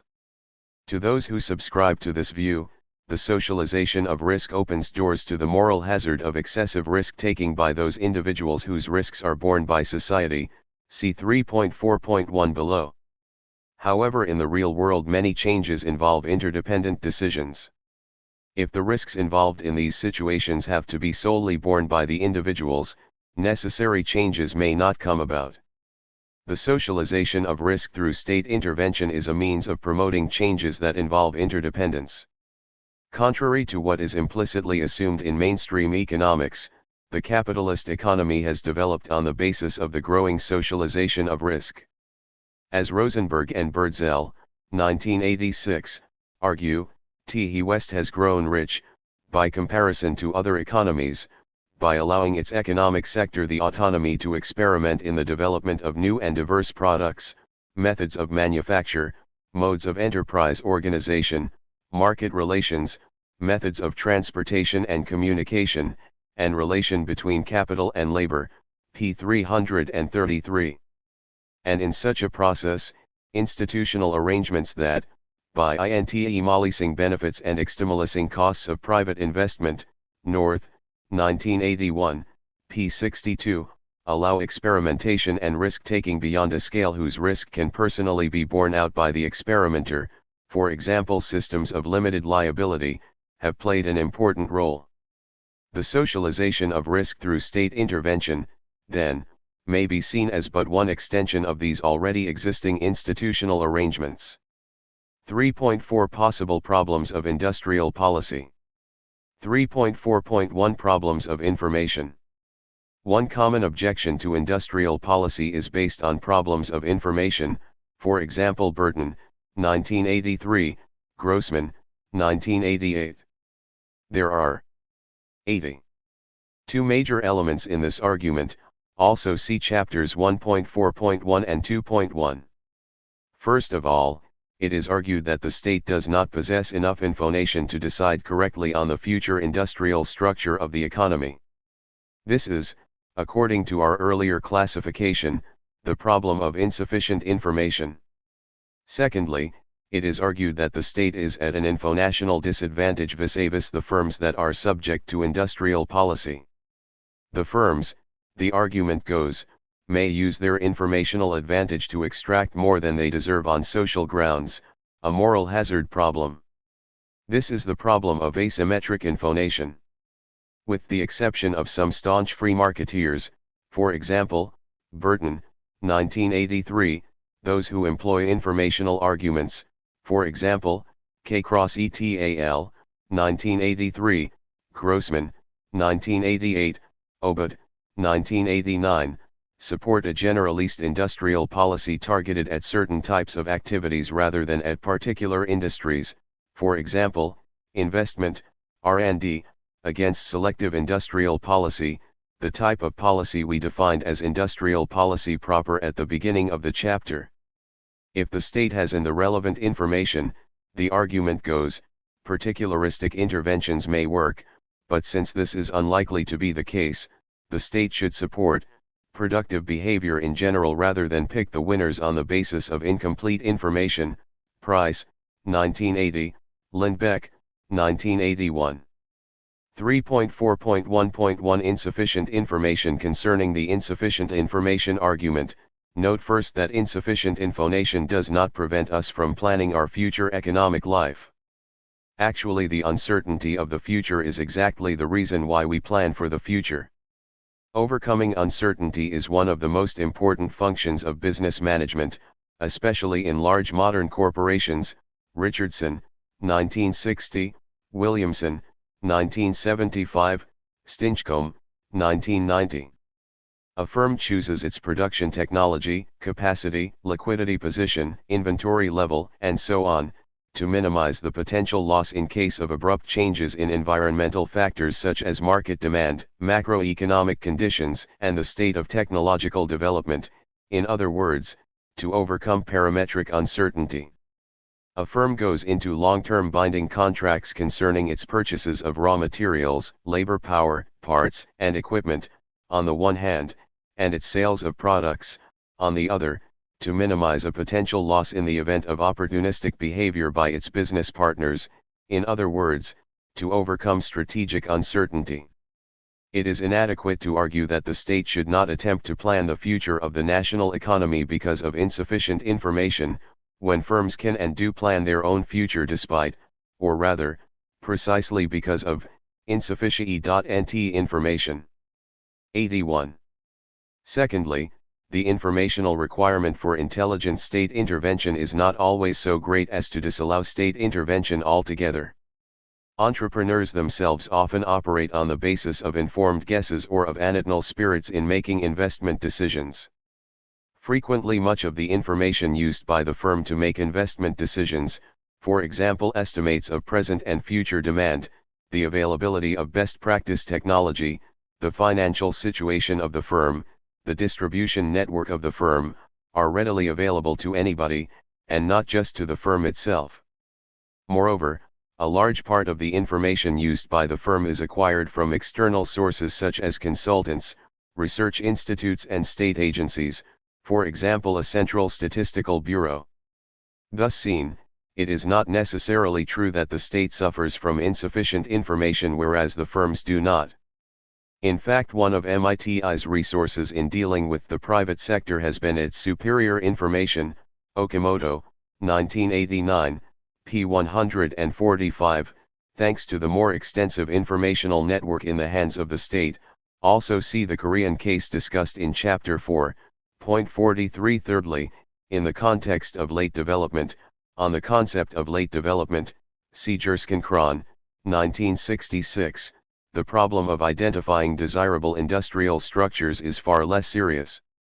This is because late developers can have the second mover advantage, by which they can watch the countries on the frontier of economic development and learn from their experiences. 44. Even in a country like Japan, which was pretty close to the frontier of industrial development, it is recognized that setting priorities, picking the next likely winners, has not been difficult throughout the post-war period when the objectives of policy were primarily catching up objectives. Dory, 1986, p. 135. The insufficient information argument loses most of its force in the case of late developers, that is almost all countries, where the scope for conscious mutation is great, also see Dory, 1989. 3.4.1.2 Asymmetric information. Concerning the asymmetric information argument, note first that asymmetric information is not confined to the relationship between the state and firms, but is a ubiquitous problem in economic life, as we have repeatedly pointed out. Informational asymmetries exist between firms and lending institutions and between managers and shareholders. It exists, moreover, within the firm itself, that is, between headquarters and subsidiaries, or other component parts of the firm. If the asymmetry of information is always so severe as to disallow state intervention, neither financing somebody else's investment projects nor managerial planning 82 can be justified. After all, large modern corporations came into being despite the dangers of the principal agent problem, because there are ways of controlling managerial excesses, see Chandler, 1962. And likewise there are ways and means to reduce informational asymmetry between the state and firms, see Chapter 2.1.2. Secondly, the problem of asymmetric information is not unique to industrial policy as defined by us, but it applies to other policies too. Moreover, general industrial policy, which its supporters assume to have no moral hazard problem due to asymmetric information, for example Corden, 1980, pages 182-3, Balasa, 1985, p. 319, may suffer even more acutely from such a problem. As contracts become more and more general, the contingencies to be considered become more and more numerous, resulting in prohibitive transaction costs in drawing up effective contracts. This means that general industrial policy can be compromised by unforeseen contingencies.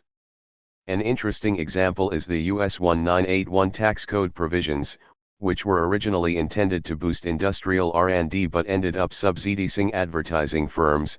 Lawrence, 1984, p. 140 and 45.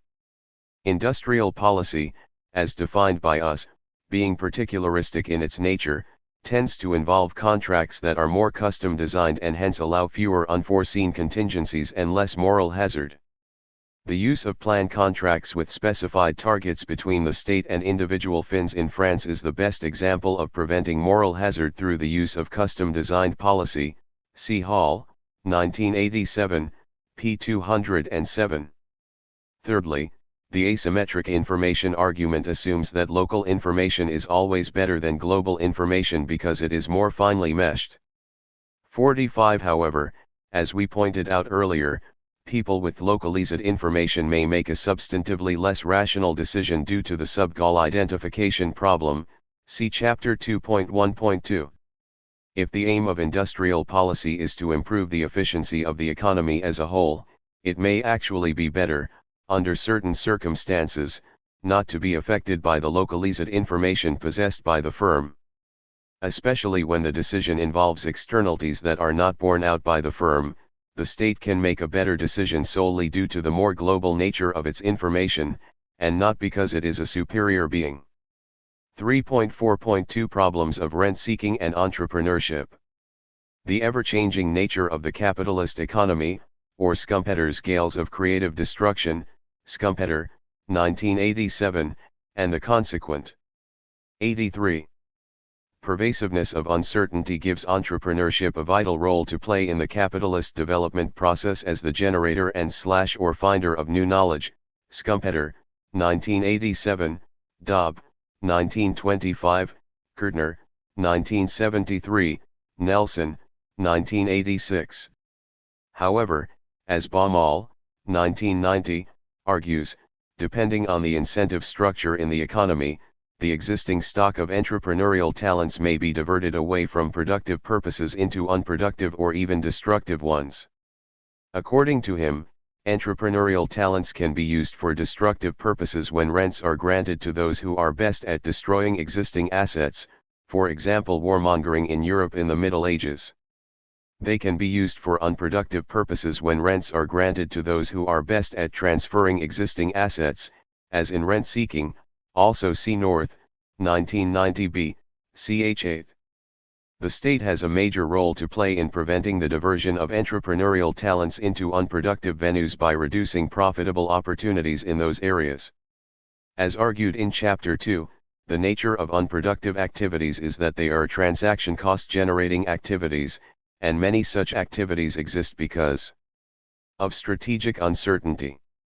As we discussed, the reduction in macroeconomic instability through appropriate macroeconomic management would reduce the need for activities that are specifically designed to deal with it, for example financial hedging, and therefore limit the diversion of entrepreneurial talents into these activities, see Chapter 2.3.2. The same applies to activities intended to deal with more specific coordination problems. Investment coordination through indicative planning and the establishment of national product standards are areas where the state can intervene to reduce strategic uncertainty inherent in the coordination problem and therefore the scope for unproductive entrepreneurship. Another crucial condition for entrepreneurship to be a productive activity is that the rent accruing to the entrepreneur should be durable but not permanent, as already pointed out by Marx, 1981, and Schumpeter, 1987. In general, people pursue rents primarily because they value the quiet life that follows from the acquisition of a monopoly position, and not because they are devoted to the cause of productivity growth, although this may be the case in certain contexts.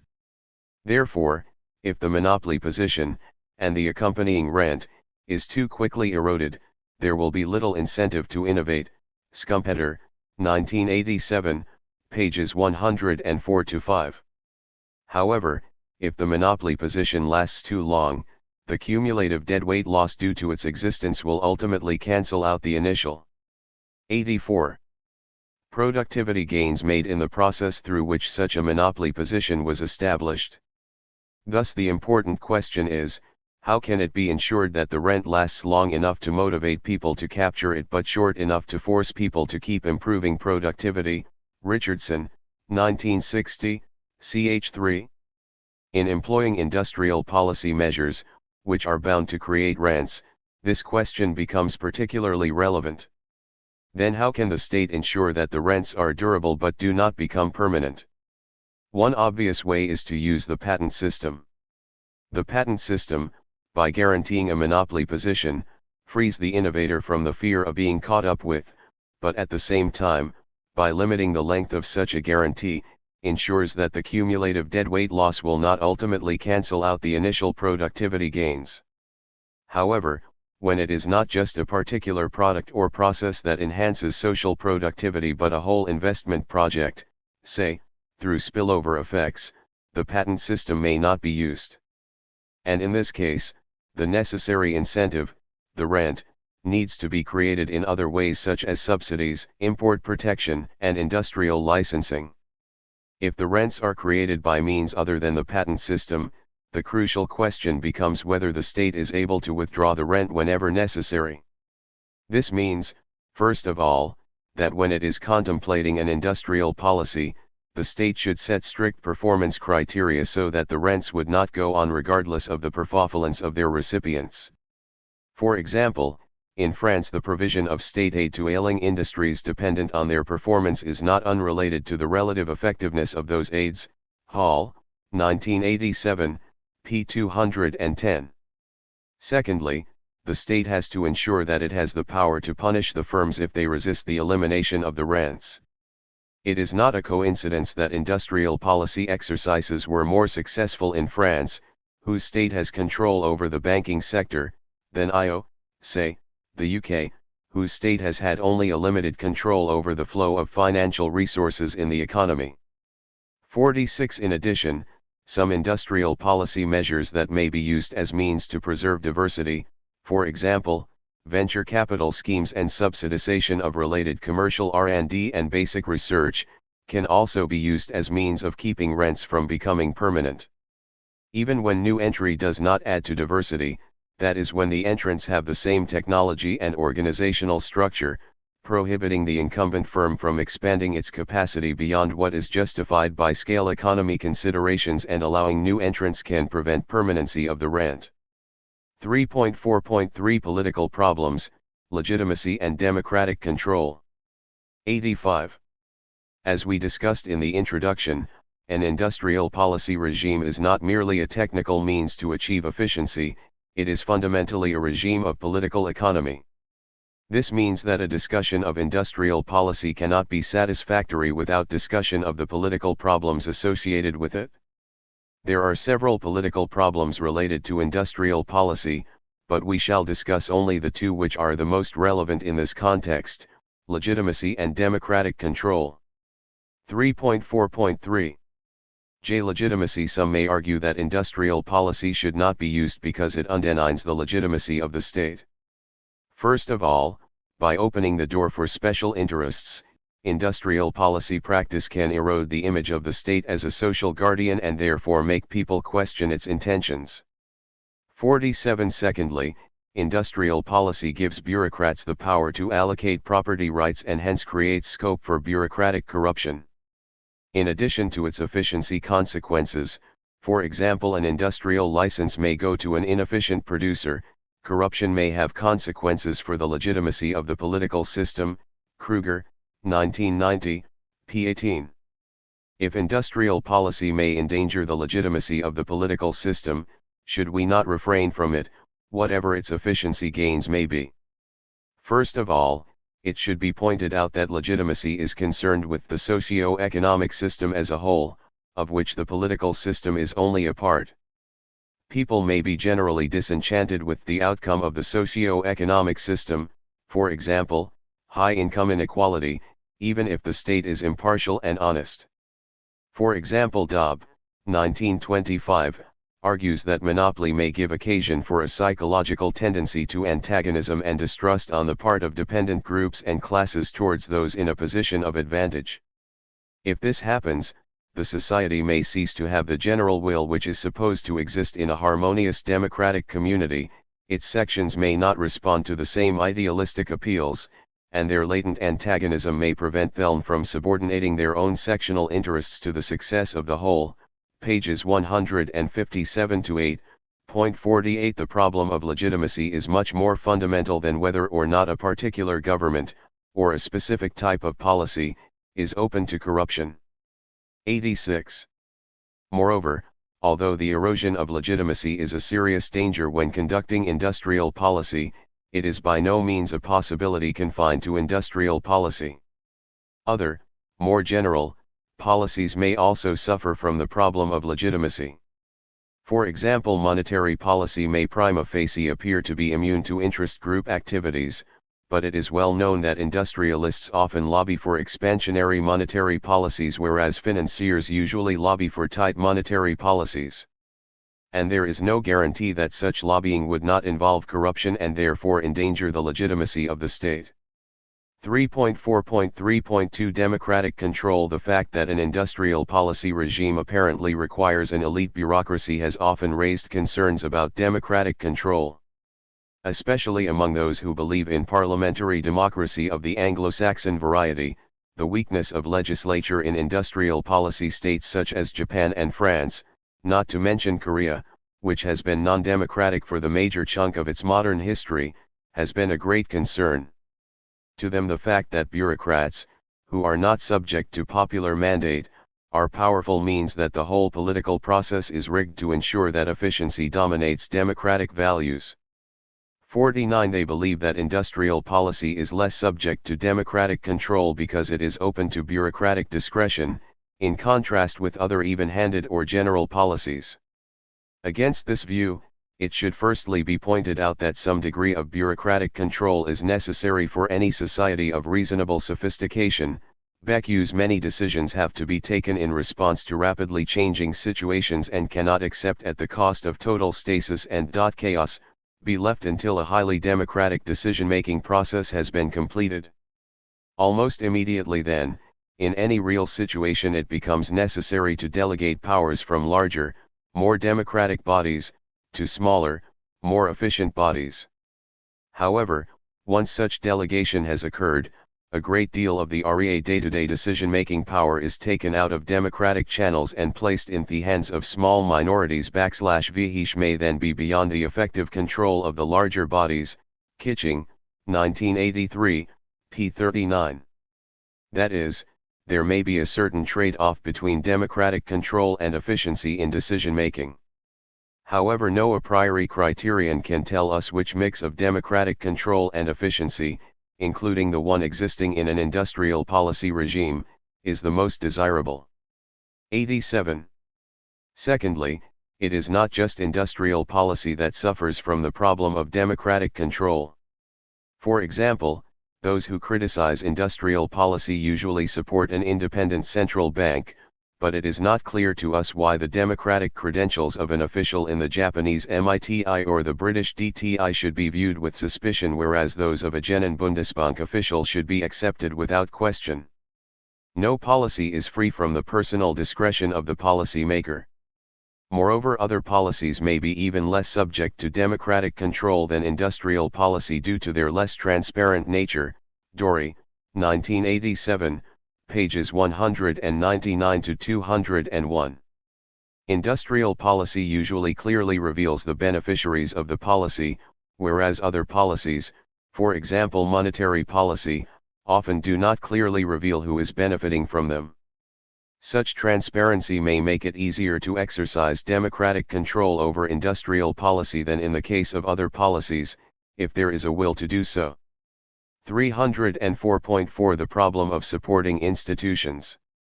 Opponents of industrial policy often point out that industrial policy states have a particular set of institutional arrangements, especially an elite bureaucracy with a wide discretionary range and a cooperative government-business relationship. 50 They argue that it is difficult to change institutions and therefore that industrial policy cannot be a realistic option for other countries that lack such institutional arrangements, no matter what merits it may have. Although an effective industrial policy regime does require an appropriate set of supporting institutions, the difficulty of building it should not be exaggerated. Countries learn from their own past experience and from other countries and engage in institutional innovations. For example, in Japan, many of the institutions that are often said to have arisen because of Japan's unique culture are actually products of conscious institution building. The fact that Japanese labor, product, and financial markets were vastly more volatile in the early 1950s than they have been since shows that the renowned collectivist characteristics of the Japanese are not just a hangover of ancient, feudal, cultural traditions. Dory, 1986, p. 250, but also products of conscious institutional innovation. See also Magaziner and Hout, 1980, p. 2. Moreover, institutional innovation does not necessarily take a long time. The famous Japanese lifetime employment is basically a post-war creation. Johnson, 1982, p. 14. The French state, which is renowned for 88. Its interventionist and modernizing attitude, was famous for its laissez-faire and anti-modern attitude before the Second World War. Cohen, 1977, Kuzel, 1981. The well-known Swedish labor capital consensus emerged in a relatively short period of time out of one of the most contested industrial relations in Europe of the 1920s, Corpi, 1983. Moreover, learning from other countries with different institutions does not necessarily mean that a country has to exactly copy their institutions. It is often possible to create functional equivalents of foreign institutions. For example, the Swedish active labor market policy and Japanese lifetime employment are very different institutional arrangements, but they are functionally equivalent in creating a positive attitude among workers toward technological change by guaranteeing them jobs. In this regard, the following quotation from Dory, 1986, is well worth consideration. Learning from the Japanese experience need not mean that we the British have to become Japanese, absorb the Confucian ethic, or raise our sense of national identity to the Japanese levels. What it does glean is that we should ask ourselves whether there are not other ways in which some of the things which Japanese institutions and traditions achieve for the Japanese might be obtained by other methods, other institutional arrangements, nor consonant with our own tradition. If close cooperation and consultation between managers and workers seems to be a precondition for rapid innovation in manufacturing firms, and if it is difficult to achieve this, given our adversarial traditions, what forms of industrial democracy or workplace decision sharing might substitute for the easy acceptance of bureaucratic hierarchy which facilitates cooperation in Japanese firms? If we cannot have, and do not want, lifetime employment to be the norm, if we want to preserve a more mobile system with the greater personal freedom which that provides, can we at the same time devise schemes which would give British employers the same incentive to invest in training their employees as the lifetime employment expectation gives Japanese employers? If the crucial aspect of the Japanese system of financing industry seems to be the way in which it facilitates long-term planning and investment, and reduces preoccupations with next year's bottom line, is there any way in which our own financial institutions could be inundated to achieve the same effect, without necessarily modeling our stock exchange on Japan's? If inflation control in Japan crucially depends 89. On institutionalist wage leadership and a nationally simultaneous pay settlement date, does that not suggest the wisdom of re-examining the many suggestions that have been made for introducing synchro pay in Britain? p. 252. Conclusion. The common reaction to the argument for industrial policy has been one of suspicion and incredulity. The opponents of it regard industrial policy either as a bureaucratic meddling that is at best irrelevant. For example, industrial policy is not the major reason for Japan's success, Treasus, 1983, title, or as a peculiar form of state intervention that works only in countries with a particular culture. For example, industrial policy, it can't happen here, Badaracco and Yaffe, 1983, title. Such reactions are more than understandable when thinking that orthodox economic theory hardly recognizes any form of coordination other than the idealized perfect market and ignores the role of endogenous technical change and learning. However, as we have tried to show, industrial policy is a policy practice that can be firmly anchored in economic theory if we incorporate recent developments in economic theory that take seriously the issues of institutional diversity and technical change. As a coordination mechanism, industrial policy can be most efficient in a context where interdependence and asset specificity are important. In this context, coordination through the market would incur high bargaining costs and coordination through central planning high information costs, while industrial policy is likely to incur little of both types of cost. When we take the issue of technical change into account, industrial policy also emerges as a superior way to promote it. Industrial policy does not kill off the profit motive, which is the most important, if not the only, driving force behind technical progress, as central planning would, and, through the socialization of risk, it can promote changes that are additional to what the market can produce on its own. Industrial policy, needless to say, is no panacea. Like any other policy, or any other form of economic coordination, it has its own costs and benefits. Its benefits seem to have more than offset its costs in success stories like those of Japan and Korea, but we have plenty of other examples that show that its costs may overwhelm its benefits. The 90. Real question is not whether industrial policy can work or not, because it does, but how it can be made to work. In this chapter we have tried to provide some theoretical grounds for identifying the economic, political, and institutional conditions under which industrial policy would work and have suggested some ways and means to achieve them. The next chapter, which looks at the Korean experience, demonstrates how they have been achieved in practice. For industrial policy in action, the case of Korea. Introduction. That industrial policy has played an important role in the post-war economic development of countries such as France and Japan is widely accepted. However, the role of industrial policy in another important industrial policy state, Korea, is less well known, despite the fact that the Korean state has, as we shall see below, much more actively employed industrial policy measures than its French or even its Japanese counterparts. This rather unsatisfactory state of affairs is partly due to the ideological climate of the Cold War era. For those economists who were on the side of the free world, it was unthinkable that a successful non-socialist economy such as Korea may not be a free market economy. And consequently they turned a blind eye to the active role of the state in Korean development. More important than the ideological climate, however, was the inability of neoclassical economics to accommodate other institutions, or devices of coordination, than the perfect market and the perfect state.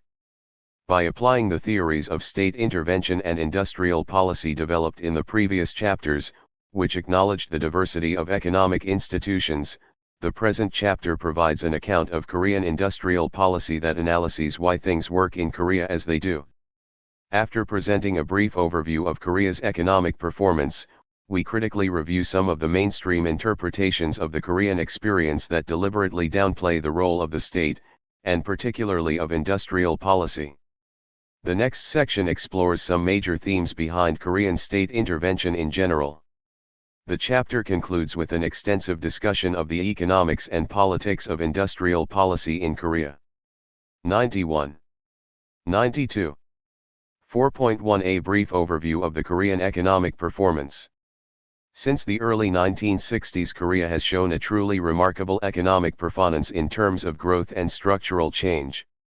Between 1965 and 1986, Korea's annual per capita real GNP growth was 6.7% compared with that of 2.9% for the developing world as a whole. World Bank, 1988, Table 1. Table 4.1 compares the growth performance of Korea since 1950 with that of other leading developing countries, Taiwan, China, India, Argentina, Brazil, Chile, and Mexico, and of 3D countries that were at relatively low levels of development in the immediate post-war years, Japan, Italy, and Austria. Although the Korean growth performance was respectable before 1964, it was not particularly outstanding.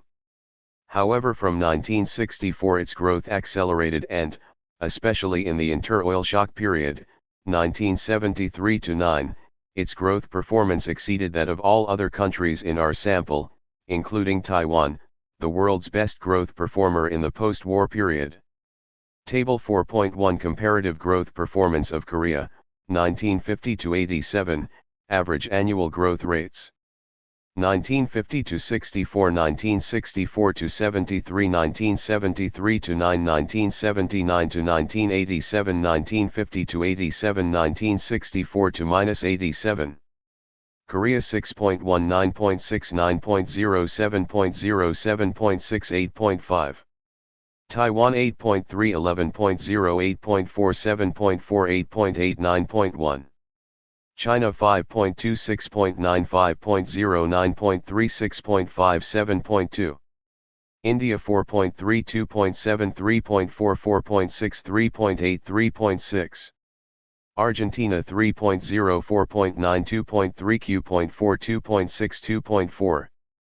Brazil 5.9, 8.1, 6.5, 3.5, 6.0, 6.1. Chile 4.2, 2.8, 2.3, 1.6, 3.0, 2.2. Mexico 6.2, 6.6, 6.1, 1.7, 5.3, 4.7. Austria 5.5, 5.1, 2.9, 1.7, 4.2, 3.3. Italy 5.7, 5.1, 2.6, 2.2, 4.3, 3.4. Japan 9.5, 8.9, 3.6, 3.8, 7.1, 5.7. Source, calculated from Madison, 1989, Tables B3, B4, B5. Table 4.2 compares the manufacturing growth rates of some selected developing countries. Between 1963 and 1972, the first decade of Korea's rapid development, Korea's manufacturing sector grew at an annual RASI of 18.3%. This performance exceeded that of all other major NICs, such as Singapore, 17.0%, Brazil, 6.7%. Industrial policy in action, Korea 93. Mexico, 8.7%, India, 4.5%, Greece, 9.7%, and Spain, 10.8%. Thanks to the country's ambitious heavy and chemical industrialization, program launched in 1973, see 4.4.1 below for details, the growth of the Korean manufacturing sector accelerated even further between the two oil shocks, 1973-8, a period when most other major NICs experienced a substantial slowdown in their manufacturing growth. In the 10-year period following the second oil shock, 1979-88, Korea's manufacturing growth slowed down to 11.7%, due to reasons such as the slowdown in world demand expansion after the end of the Golden Age, the growing maturity of the economy, reduced catching-up effect, and the substantial restructuring of the economy in the early half of the 19,808. However, this was still an Table 4.2 manufacturing growth in some selected developing countries, average annual growth rates. 1963-72, 1973-8, 1979-88, Korea 18.3, 24.7, 11.7, Brazil 6.71, DA1.S, China F9.52, T12.63, Chile 4.1, -2.9, 2.7, Greece 9.7, 4.3, 0.4, India 4.5, 4.3, 8.3, Malaysia NA 7.3, Mexico 8.7, 7.4, 0.0, Singapore 17. Q4 7.1, 6.8, South Africa 6.8, 1.3, 1.6, Spain 10.8, 3.3, 1.5. 1963 to 69. 1965 to 80. 1980 to 87. 1966 to -72. Sources: UN, The Growth of World Industry, 1973, UN, Yearbook of Industrial Statistics, 1979, 1988, World Bank, World Development Report, 1988, for China. Extremely good performance by international standards, and was second only to that of China, 12.6%, in our sample during this period. The rapid expansion of the manufacturing sector transformed the structure of the Korean economy with a speed that was second to that of no other country in the world. Table 4.3 compares Korea's perform 94 and in structural change with that of other developing countries and some poorer European economies, Greece and Spain, between 1965 and 1986. The production structure of Korea, which looked more like that of low-income countries such as India and Kenya in the 1960s, began to look more like that of upper-middle-income countries such as Argentina, Brazil, and Spain by the mid-1980s. The Korean manufacturing sector increased its share of GDP by 2/3 over a period of 20 years, from 18% to 30%, and the agricultural sector's share of GDP contracted to 1/3 of its size over the same period, from 38% to 12%. In our sample, no other country, including Taiwan, the best growth performer in the post-war world, increased its manufacturing share in GDP by more than 1/3 during the 20-year period. Not only was there a structural shift from agriculture towards manufacturing, but, more importantly, there was a rapid structural change. Table 4.3 Structural change in selected developing countries, 1965 to 86.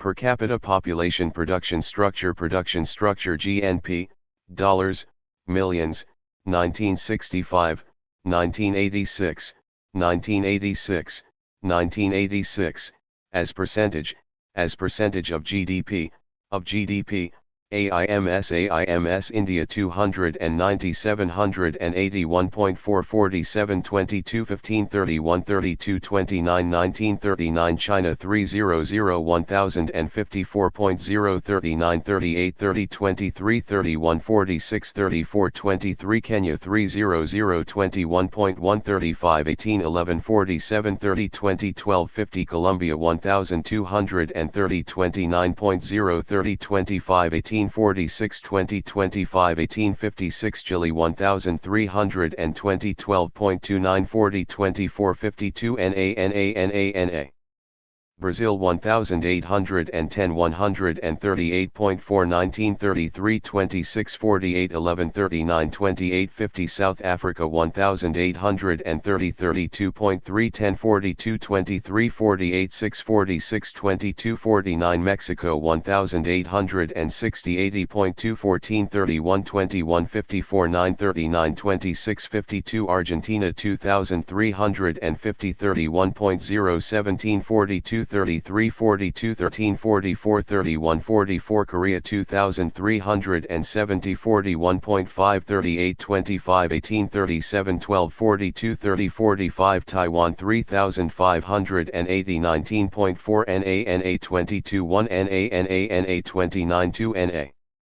Greece 3680 10.0 24 26 16 49 17 29 18 54 Spain 4860 38.7 15 36 08 56 6 37 27 56 Notes, A equals agriculture, I equals industry, mining, manufacturing, construction, electricity, water, and gas, M equals manufacturing, S equals services. 1. For 1962. For 1985 sources, World Bank, World Development Report, 1988, Wade, 1990, Tables 2.2, 2.6, Madison, 1989. 95. Table 4.4 Korean Manufacturing Performance, 1963-88, Annual Growth Rates of Production. Oil Industry 1963-72 1973-8 1979-88.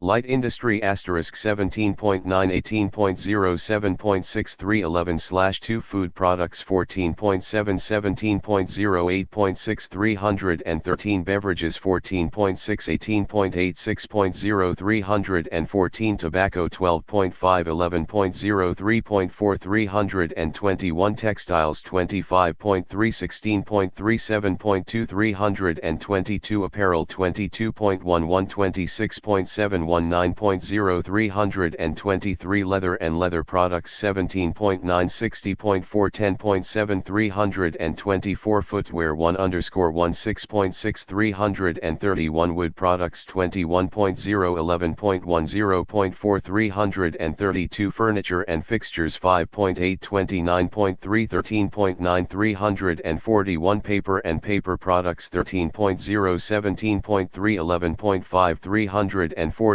Printing and Publishing 14.2 11.3 6.2 361 Pottery and China -7.4 14.0 8.9 362 Glass and Glass Products 17.4 12.6 10.5 369 Non-metal Products 19.2 13.0 8.5 390 Other Industries 9.3 12.8 9.8 Churnick Industry * 17.6 18.1 8.1 351 Industrial Chemical 25.7 21.5 7.9 352 Other Chemicals 19.7 24.3 11.8 353 Petroleum Refineries 33.1 to 9.5 4.2 354 Petroleum and Coal Products 12.1 10.9 8.1 355 Rubber Products 9.2 19.7 11.6 356 Plastic Products NEC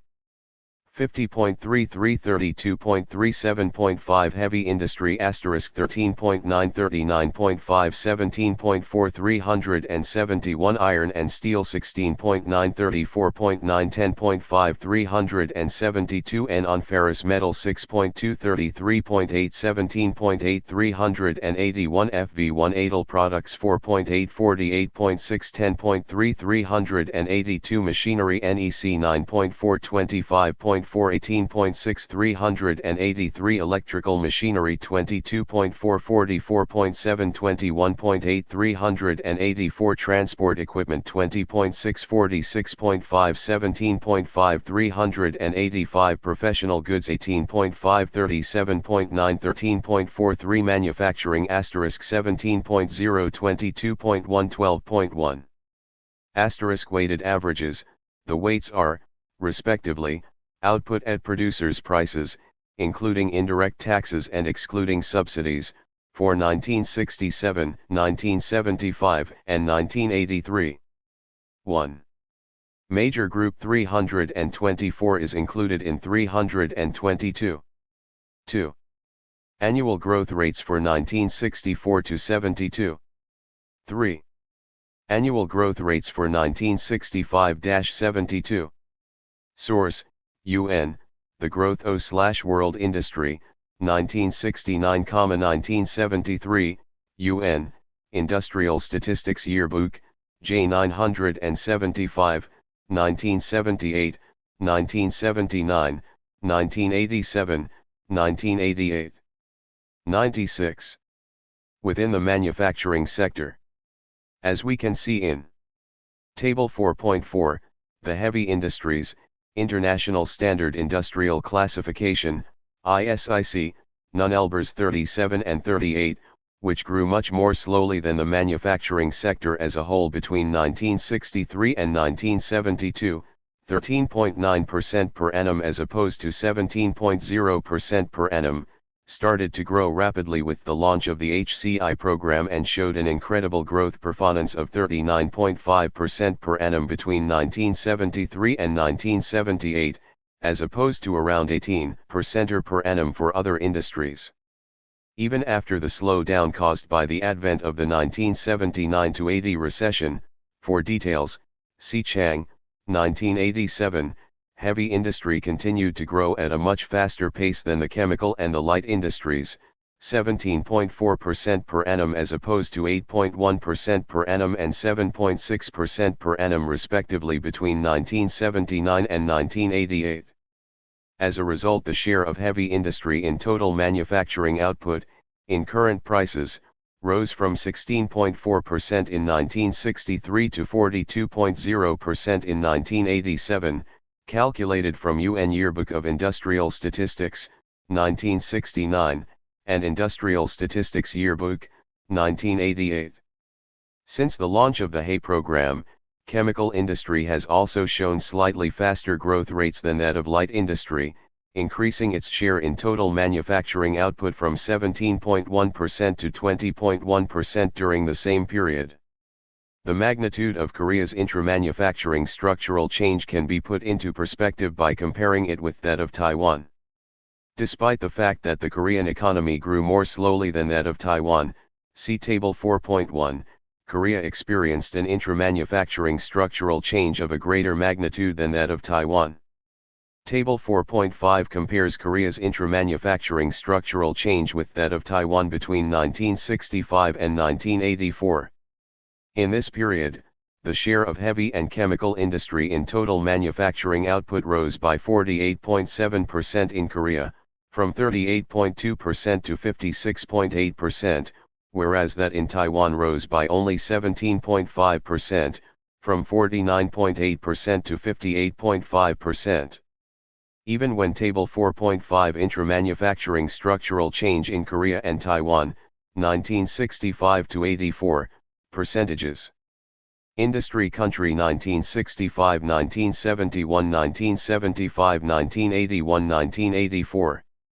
Light Taiwan 51.2 50.7 46.7 43.4 41.5. Korea 61.8 54.7 51.6 47.2 43.2. Heavy and Chemical Taiwan 49.8 49.3 53.3 56.6 58.5 Korea 38.2 45.3 48.4 52.8 56.8. Source, adapted from Wade, 1990, Table 2.8. 97. Considering that Korea was in a catching up position in relation to Taiwan, Taiwan's industrial structure was more advanced than that of Korea in the early 1960s. This is a striking difference in performance.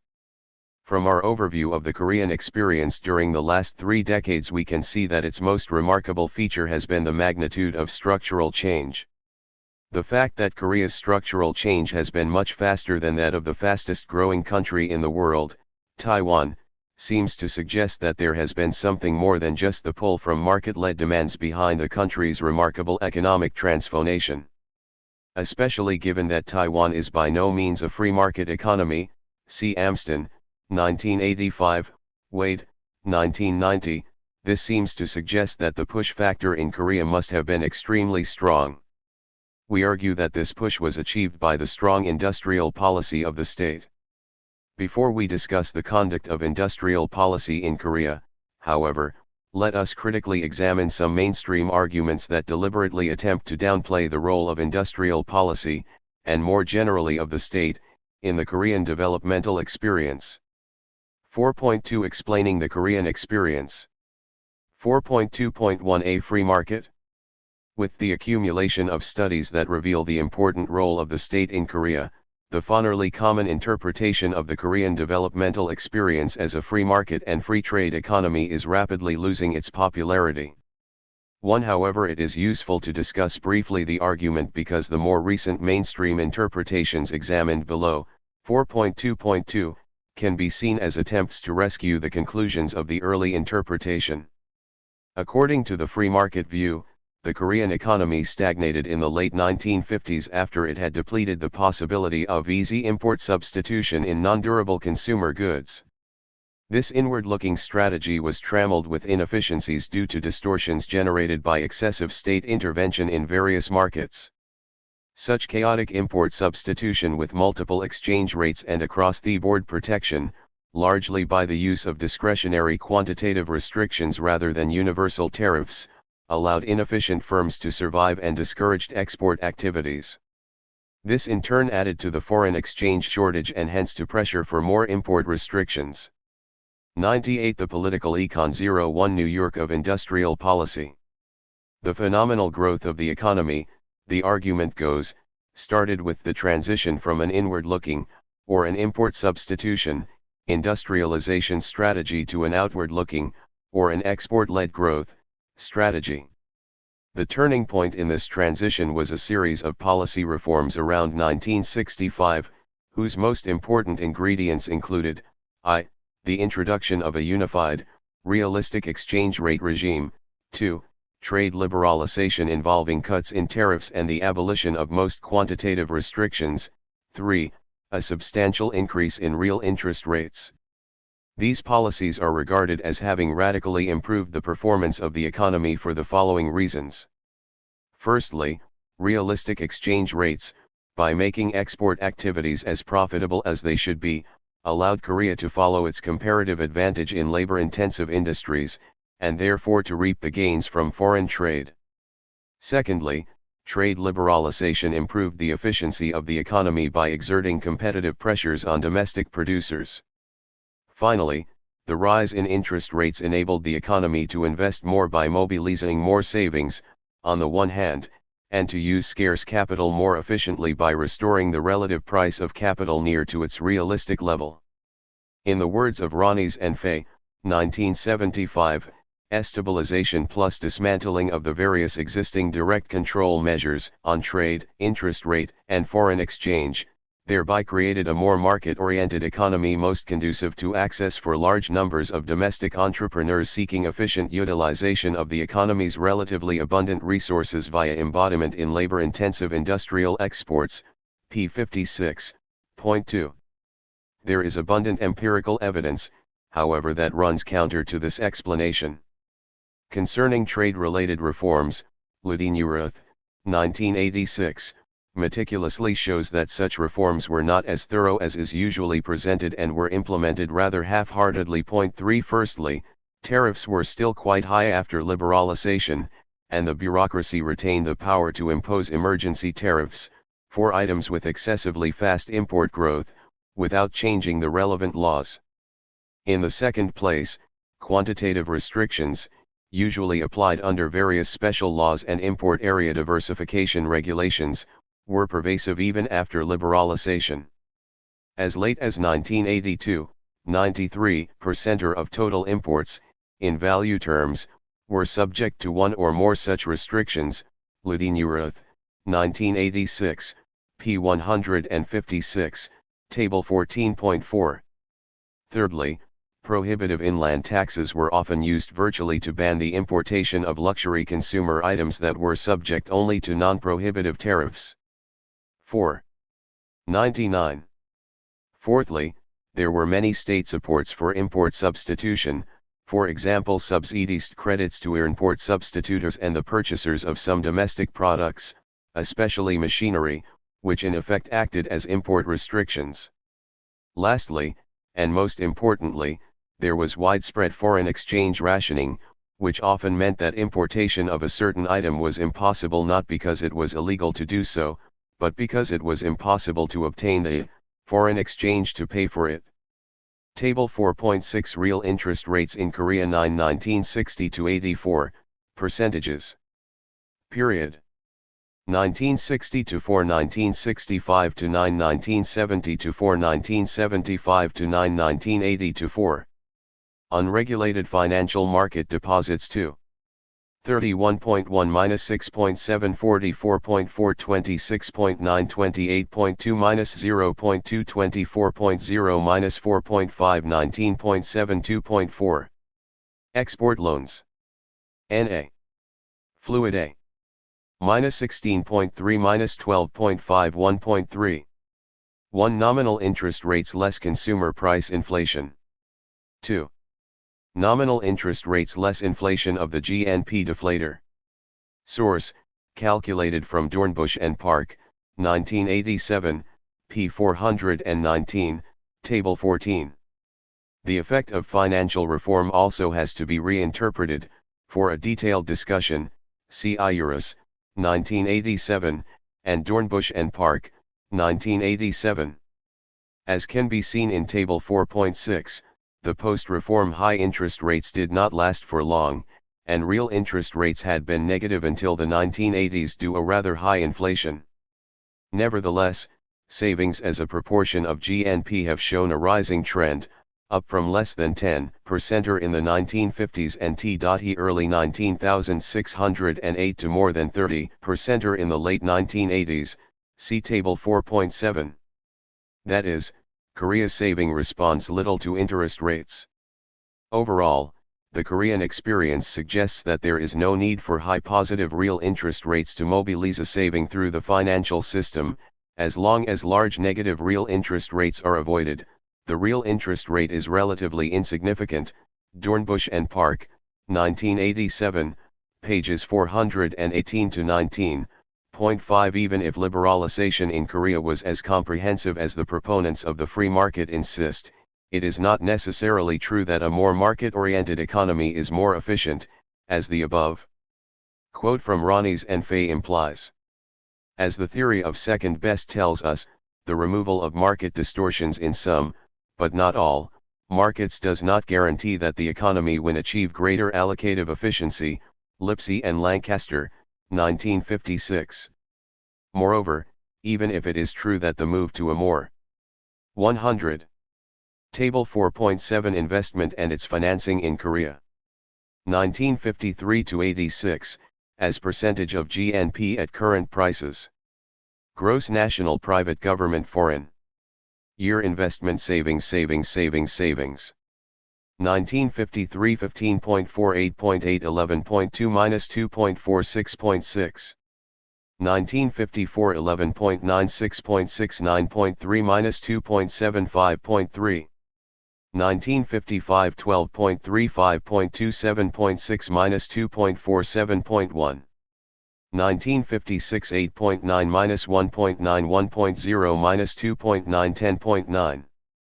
1957 15.3 5.5 8.6 minus 3.1 9.8.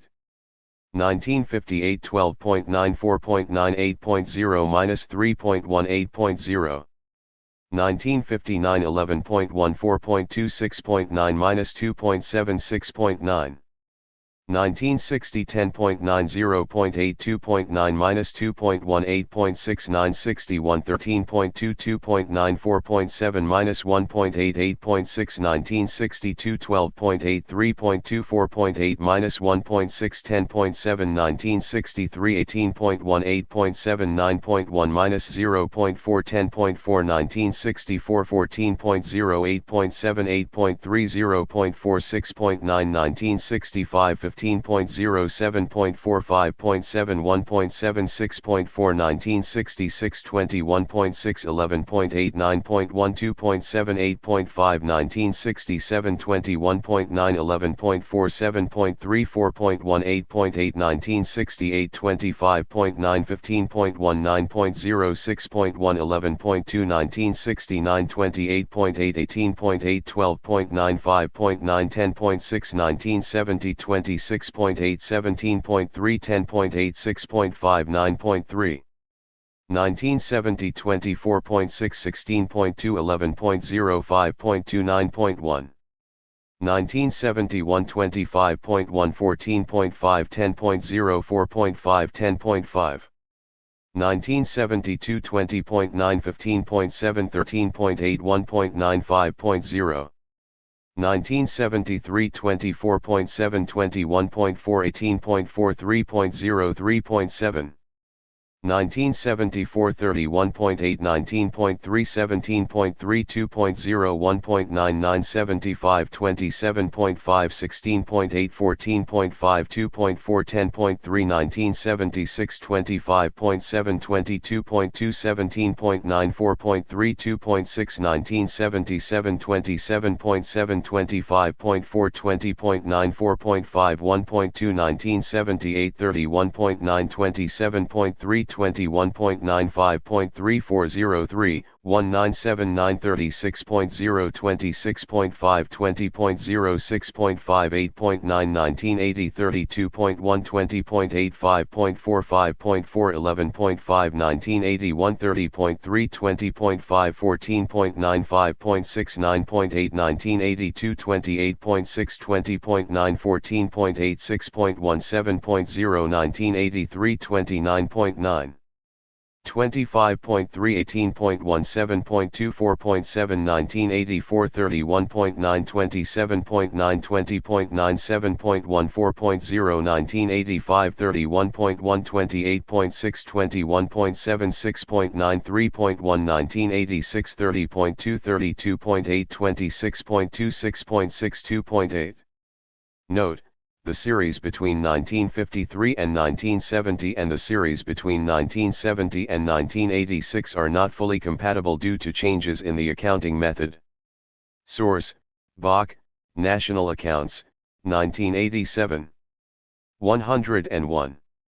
Market-oriented economy improved the allocative efficiency of the economy by moving it closer to its comparative advantage. It does not explain why Korea grew faster after the reform in the mid-1960s than before. There is very little economic theory to support the view that conforming more closely with comparative advantage, or with any other form of static efficiency, leads to higher growth, as even the leading neoclassical trade theorists admit, for example C. Kruger, 1980. 4.2.2 Market-preserving state intervention? Evidence shows that state intervention was pervasive in Korea during its rapid industrialization period. As Bugvati, 1987, correctly argues, the key question then is not whether there is governmental action in the Far Eastern economies, but rather how have these successful economies managed their intervention and strategic decision-making in ways that dominate those of the unsuccessful ones, p. 285. And, naturally, some neoclassical economists, including Bugvati himself, have put forward explanations of the Korean experience that try to reconcile the existence of an interventionist state with the rapid growth of the economy. One such argument is the theory of virtual free trade regime, which suggests that various measures of state intervention in Korea cancelled out each other to produce a neutral incentive structure. Little, 1982, Law, 1983, World Bank, 1987. Another is the theory of prescriptive state intervention, which argues that state intervention in Korea does not hinder growth because it leaves room for private initiatives, Bhagvati, 1985, 1987, 1988. In effect, these theories argue that, whatever state intervention there may have been in Korea, it did not affect the workings of the market mechanism because it was either self-canceling, virtual free trade, or porous, prescriptive state intervention. Below, we will examine these arguments in turn, and argue that they are neither theoretically convincing nor empirically correct. 4.2.2. J. Self-canceling state intervention?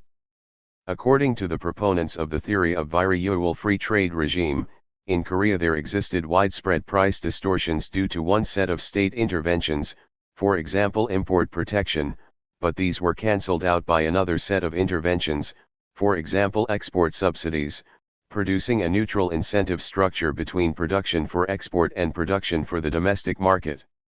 They also emphasize the fact that Korean exporters had free access to imported 102 inputs at world market prices, and consequently bypassed various import restrictions.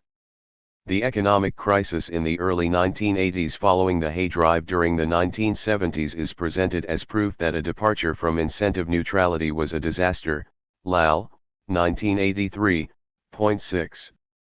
On the theoretical level, it is not clear how meaningful it is to call the import substitution-EUM export incentives regime a virtual free trade regime because there is no reason why the structure of relative prices under this trade regime should be the same as the one under genuine free trade, Yusuf and Peters, 1985, p. 18, n. 49. And if the relative price structures under the two regimes are different, we cannot say that the incentive structure under the former is neutral, because what matters in determining the relative attractiveness between export and production for the domestic market is the relative price structure, and not the average incentive. For a more detailed discussion, see Wade 1990, ch. 5. Moreover, on the empirical level, it is not true that Korean exporters could freely obtain imported inputs, raw materials and machinery, at world market prices. Ludinurath, 1986, ch. 4, shows that only raw materials can be described as relatively, but not absolutely, freely importable in the Korean trade regime. The importation of machines was heavily controlled in order to promote the domestic machinery industry, which was seen as the vital ingredient in building a well-integrated economy, see 4.3 below. Credits were usually refused to those who wanted to import domestically available machines, and instead subsidized credits, which sometimes amounted to 90% of the product value, were provided to the purchasers of domestic machinery, KDB, 1981, pages 413-4.7. Moreover, it is quite incorrect to assert that the promotion of heavy and chemical industry in the 1970s through a departure from incentive neutrality was a failure. As we have already seen in the previous section, since the launch of the Hay program, the GRWTH performance of heavy, and to a lesser degree chemical, industry outstripped that of light industry. By international standards, the performances of Korean heavy and chemical industries are extremely impressive. Table 4.8 compares the performance of Korean industries between 1979 and 1988 with those of some countries at comparable levels of development and, except for Brazil, of a similar size. While almost all individual Korean industries performed far better than their counterparts abroad. 103. Table 4.8 Korea's comparative industrial performance, 1979-88, annual GRO/TH rates of production. South. ISIC Industry Brazil, Chile, Greece, Korea, Mexico, Africa, Spain. Light Industry * 1.52.60.37.8. 2.7. 311/2 Food products 2.23.830.58.62.9 313 Beverages 1.8 1.5 4.0 6.06.4 314 Tobacco 3.0 -1.1 0.2 3.4 4.2 321 LX. Tiles 0.02.1 0.07.2 -0.16 1.2 -0.3 322 Apparel -0.4 12.1 -2.59.0 _ 6 0.1 -3.61 323 Leather and NA -5.4 -3.3 10.7 DA 1.30.4 Leather products 324 Footwear _ 1 -3.7 -4.7 6.6 NA -0.5 _ 331 Wood products NA -1.44 -5.5 -0.4 1.1 0.4 0.3 332 Furniture and NA 12.1 -8.4 13.9 -1.0 Fixtures 341 Paper and Paper 4.2 2.3 5.6 11.5 2.7 5.1 3.29 Products 342 Printing and NA 8.0 1.1 6.2 NA 2.7 _9 Publishing 361 Pottery and China 16.2 -4.0 8.9 -2.8 362 Glass and Glass 2.2 -0.4 10.5 7.2 Products 0.4 0.6 0.1 369 Non-metal 4.1 1.55 8.5 1.3 Products 390 Other Industries DA -4.8 0.6 9.8 -1.7 6.9 DA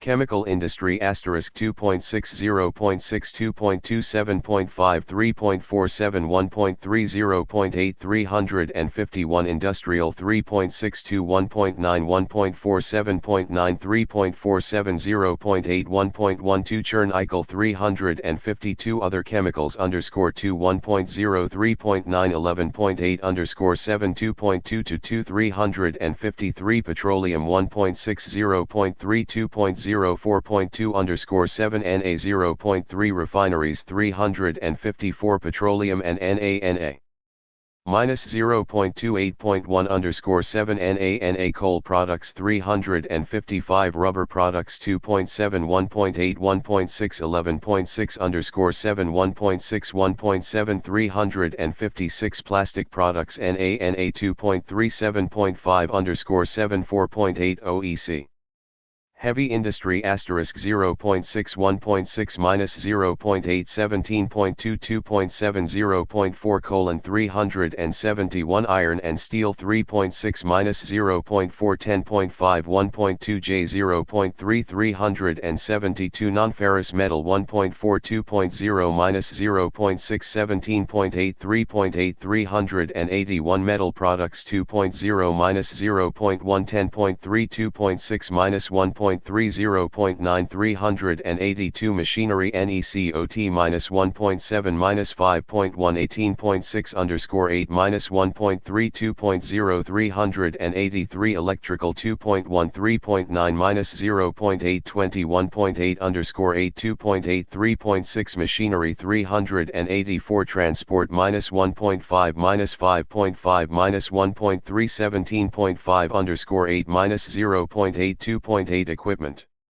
104 Table 4.8 Kant South ISIC Industry Brazil Chile Greece Korea Mexico Africa Spain 385 Professional NANA -0.8 13.4 _ 8 5.37.4 Goods 3 Manufacturing 1.5 2.7 0.4 11.7 2.1 1.6 1.5 1986 Per capita 1,810 1,320 3,680 2,370 1,868 34,860 GNP dollars Asterisk weighted averages, the weights are 1980, except for South Africa, which is for July 1 98 June 1981, output at producers' prices, including indirect taxes and excluding subsidies, except for Greece, South Africa, and Spain, which are at factor values, excluding indirect taxes and including subsidies. 1. Major Group 324 is included in 322. 2. Major Group 352 is included in 351. 3. Excluding slaughtering. 4. Excluding sommeliers. 5. Magnesite roasting is included in mining. 6. Major Group 322 is included in 321. 7. Major Groups 352 to 356 are included in 351. 8. Major Groups 383 to 385 are included in 381 and 382. 9. Major Group 342 is included in 341. Source: UN, Industrial Statistics Yearbook, 1983, 1984, 1990. The difference was especially pronounced in heavy industry, where the Korean performance was truly spectacular. The advance of the heavy and chemical industries has not been confined to the domestic market. As we see in Table 4.9, which shows the trade performance of commodities at 1- and 2-digit levels between 1977 and 1987, almost all the items promoted through HCI, cite numbers 5, 67, 68, and 7, which roughly correspond to ISIC numbers 35, 37, and 38, show, often dramatic, improvements in trade balances during this period. The export-import growth differentials, which shows the rate at which the sectoral trade deficit surplus increases, of these items are mostly higher than that between overall exports and imports, although, again, the performance of chemical products is not particularly outstanding. This suggests that it was these industries which improved the country's balance of payments during the 1980s. A detailed cost-benefit analysis of the HCI program is beyond the scope of this chapter, but the above evidence suggests that the HCI program, far from being a failure, produced impressive growth and trade performance, especially in heavy industry. 105. Table 4.9 Trade Performance by Commodity Group in Korea, 1977-87. Trade Export Import Differ Balance Growth Enchel Site Commodity, 1977, 1987. 0 Food and Live Animals 1.10 0.58.28.5 minus 0.31 Beverages and Tobacco 0.4 N.8 minus 1.7 NaNA2 Crude Materials, minus 7.9 minus 6.24.3 11.7 minus 7.4 Excluding Fuel 3 Mineral Fuel, example minus 9.9 minus 6.0 20.4 10.7 9.7 Petroleum products, 4 animal, vegetable NaNA 5.0 Na oil and fat 5 chemicals and minus 3.7 minus 3.7 19.6 16.6 3.0 related products 51 organic chemicals minus 1.9 minus 2.0 16.0 16.0 0.0 52 inorganic chemicals NaNA 16.3 Na 53 dyes, tanning color, NaNA 16.3 Na products 58 plastic materials minus 0.8 minus 0.5 40.2 17.0 23.0 59 chemical materials NEC NaNA Na 20.4 Na 6 basic manufactures 7.2 4.5 12.9 15.2 minus 2.3 61 leather, dressed fur, etc. minus 0.5 minus 0.4 23.7 15.4 8.3 rubber manufactures Na 0.6 16.3 NaNA NEC 63 wood and cork NaNA minus 14.1 NaNA manufactures DEC.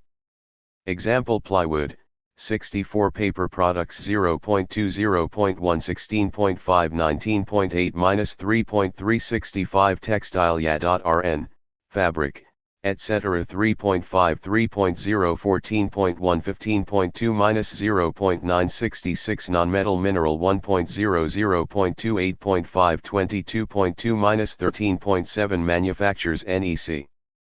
Example cement, glass, 67 iron and steel -1.10.5 19.6 11.7 68 non-ferrous metals -0.8 -0.8 27.3 18.4 8.9 metal manufacture 2.1 1.2 10.7 15.5 -4.8 NEC.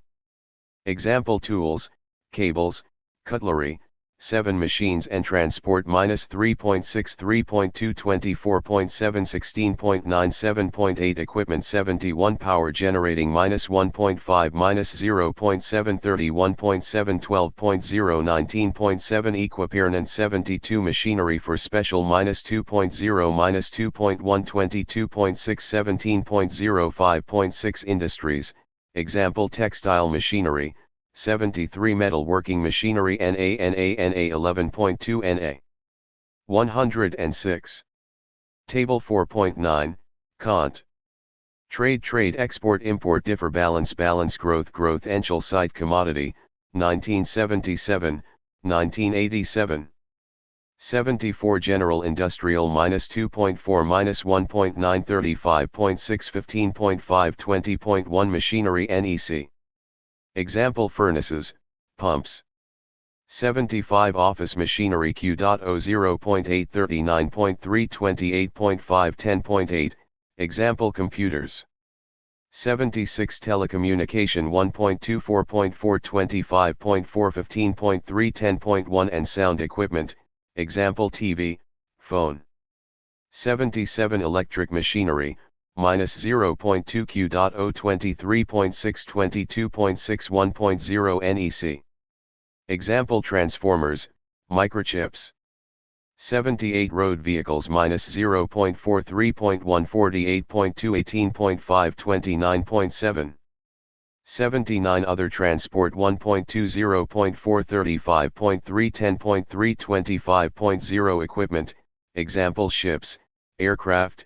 8 miscellaneous 14.7 14.9 16.2 19.6 -3.4 manufactured goods 84 clothing and accessories NA 13.8 NA 87 precision instruments Q.4 -0.8 18.9 22.6 -3.7 NEC. Example measuring equipments. 88 photo equipment 0.1-Q.O 15.6 17.6 -2.0. 89 miscellaneous 1.8 2.9 20.5 18.2 2.3 manufactured goods NEC. Toys, arms, wigs. 9 goods not classified NA by kind total -3.8 7.0 16.8 14.3 2.5. 1. All figures are percentages. 2. Data for each commodity group appears only if the value in each year is greater than or equal to 0.3% of the total trade for that year. 3. Trade balance for commodity I is X, M, pound, XJ plus MJ, where X, M is exports, imports, of commodity I and X, M, is total exports, imports. 4. Export and import growth rates are average annual growth rates between 1977 and 1987 in current value terms. 5. The differentials are the differential between the export and import growth rates. Source, UN, Yearbook of International Trade Statistics, 1980 and International Trade Statistics Yearbook, 1987. 107. 4.2.2.2 Porous state intervention. The theory of prescriptive state intervention proposed by Bhagwati, 1985, 1987, 1988, tries to resolve the self-imposed neoclassical dilemma of an interventionist state in a rapidly growing economy by characterizing the Korean state as a do, or a prescriptive, state, in contrast with a don't, or a proscriptive, state, such as India. According to this theory, state intervention in Korea does not hinder growth because it is less stifling. According to Bhagavati, although a prescriptive government may prescribe as badly as a proscriptive government proscribes, a proscriptive government will tend to stifle initiative, whereas a prescriptive government will tend to leave open areas, outside of the prescriptions, where initiative can be exercised, pages 98 to 9. That is, state intervention works in Korea because it is porous, or allows the private sector to circumvent it. On a superficial level, it is hardly objectionable that an obstructive state will not be very helpful for business, and, by implication, economic growth.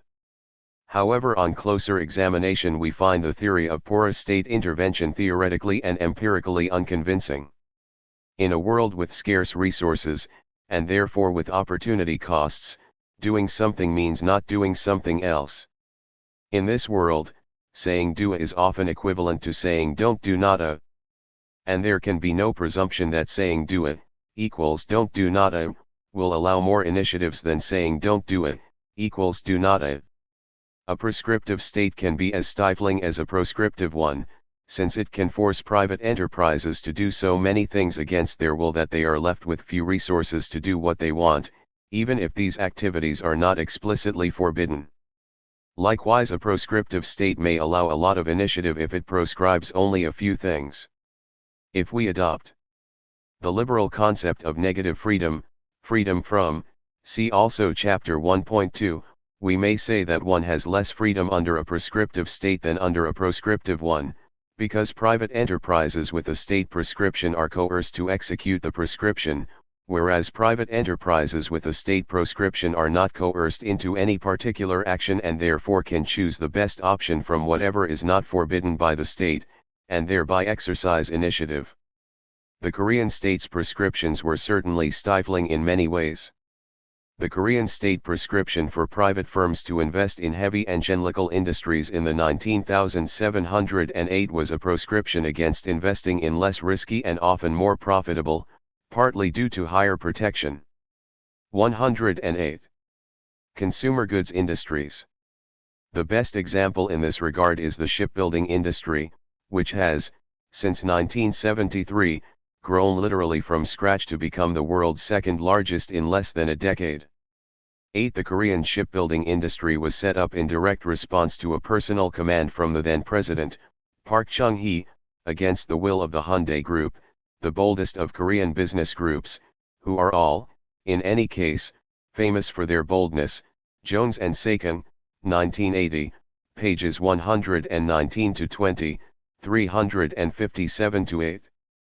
Moreover, if private firms could not be made to do something, the Korean state did not hesitate to set up public enterprises, making the share of public enterprises in GDP almost equal to that of India, whose state is regarded by Bhagavati as the classic example of an obtrusive proscriptive state.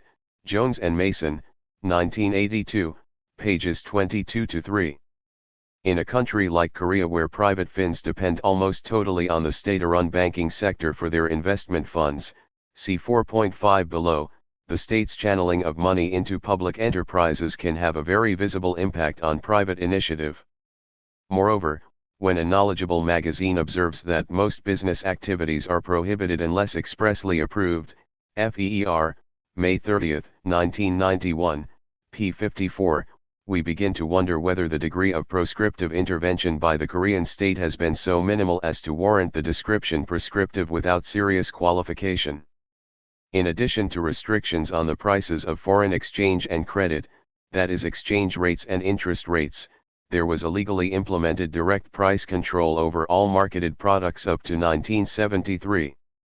And even after 1973 the state reserved the right to impose a price ceiling when necessary. No price change is conceivable without fonal and or informal state permission, except in some unimportant markets. 9. In addition to price controls, almost all important Korean industries have had restrictions on entry, capacity, and technology, see 4.4.1 below. Frequently the Korean state reorganizes industries which it thinks have too many fins, through state-led mergers and market-sharing arrangements, See 4.3 and 4.4.2 below. It is not clear to us how anything could be more stifling, if so many firms have so little freedom to decide what and how to produce and at what price. 4.3 Major themes of Korean state intervention. If the remarkable growth and structural change performance in Korea was not the result of free play of market forces but was orchestrated by the state as we have suggested, exactly how has state intervention 109 worked in Korea? Before we look at details of the policy measures employed in Korea, we need to look at the general direction in which the Korean state was driving the economy. In this section we present a stylized account of the major themes of state intervention in Korea. The account draws both from the revealed and, especially, the stated policy objectives, which are to be found in various policy documents but which have hardly been investigated by other researchers. 10. The basic theme of state intervention in Korea has been the making of an independent economy, Yorip-Jeongjae, see various 5-year plan FYP documents and EPB, 1982.11. Until recently the balance of payments constraint has been the main concern of Korean policymakers, and, as Mitchell, 1982, points out, even exports were regarded more as a means to reduce the unfavorable external balance than as the engine of growth, p. 196. Policymakers have regarded the ultimate solution to the problem of dependence on foreign savings for financing of investments, Table 4.7, to be the construction of an economy with the degree of technological capability that /would permit a reasonable living standard without a chronic balance of payments deficit.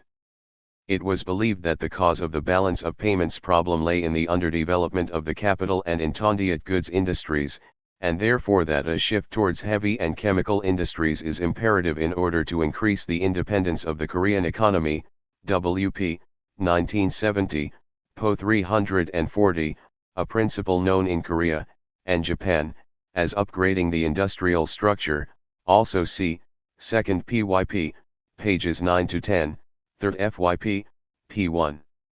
To Korean policymakers, industrial upgrading required giving priority to investment, which was essential for growth, WP, 1968, P48. Therefore, macroeconomic policy was geared towards the need to create an expansionary environment, if necessary through inflationary measures, which was seen as vital for a sustained high level of investment through its effect on investors' confidence.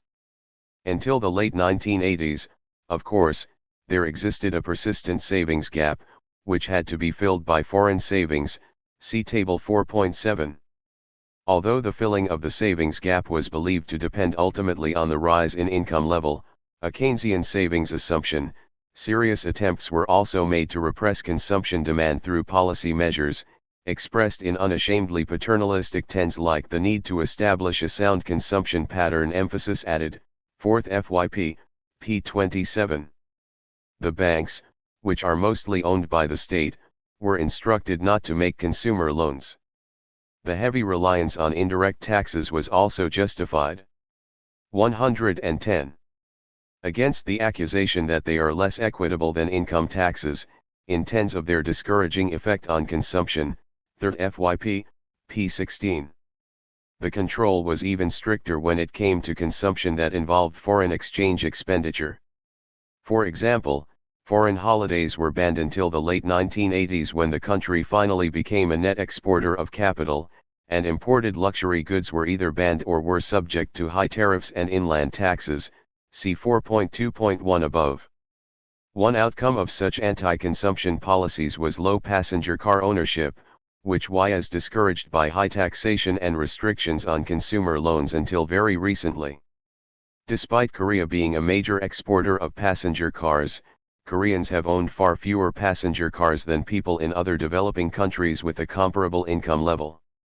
In 1985 there were 73.5 people per passenger car in Korea, whereas the corresponding figures in 1983 were 27.0 in Taiwan, 21.8 in Chile, 16.3 in Malaysia and 15.2 in Brazil, NRL, 1988, p. 190, Table 9-8.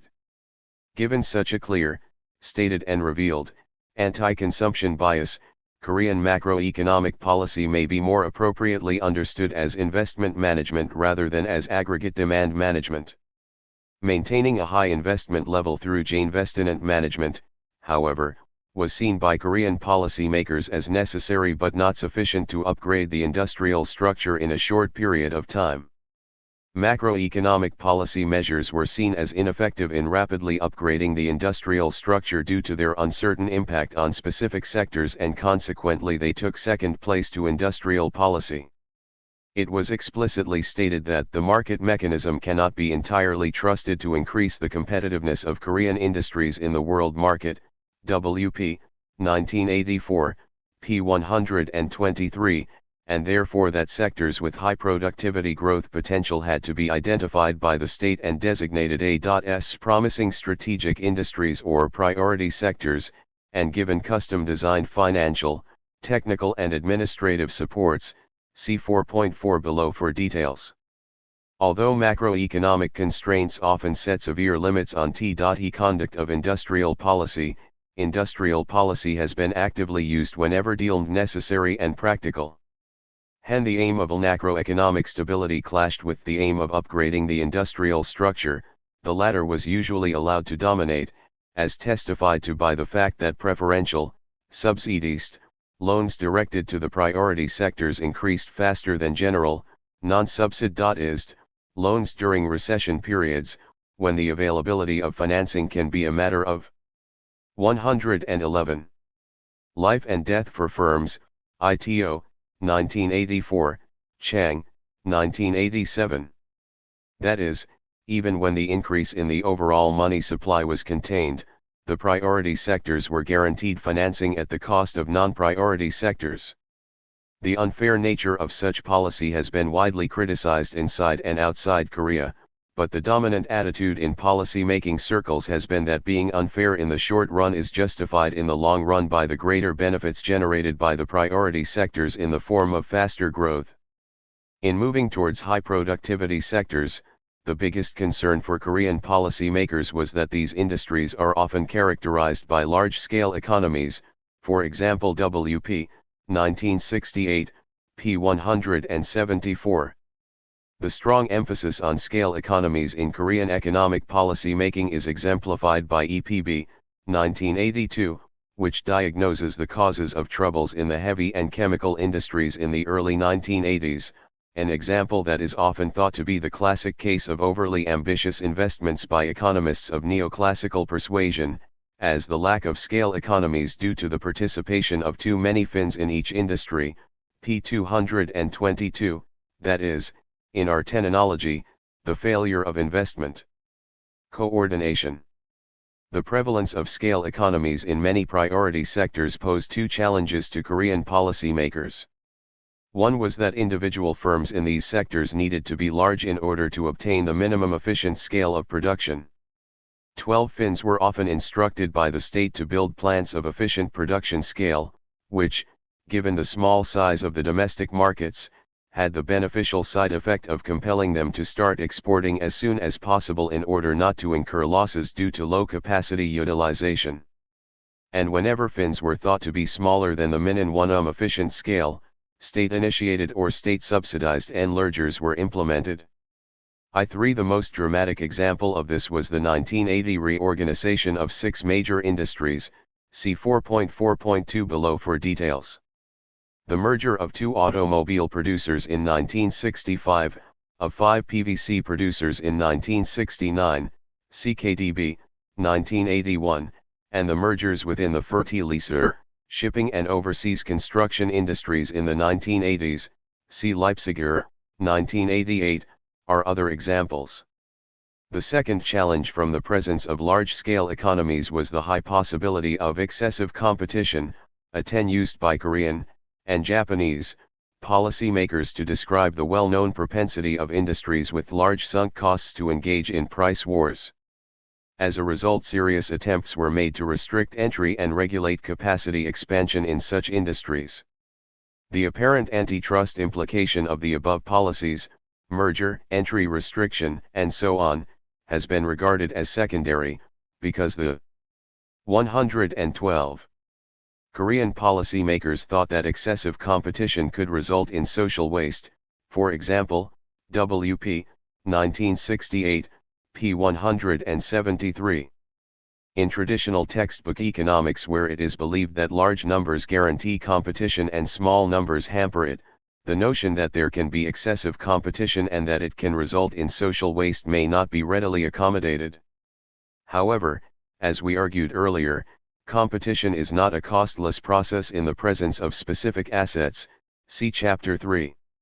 Korean policymakers have regarded competition as a means to achieve efficiency rather than as an end in itself. This view is exemplified by the 6th FYP document, which states that collusive behavior should be allowed, and even encouraged, in promising industries that need to increase R&D, improve quality, attain efficient production scale, and in declining industries that need to scale down their capacities, p. 79. Likewise, the antitrust law, the law for the regulation of monopoly and for fair trade, which came into being in 1981, after 4 abortive attempts at legislation, in 1964, 1966, 1969, and 1971, claimed to be concerned mainly with restricting anti-competitive behavior, rather than market concentration itself, although the growing criticism of the concentration of economic power into the hands of conglomerates brought about an amendment, in 1986, with stronger restrictions on cross-investments between members of the same conglomerates, Paik et al., 1988, pages 28-9, 40-2. Another important theme of Korean state intervention is the policymakers' attitude towards foreign firms. Korean policymakers have regarded simulation of advanced technology by domestic firms as a vital condition for effective industrial upgrading. 14 to then L, this meant tight state control over foreign direct investment. I5 Of course the persistent savings gap had to be filled, but Korean policymakers tried to avoid foreign direct investment and contracted, all state-guaranteed, foreign loans to do the job, if they could afford it. As a result, the share of foreign direct investment in total foreign capital inflow, except foreign aid, during 1962-83 was a mere 5%. Amston, 1989, p. 92, Table 5.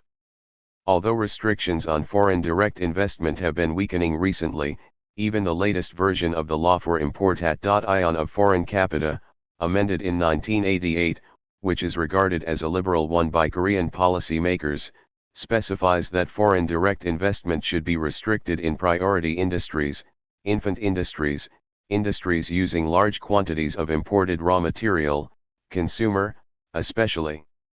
113. Luxury, goods industries, polluting industries, and agriculture and fishery, which can mean practically all industries, if the state so wishes. 16. Even when foreign direct investment was allowed, foreign majority ownership was practically banned, with some rare exceptions, outside the free trade zones, FTZs. The fact that only 6% of multinationals in Korea, including the ones in the FILs, are wholly owned subsidiaries, compared with 50% in Mexico and 60% in Brazil, suggests a substantial degree of state control over foreign direct investment in relation to ownership. Evans, 1987, p. 208. Even technological licensing, which was preferred to foreign direct investment whenever feasible, was subject to heavy restrictions. For example, the latest version of the law for importation of foreign capital clearly states that technological licensing is banned in industries where local technological capability is deemed to be promising, which, again, can effectively mean any industry. 4.4 The economics of industrial policy in Korea. 4.4.1 The evolution of Korean industrial policy. Throughout the last 3 decades, the Korean state has chosen several industries at a time as priority sectors and has provided massive support to them. Most of Korea's major industries have been designated as priority sectors at some stage and were developed through a combination of massive support from and heavy control by the state. The designated industries had priority in acquiring rationed, and often subsidized, credits and foreign exchange, state investment funds, preferential tax treatments, for example tax holidays, accelerated depreciation allowances, and other supportive measures, including import protection and entry restrictions. 17. In return for this support, they became subject to state controls on technology, for example production methods, products, entry, capacity expansion, and prices. The practice of giving priority to certain industries identified as important is a common practice in industrial policy states such as France and Japan. In Korea the practice originated in the very early years of economic development, with the designation of cement, fertilizer and oil refining in the first FYP, 1962-6, as basic industries. I8 in the second PYP, 1967-71, chemicals, steel and machinery were designated as priority sectors. And during the third and fourth 114 FYP periods, 1972-81, especially through the Hay Program, announced in 1973, non-ferrous metals, shipbuilding and electronics were added to the second FYP's list of priority sectors. The practice continued in the fifth and the sixth FYP periods, 1982-91, during which machinery, electronics, automobile, chemical, shipbuilding, and various high-tech industries, semiconductor, new materials, biotechnology, /were designated priority sectors. Details of such support and control measures can be seen in Table 4.10, which summarizes the measures employed in some selected promotional laws, enacted in the late 1960s and early 1970, except for textiles, to provide legal backing for support for and controls over priority sectors. Korean policymakers' concern for excessive competition and the resulting social waste is reflected in the laws in the form of entry restrictions and regulations on capacity expansion. Violators of such restrictions could be heavily punished with the revocation of licenses, fines and, in some serious cases, prison sentences. Another interesting feature of these laws is the tight performance monitoring system. The monthly export performance monitoring by the Korean state is already famous.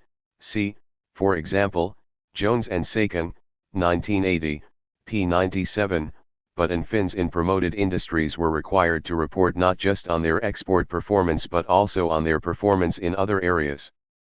Failure to report regularly and/or false reporting could result in the imposition of fines and prison sentences. Such a system provided the Korean state with up-to-date and detailed information concerning the state of businesses in priority sectors, something which is essential if the asymmetric information problem is not going to weaken the effectiveness of industrial policy. More recently, various promotional laws were integrated into the Industrial Development Law, enacted in 1986. The novelty of the Industrial Development Law, IDL, compared with the promotional laws, is its emphasis on rationalization programs with limited, albeit extendable, lifetimes, usually 2 to 3 years. The rationalization program lanes are custom designed to the needs of individual industries and aim to provide temporary boosts to industries that need import substitution, capacity upgrading and improvement in international competitiveness, on the one hand, and temporary protection to declining industries that need a smooth phasing out, on the other hand.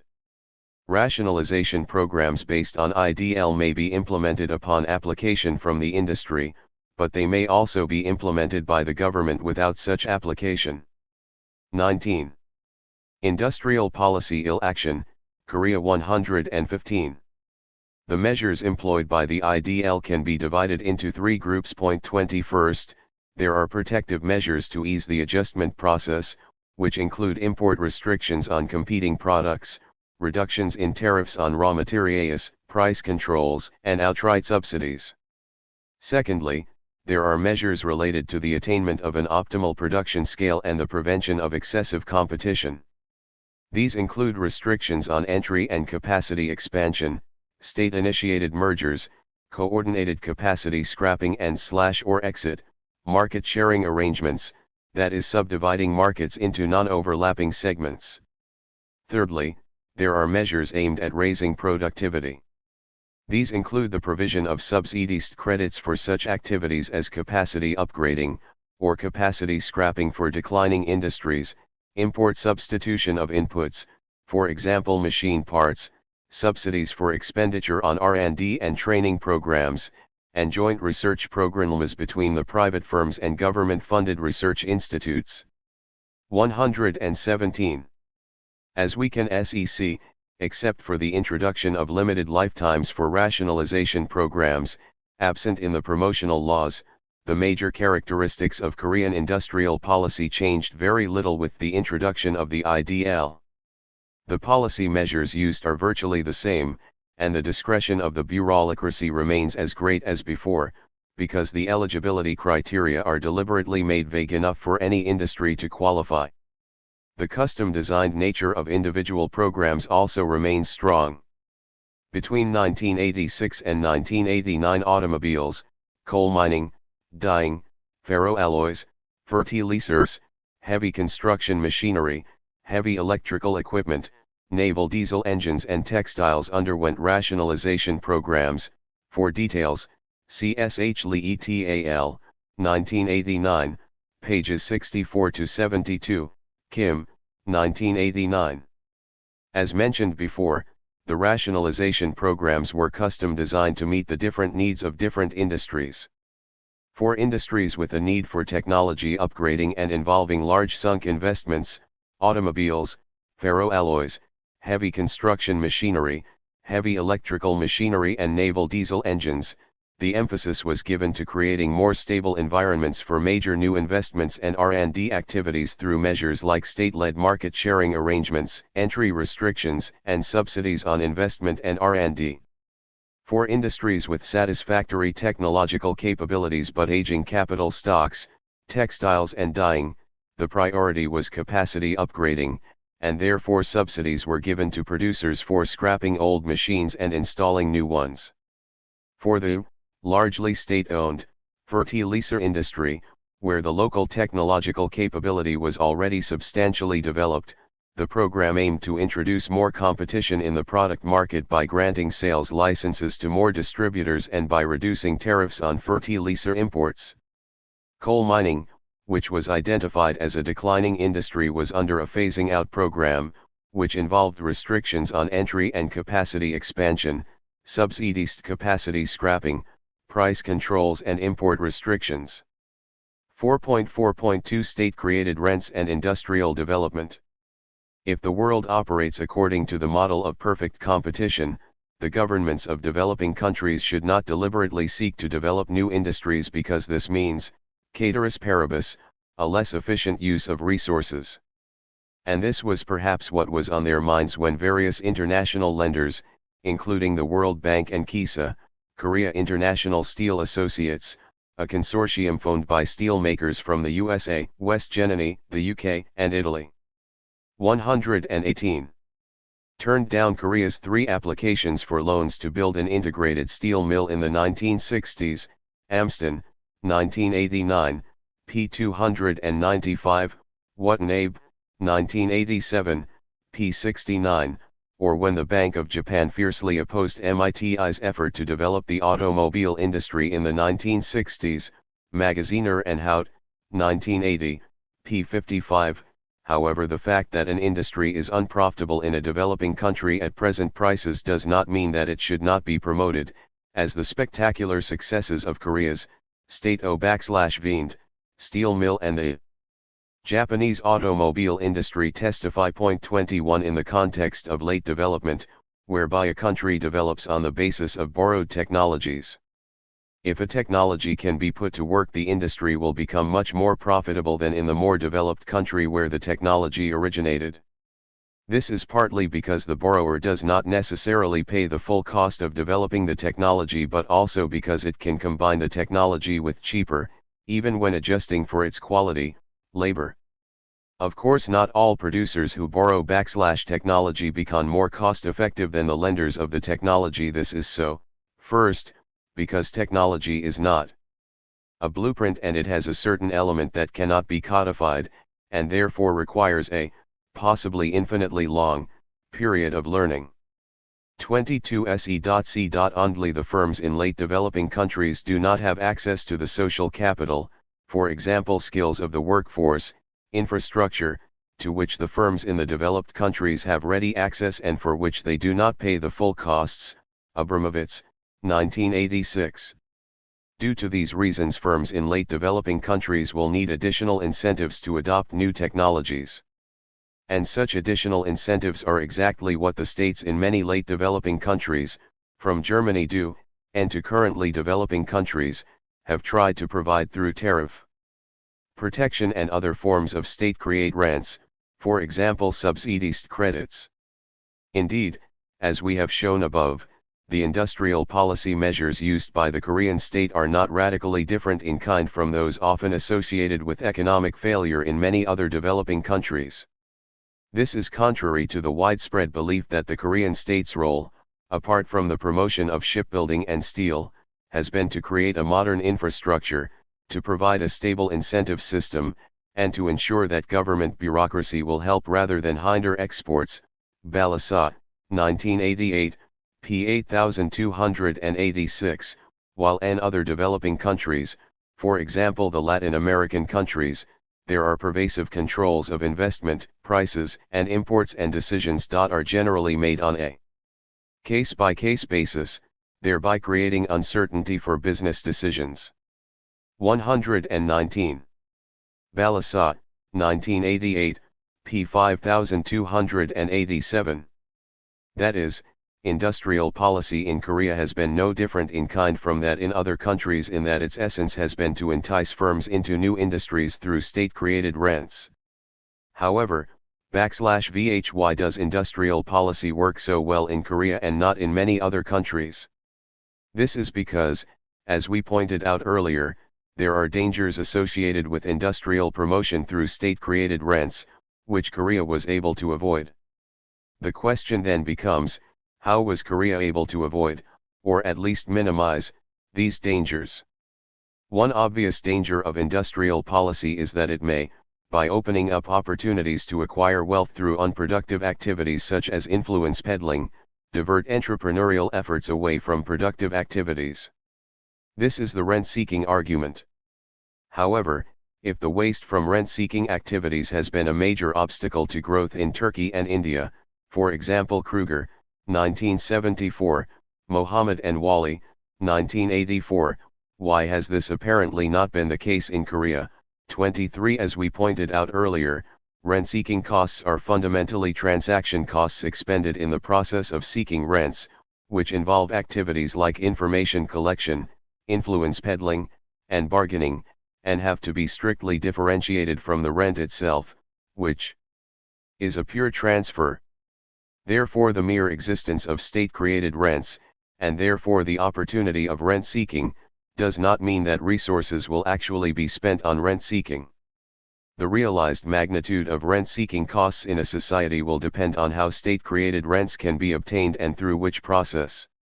For example, as we have shown in earlier chapters, if Finns can acquire rents through bribery, and if there is little second-tier rent-seeking, the actual amount of resources spent on rent-seeking may not be large.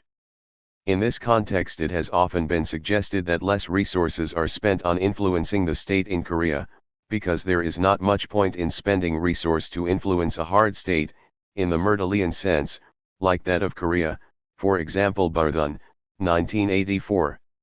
One difficulty with this view, as is well known to anyone familiar with Korean politics and business, is that the country by no means lacks huge corruption scandals on a regular basis. The head of one of the country's largest companies is reported to have recently complained that the government has all the power and you have to purchase approval.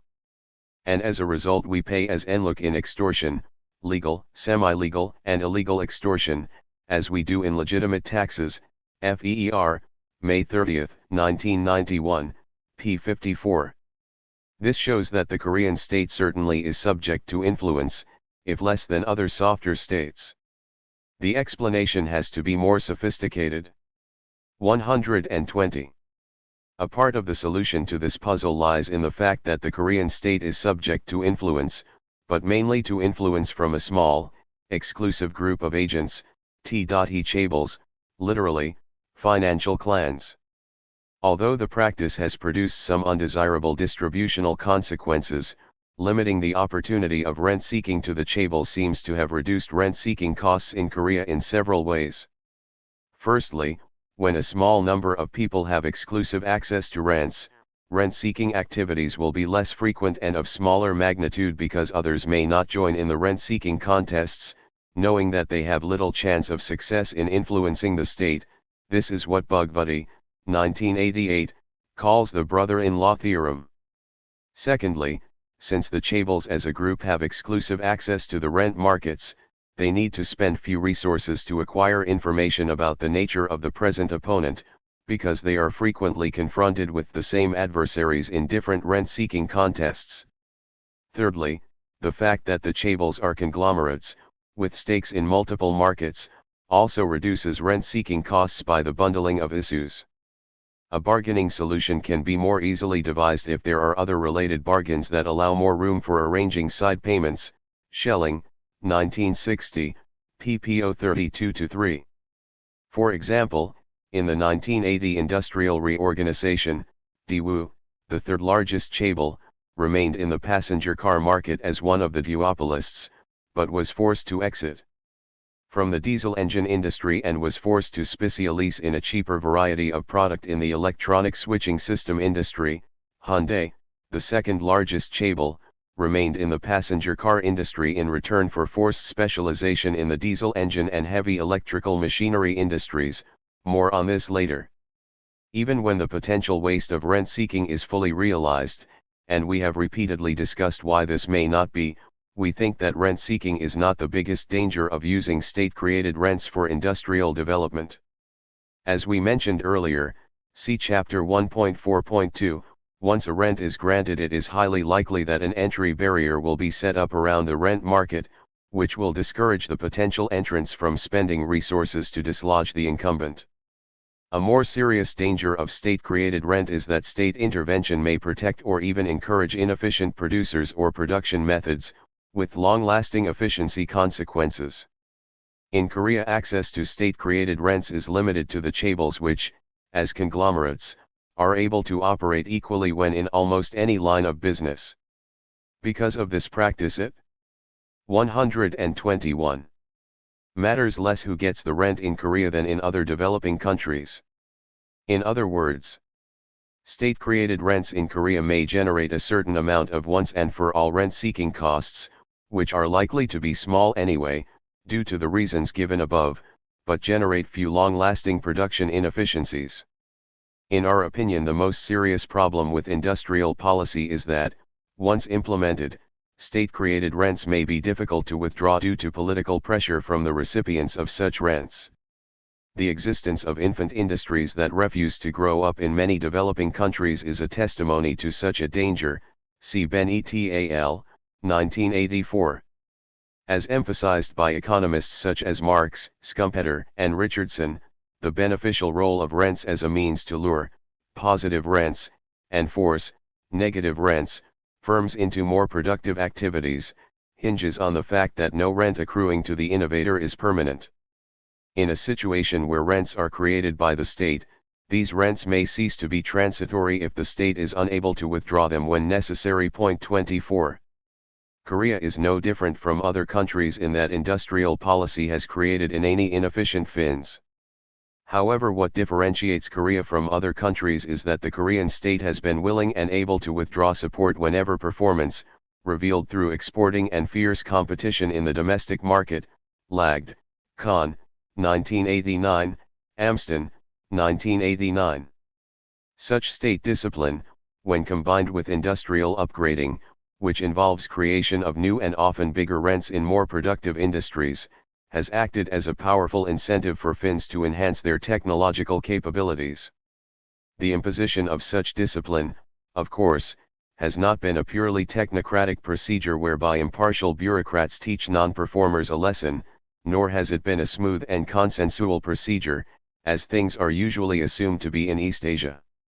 It has, rather, been a process of continuous bargaining and conflict between the state and the private sector, which, as we shall see below, sometimes had to be solved by forceful measures that are difficult to imagine in other countries. 25. In 1969, the proliferation of inefficient fins after a massive investment boom in the late 1960s, see Table 4.7, prompted the Korean state to set up a task force, accountable only to the Blue House, the presidential office, to deal with the problem. Between 1969 and 1972, the task force 122 forced dozens of inefficient fins, the exact number was never made available to the public, into mergers, sales, and liquidation, sometimes sweetened by debt rollovers by the Korea Development Bank. The program eventually ended with the notorious 8-3 decree, named after the date of its announcement, August 3, 1972, involving a total freeze on all curb market loans which were eating into the profits of many fins suffering financial distress, with a subsequent reduction in their interest rates and or in a debt equity swap. For details, see S.H. Lee, 1985. After the investment boom of the late 1970s, see Table 4.7, which led to temporary excess capacity in some major industries, the Korean state stepped in again with the reorganization of heavy and chemical industries program in 1980. 4 existing companies in the core generating equipment industry were merged into Korea Heavy Industries and Construction Co. KHIC, which was subsequently nationalized on the ground that the state support needed to make KHIC profitable was too great to be given to a single private firm. 26. In the passenger car industry, one of the 3 existing producers, Kia, was forced to exit and specialize in trucks and buses with a promise that it would be allowed back in again when the demand condition improved.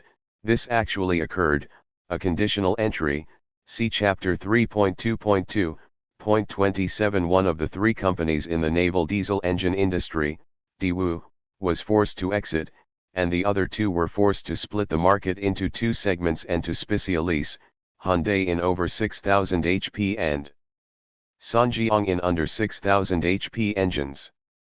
In the heavy electrical machinery industry, where there were 8 companies, 3, Hyosung, Sanjeong, and Kolon, were merged into 1, Hainan-sung, and allowed to produce only highly specialized and expensive products. A subsidiary of Hyundai was asked to produce only for its sister companies. 4 other minor companies were forced to produce less sophisticated and cheaper products. Each of the 4 companies in the electronic switching system industry, Samsung, Goldstar, OPC, and Daewoo, was forced to specialize in a different product. The 2 Connell-Pannies in the copper smelting industry were merged by forcing one to buy the other's equity, which was supported by equity participation of KDB and a moratorium on bank loan repayment. Another round of state-led mergers and liquidations of inefficient fins occurred between 1984 and 1988.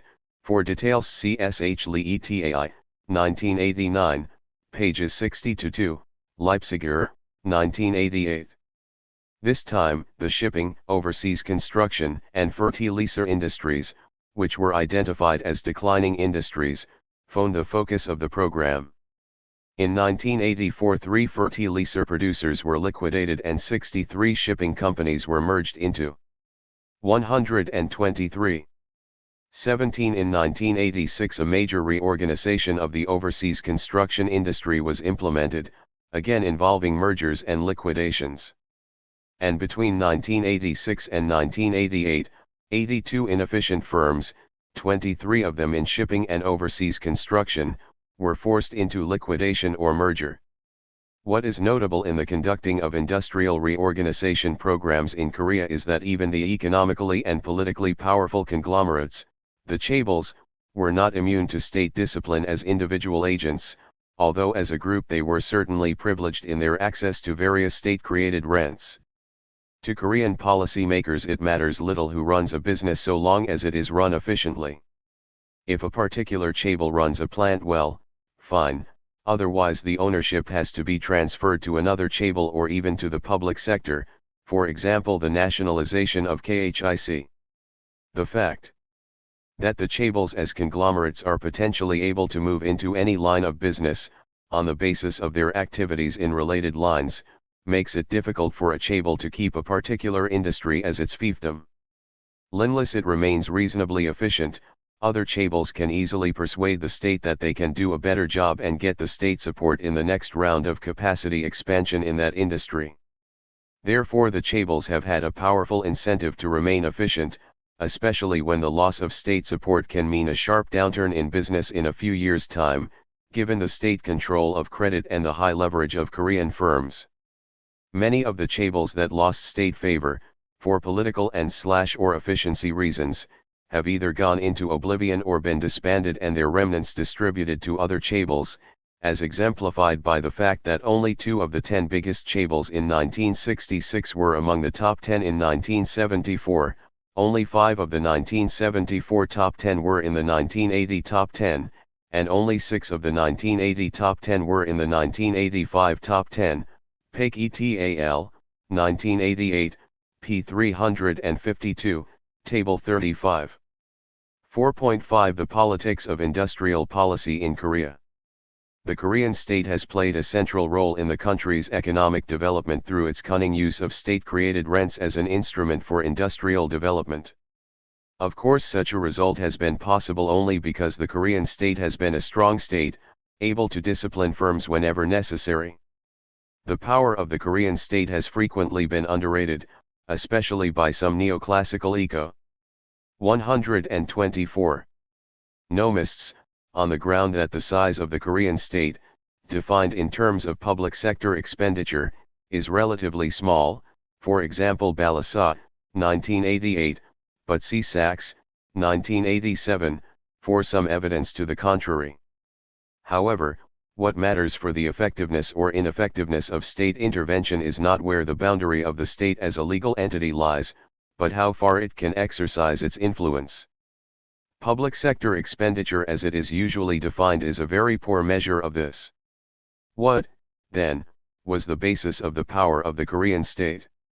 It has often been suggested that the Korean state is strong because the country's historical development left a social structure with no powerful social classes to contest state power.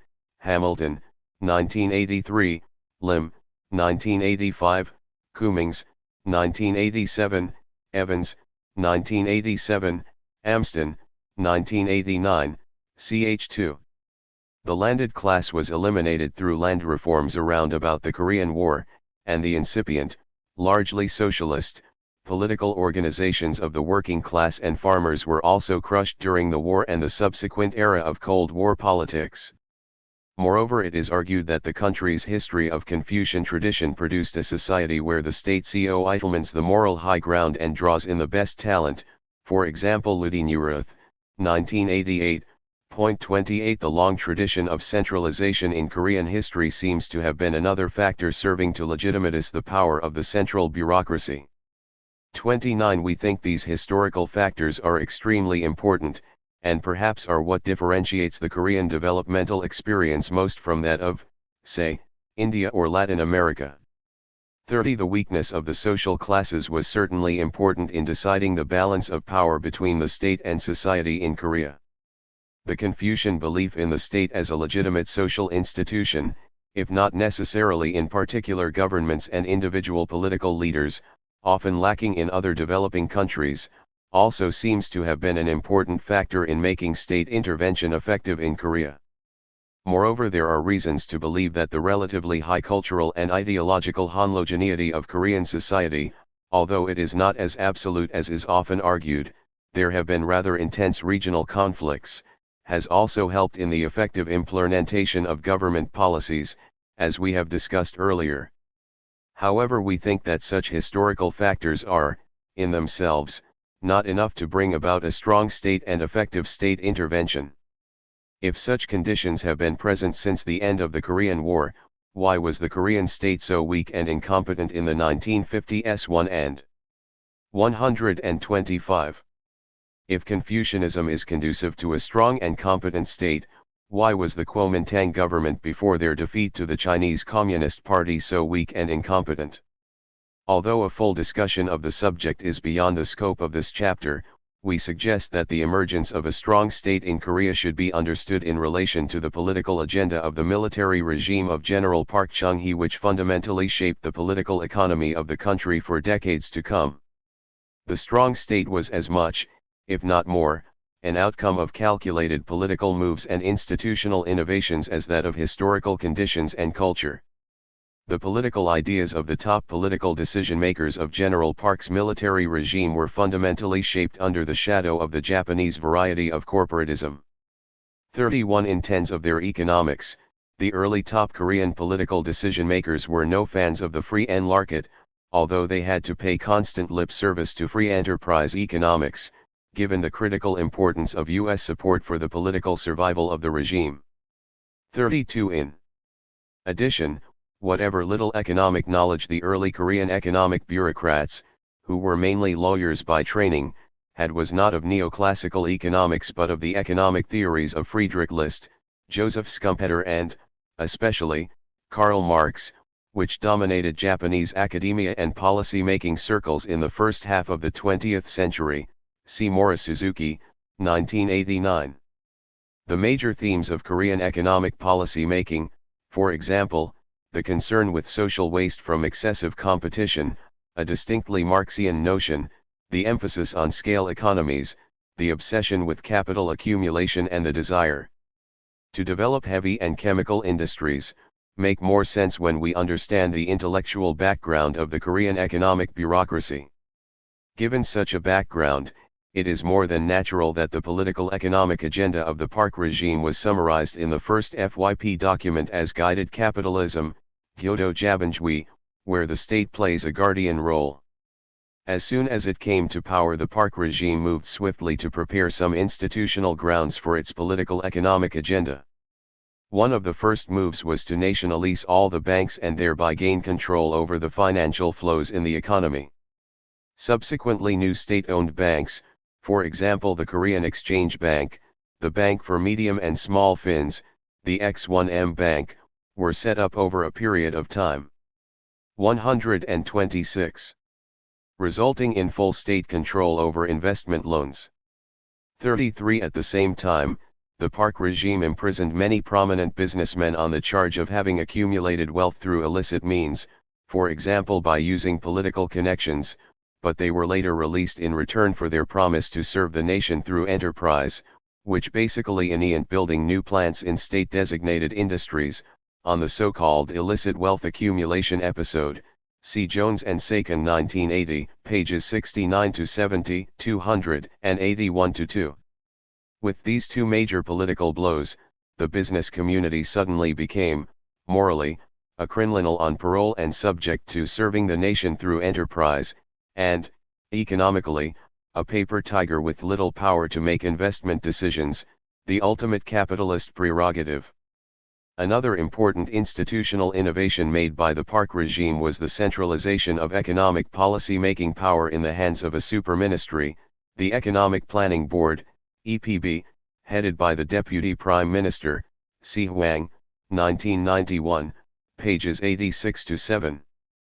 The integration of both planning and budgeting authorities within the EPB eliminated the conflict of interests between the planning and industrial ministries, which are usually more interested in long-term investments, and the finance ministry, which is usually more interested in short-term stability, if at the cost of concentrating power within the government, which may be objected to on other grounds. Elimination of such conflict made the implementation of industrial policy in Korea more effective than in other industrial policy states such as Japan and France, where such conflict has been a problem. 34. Even the much vaunted cultural and ideological homogeneity of Korean society was not purely historical bounty that the nation accidentally stumbled on. The Park regime mobilized the nation with the ideology of renaissance of the nation through the building of Jerup-Cheongje, independent economy. 35 Workers were described by the state-controlled media and state-issued school textbooks as industrial soldiers fighting a patriotic war against poverty, although the labor movement was brutally suppressed, and businessmen were given medals for achieving export targets as if they were generals who had won major battles. Farmers were mobilized into semi-compulsory, unpaid, Labor for Rural Infrastructural Development Allah L/1 AOH Setung, through the C Mall, New Village, Movement, Mitchell, 1982, pages 205-8. Although not in such ideological mobilizations were successful, for example, the C Mall movement was much resented, and 127. Some rightly criticized them as militarizing the society, for example Halliday, 1980, it is undeniable that they were important in promoting ideological homogeneity. The Korean state has continued to dominate economic and moral issues throughout the country's developmental period. State control over credit, which has been the most effective means of controlling private firms, given their high leverage, has continued throughout. 36. Although some of the state-owned banks, the so-called city banks, were partially privatized in 1982, the independence of these banks is almost nil because of their lending to high borrowing fins and their consequent dependence on the central bank, which is under the full control of the state. 37. In fact, following their privatization, the share of policy loans, loans with subsidized interest rates or priorities in credit rationing, actually increased, from 56.0%, 1962 to 81, to 67.6%, 1982 to 5, making it very difficult to argue that state control over the banking sector has loosened. Also see Cole and Park, 1983, p. 173. In addition to their freedom to make loan decisions, the bank's freedom to set interest rates has also been severely limited. Despite the legal deregulation of interest rates on loans and long-term deposits in December 1988, it was reported in 1991 that interest rates are still strictly controlled by guidance from the Bank of Korea and the Ministry of Finance. Despite the legal deregulation, FEER, May 30, 1991, p. 52. In addition to its control over bank loans, the Korean state has maintained tight foreign exchange controls. The buying and selling of foreign exchange has been tightly regulated, and up until a few years ago it was illegal, subject to prison sentence, to possess foreign exchange except for state-approved business purposes. The state's control over foreign loans and foreign direct investment has been near absolute. Although foreign borrowing and, to a lesser degree, foreign direct investment have not been discouraged, the state has had the final say in deciding whether a certain loan or foreign direct investment is permitted, and on what terms. Although far less important than its control over financial resources, the state's control over material resources through public enterprises should not be ignored. The Korean state has owned various strategic industries, including oil, coal, partly, gas, fertilizer, steel and electricity. The fact that such crucial intermediate inputs as oil, coal, gas, electricity, steel, and fertilizer are supplied by public enterprises is another important factor contributing to the power of the state in Korea. 128. Of course, the regular threat by the Korean state that it is going to use its power to discipline those firms which do not comply with its policies does not always materialize, partly because large business firms have a strong influence on policy formation and implementation.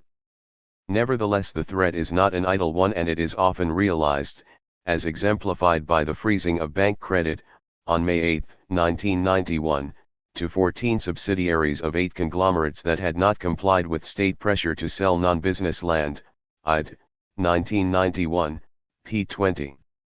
A still more dramatic example of how far the Korean state can go, if it chooses, was the Kukya Group incident in 1985, when the state deliberately bankrupted the inefficiently run Kukya Group, the then 7th largest conglomerate in the country, by ordering its major lending bank not to honor its checks, although it is believed that the decision to let Kukya go under was in part motivated by its lukewarm attitude to meeting the ruling party's financial demands. For details, see FEER, April 21, 1988, pages 58-60. Conclusion. The Korean experience shows what an intelligent industrial policy can achieve. To its credit, the Korean state has recognized the limited ability of the market to coordinate interdependent decisions. As expressed in the policymakers' continued concern for excessive competition and the resulting social waste, the possibility of coordination failure and its costs have been taken most seriously when conducting industrial policy in Korea. Again, to its credit, the Korean state has not been bound by its own free enterprise rhetoric, and it has been more than willing to intervene in the market to prevent and remedy coordination failures. That the Korean state has put a restraint on the operations of the market does not mean that it did not believe in the power of the market. If anything, it has taken the market more seriously than anyone else has done, as, for example, can be seen in its all-out attempt to help local Finns to break into the world market. What differentiates the Korean state's attitude toward the market from that of many other states is that it has taken a dynamic view of the market whereby problems of technical change and learning, rather than allocative efficiency, have taken center stage. It has fully recognized the inadequacy of the market mechanism to bring about non-marginal change in a late developing context, and it has deliberately created rents in areas where, given the present state of local technological capability, the prospect of technological development was the greatest. 129.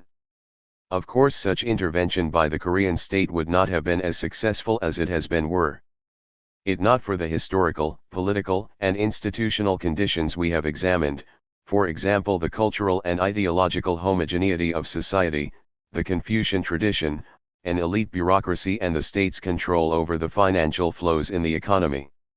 However, as we have demonstrated, these conditions are not entirely God-sent gifts which other countries cannot aspire to possess.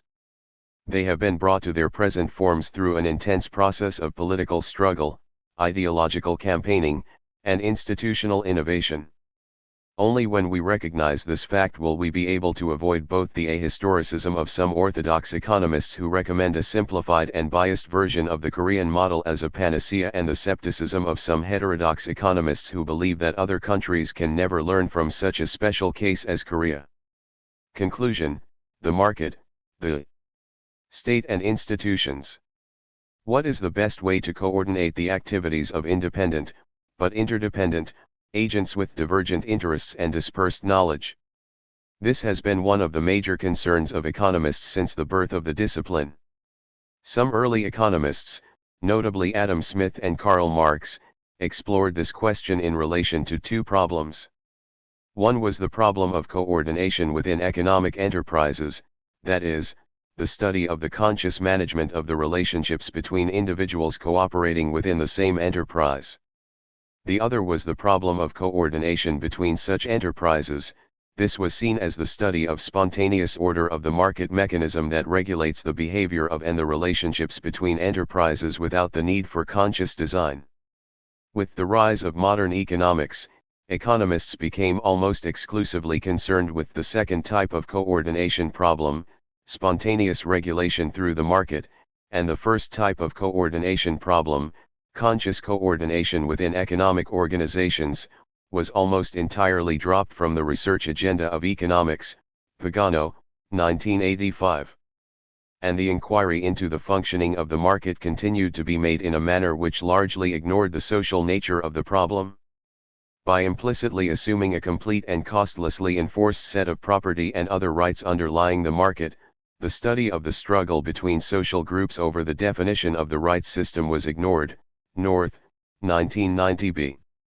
Furthermore, by supposing the hypothetical system of instantaneous and costless recontracting administered by the Walrasian auctioneer, even the coordination problem within the given system of rights was assumed to be solved at no REA cost. Richardson, 1971. Recently, however, economists have become more critical of the conventional approach. As we mentioned earlier, the learning literature and the labor process literature are returning to the question of coordination and the division of labor within the enterprise. New institutional economics looks at not only market coordination but also 131. 132. Non-market coordination within and between enterprises, and also at the determinants of the scope of individual enterprises. The government failure literature discusses the problems of the centralist form of coordination between enterprises through state intervention. What is becoming increasingly clear from these writings is that effective coordination both within economic units and between such units can only be achieved at a cost, and that different forms of coordination have different costs under different conditions. By introducing the costs of achieving coordination, or transaction costs in more popular terms, into the picture, we effectively break away from the neoclassical tradition in which perfect coordination is achieved without any cost, either by the Walrasian auctioneer, as in the general equilibrium version, or by the benevolent, omniscient, and omnipotent state, as in the welfare economics version. In this new framework, the market is but one of many possible economic institutions, or coordination mechanisms, each of which incurs certain transaction costs of different types and magnitudes in resolving the coordination problem. Pagano, 1985, ch. 8.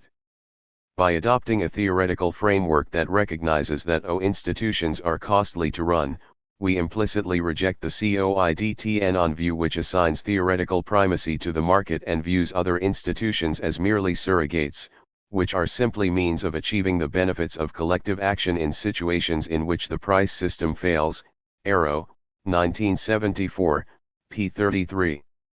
By regarding the market as just one of many alternative economic institutions, we also come to realize that the efficient operation of the market depends on many more institutional arrangements than those which are usually recognized in the conventional literature.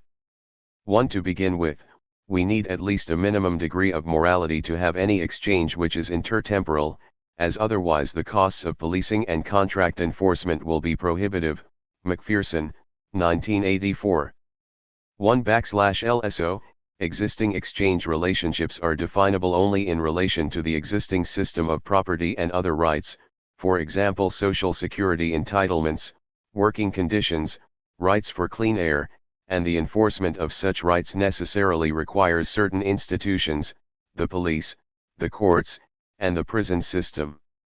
And in this process the state not only plays the role of the ultimate guarantor of property rights and other legal phones but also extensively intervenes in order to establish the market itself as an institute. Ion, Polanyi, 1957, Kos, 1988, see also Chapter 1.2.3. Thus seen, the seemingly institution-free market mechanism is sustainable only as a part of the intricate fabric of various. Conclusion 133. Institutions. As Simon, 1983, succinctly puts it, market structures are no substitute for the whole web of social interactions, p. 78. 2. Introducing transaction costs, or the costs of coordination, and thereby emphasizing that all economic institutions are costly to run allowed us to develop a theory of state intervention which overcomes the limitations of some dominant theories of state intervention. By recognizing that state intervention carries certain costs, we were able to avoid the naive view of state intervention as the ultimate solution to the coordination problem that is held by welfare economists and the proponents of central planning. At the same time, by recognizing that allocating resources through the market is also costly, we were able to reject the biased view of the government failure school that the costs of state intervention almost invariably exceed the costs of market transactions. Our theory of state intervention also suggests that there are many possible types of state intervention other than those implied in the conventional analyses. In addition to the manipulation of the price signals in the manner prescribed by welfare economics, the state can take measures that are intended to reduce the costs of coordination, or transaction costs, in the private sector. For this purpose, it may reduce uncertainty in the economy through aggregate demand management, institute and administer a well-defined property rights system, supersede certain private transactions, change the institutions and values of society, or even simply draw attention to a focal point for coordination. One interesting point that emerges from our discussion of the diverse forms of state intervention is that state intervention need not be expensive, as is implied by the conventional discussion which equates a state that has a larger expenditure, as a proportion of national income, with a more interventionist state. For example, it is often argued that the Japanese state is not very interventionist on the ground that it has a low ratio of government expenditure to GDP, for example, World Bank, 1991, p. 40, Box 2.2. However, as the discussions in chapters 2 and 3 of this book show, the Japanese state has actively intervened in industrial matters. This apparent puzzle that a small state can also be very interventionist is resolved when we realize that some types of state intervention, for example providing the focal point, can improve greatly the efficiency of the economy at little cost because they have only very modest requirements for information processing and bargaining. The point is that fostering double commitments to the coordinated 134 outcome among the parties involved need not involve financial transfers, although they may help the process. Combining our theory of state intervention with some recent developments in the literature on industrial organization, technical change, and evolutionary economics, we set out to provide an analytical discussion of industrial policy. In our discussion of industrial policy we argued, first of all, that in many modern industries where interdependence and asset specificity are important, coordination failures are real possibilities and can be costly, especially when combined with unforeseen demand shocks.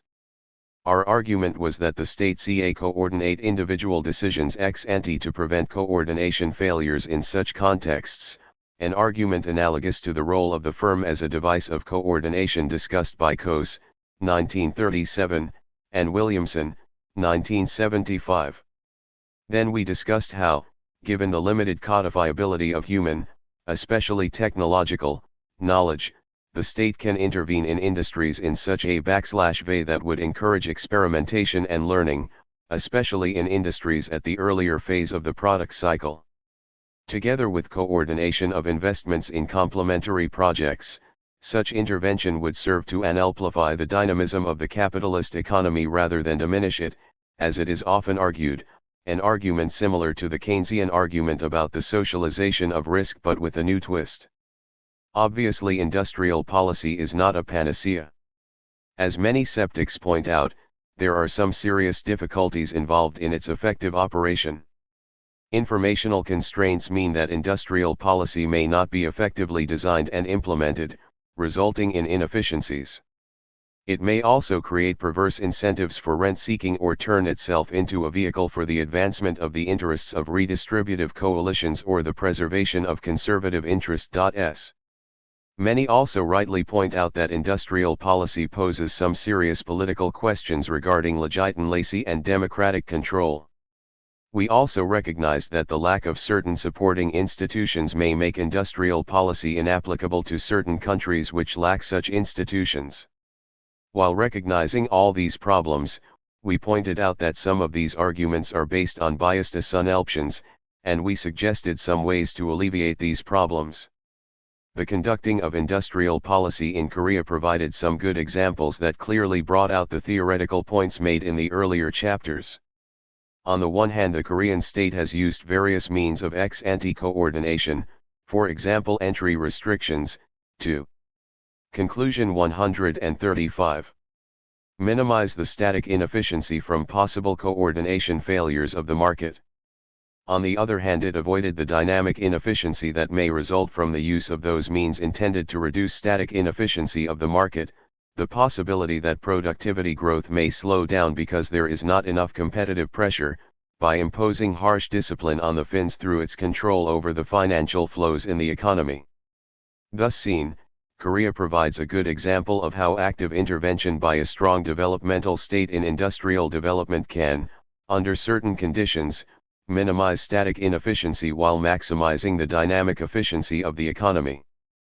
The conclusion that emerges from our discussion is that neither the market, nor the state, nor any other economic institution is perfect as a coordination mechanism. Each institution has its costs and benefits, and is therefore better than others under certain conditions and worse under other conditions. This means that different countries facing different conditions can, and should, have different mixes of the market, the state, and other institutions. And in fact, as we observed in the introduction, even economies that are usually IUDLPED together as capitalist or market economies have been based on substantially different institutional mixes. In other words, there are many feasible ways of managing a capitalist economy. This point, which may seem obvious to the reader by now, however does not seem to be widely recognized by policy makers in many reforming economies of the ex-socialist world and the developing world. The reform packages applied in these countries are modeled on Anglo-Saxon capitalism, and they are often a crude caricature of it at that. The possibility that this may not be the only, or the most efficient, way of managing a capitalist economy seems to be largely ignored. This is a disturbing state of affairs, especially when within the Anglo-Saxon economies themselves there is growing disillusionment with their own models of economic management. Now their policy makers are thinking seriously about policy changes which recognize the positive role that the state and other non-market institutions can play in the economy, as exemplified in the renewed interest in industrial policy in these countries. Of course, this does not mean that the reforming countries would necessarily succeed if they were to follow some other model, say that of Scandinavia or East Asia. If there are many different ways of combining different economic institutions, this means that each country has to decide on the exact mix between the market, the state, and other institutions on 136. The basis of a careful consideration of its economic, political, and social conditions, rather than blindly follow one model or another. Needless to say, finding an appropriate mix of the market, the state, and other non-market institutions is not easy. Such a task, especially in a world of ever-changing technology, is formidable, as the skeptics point out. However, as we have repeatedly pointed out with reference to countries such as Japan, Korea, and France, it can in principle be met through a process of institutional learning and innovation.